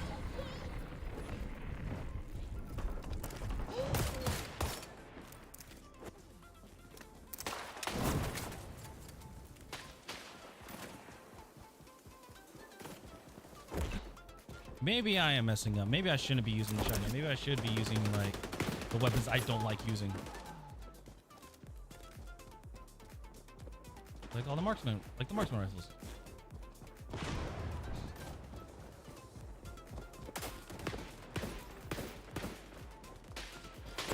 Cleaning spree is just getting started. Oh no!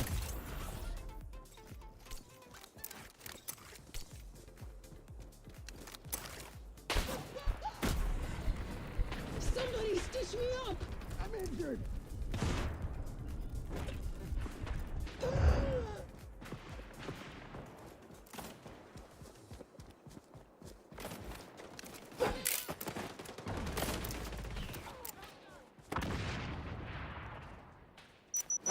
This might burn a lot. Again, I pulled the trigger. Nothing.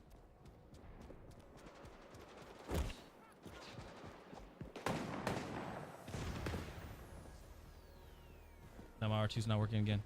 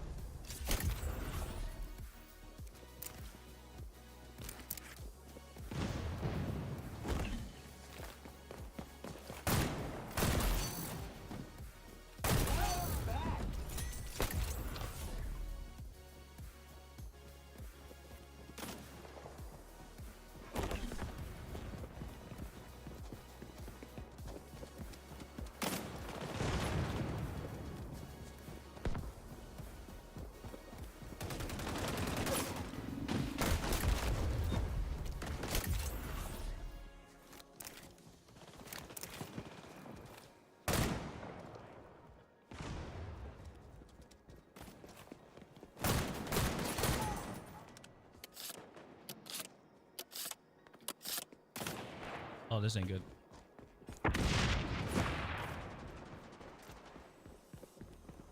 We ain't doing so good, man. We're the royalty free.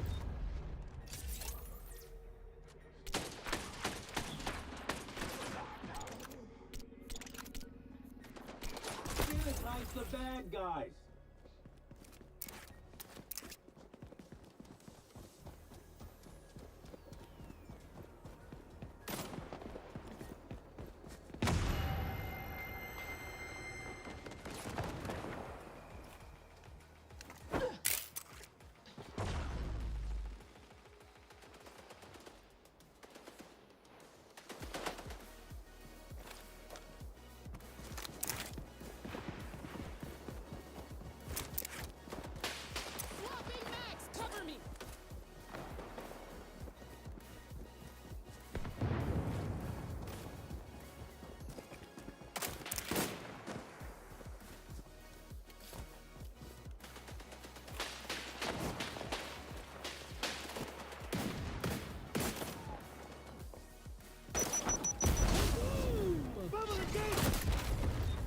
I was inside and I shot him.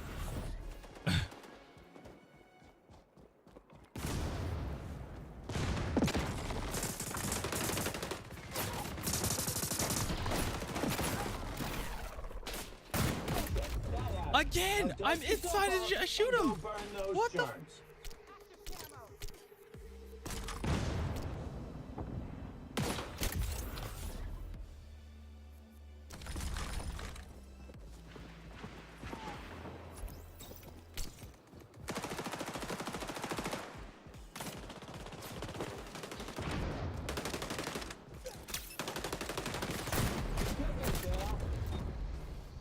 How is he like? How is he one-tapping me?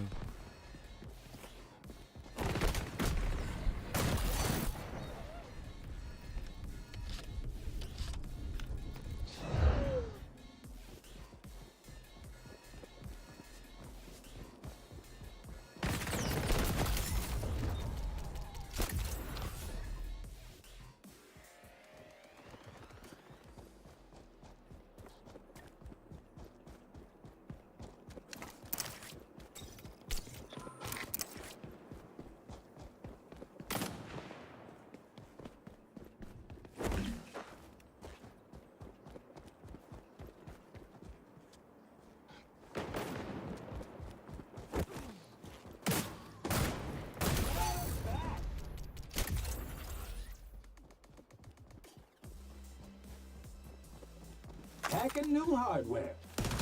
What the? Okay, I'm putting that down.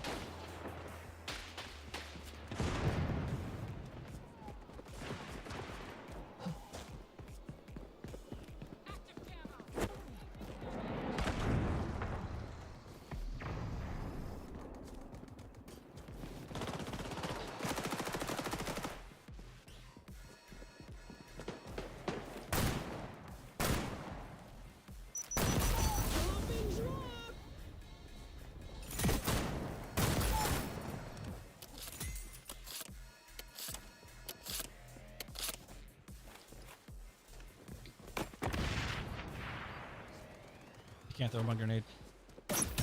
Again. I can't throw my grenade. I can't throw my grenade. Oh, stupid controller. Coming down to a real nail biter.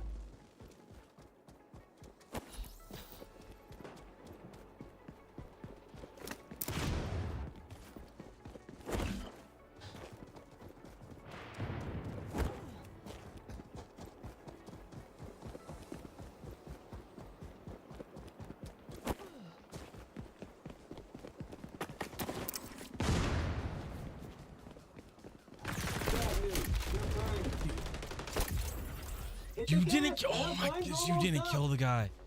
Holy. Really?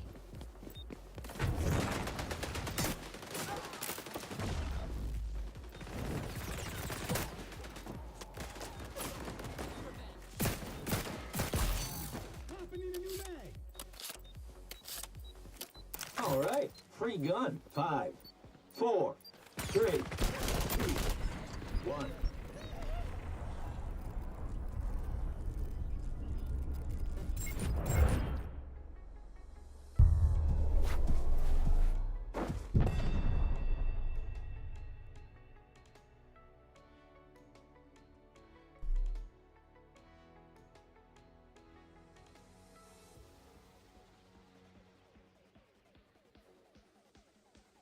This dude's one-tap shotgun is ridiculous.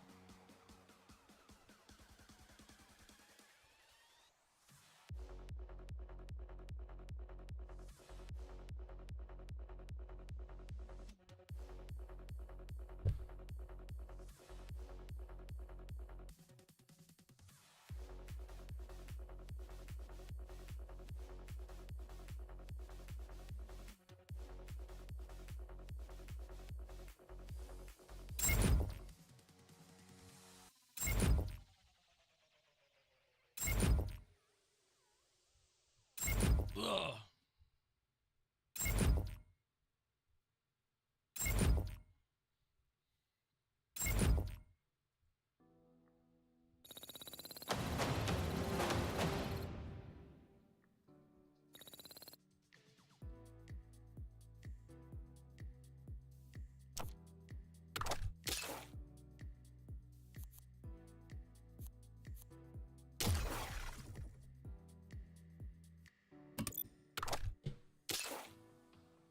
All right, let me see for a I want to get rid of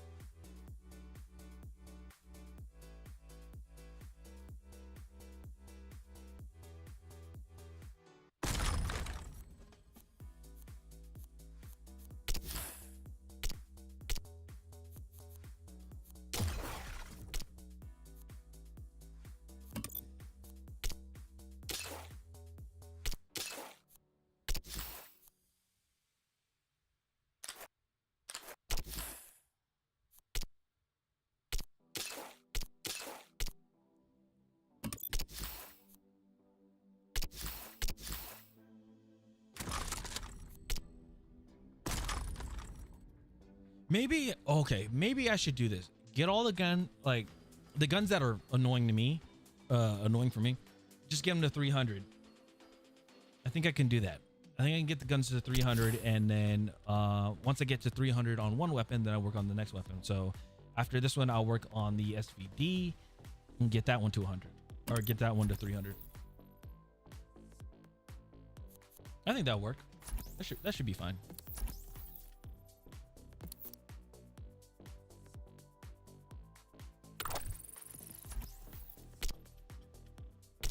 Yeah, that might pay off But what was worse? Was the SVD the worst one?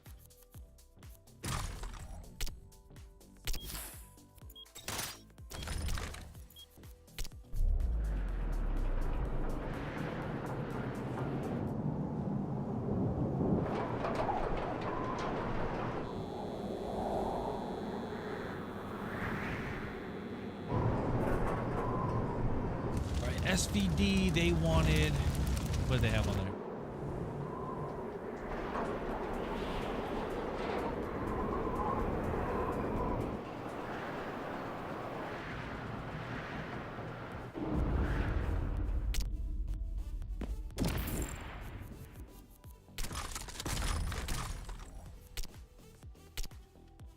Nothing, and a lightweight, this. 3 times, no magazine, this, and then what was padded? Okay, so they had that. Team deathmatch. Oh, hold on. The fun never stops once the shooting starts. 3, 2, 1. Mow down our foes. Hold on.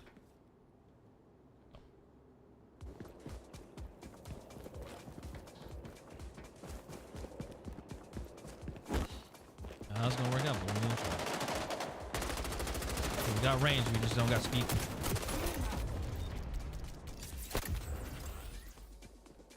I didn't even see that dude shoot. Just burn.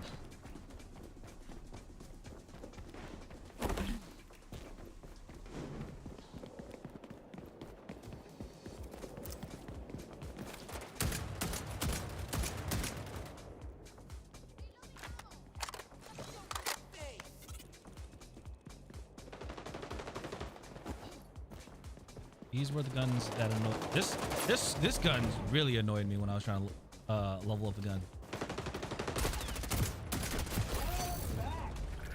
Okay, let's change out the lightweight. Let's put a heavy on. Let's just see what the heavy does. I know my speed and everything is shot.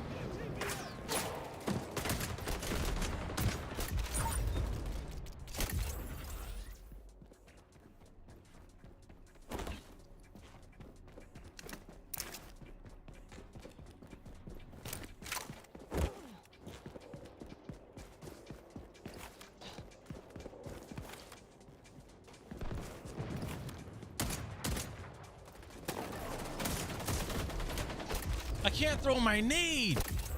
I want to throw it. Let me throw my grenade. Can't throw. Yep, silver.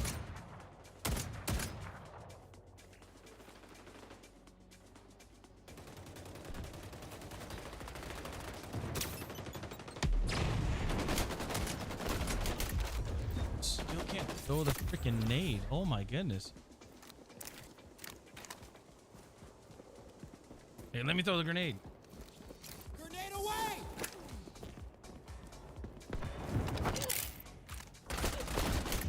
I have to smack my controller just to throw a grenade.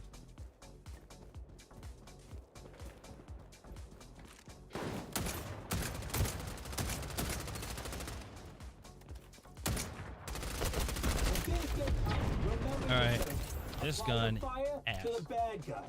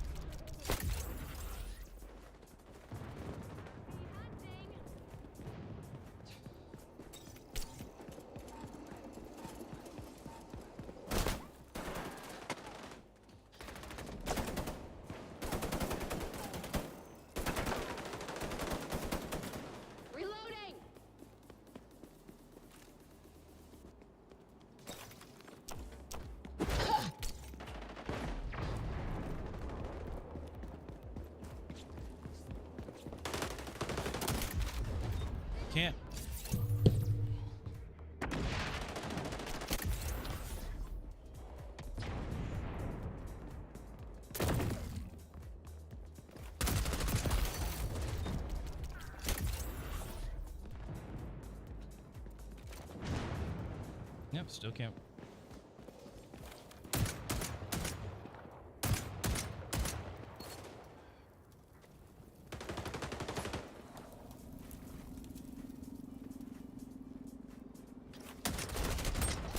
That's off that grunt.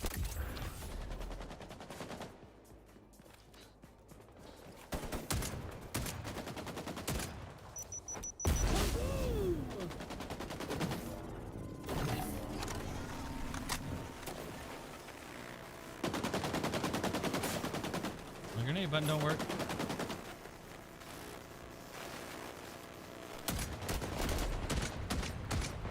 My crosshairs are on you. What the fuck?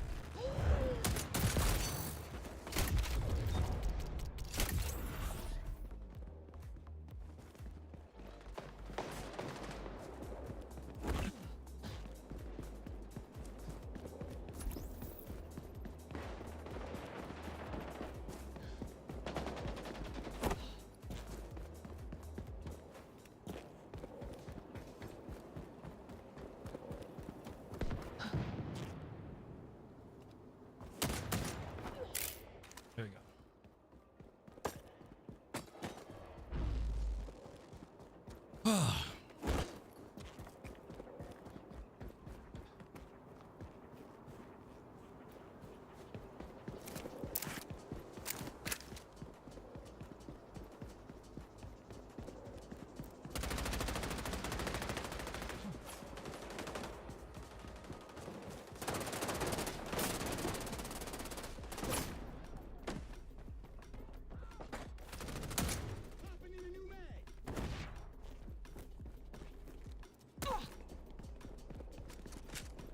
Throwing sticky grenade!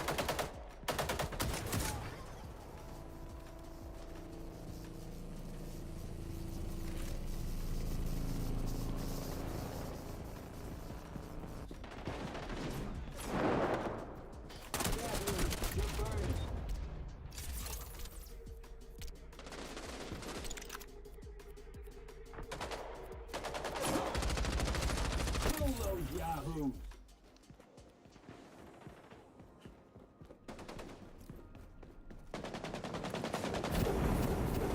Enemy crews bouncing us. Make with the comeback already.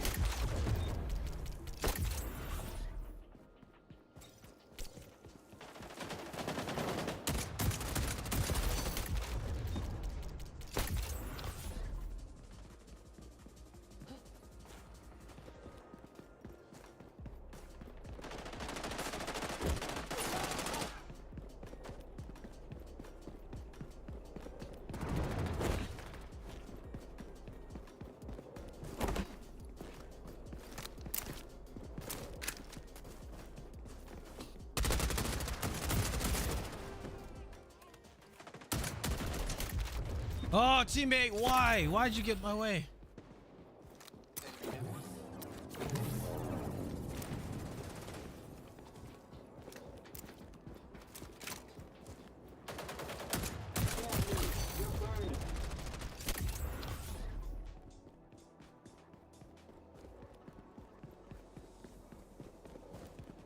We're coming down to the wire, and it ain't looking so good. Look out! Enemy spy doing that see-through wall thing again.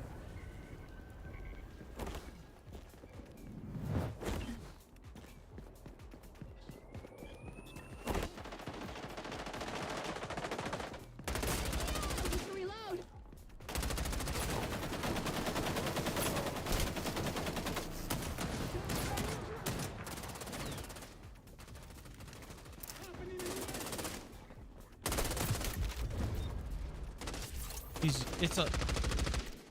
It's a freaking automatic. What? Oh.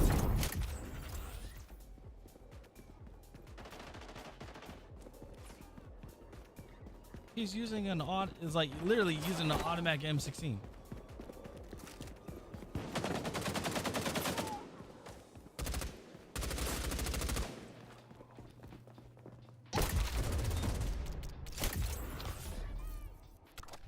Oh my goodness.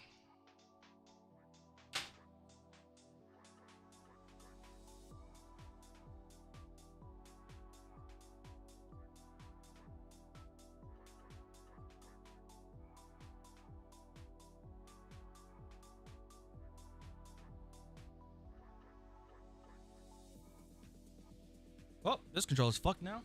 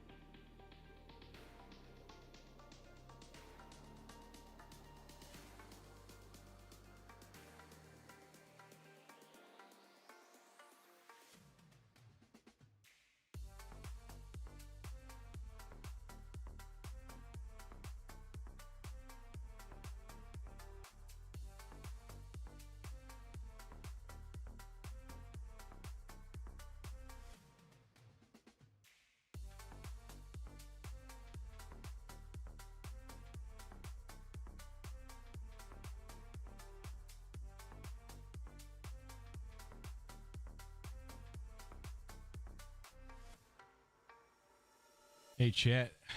Unfortunately, I'm gonna have to end stream and everything. My controller is busted, super busted. So I have to try to get this fixed, or try to fix it myself, so I can get it to work. And then, yeah, I'll reconvene.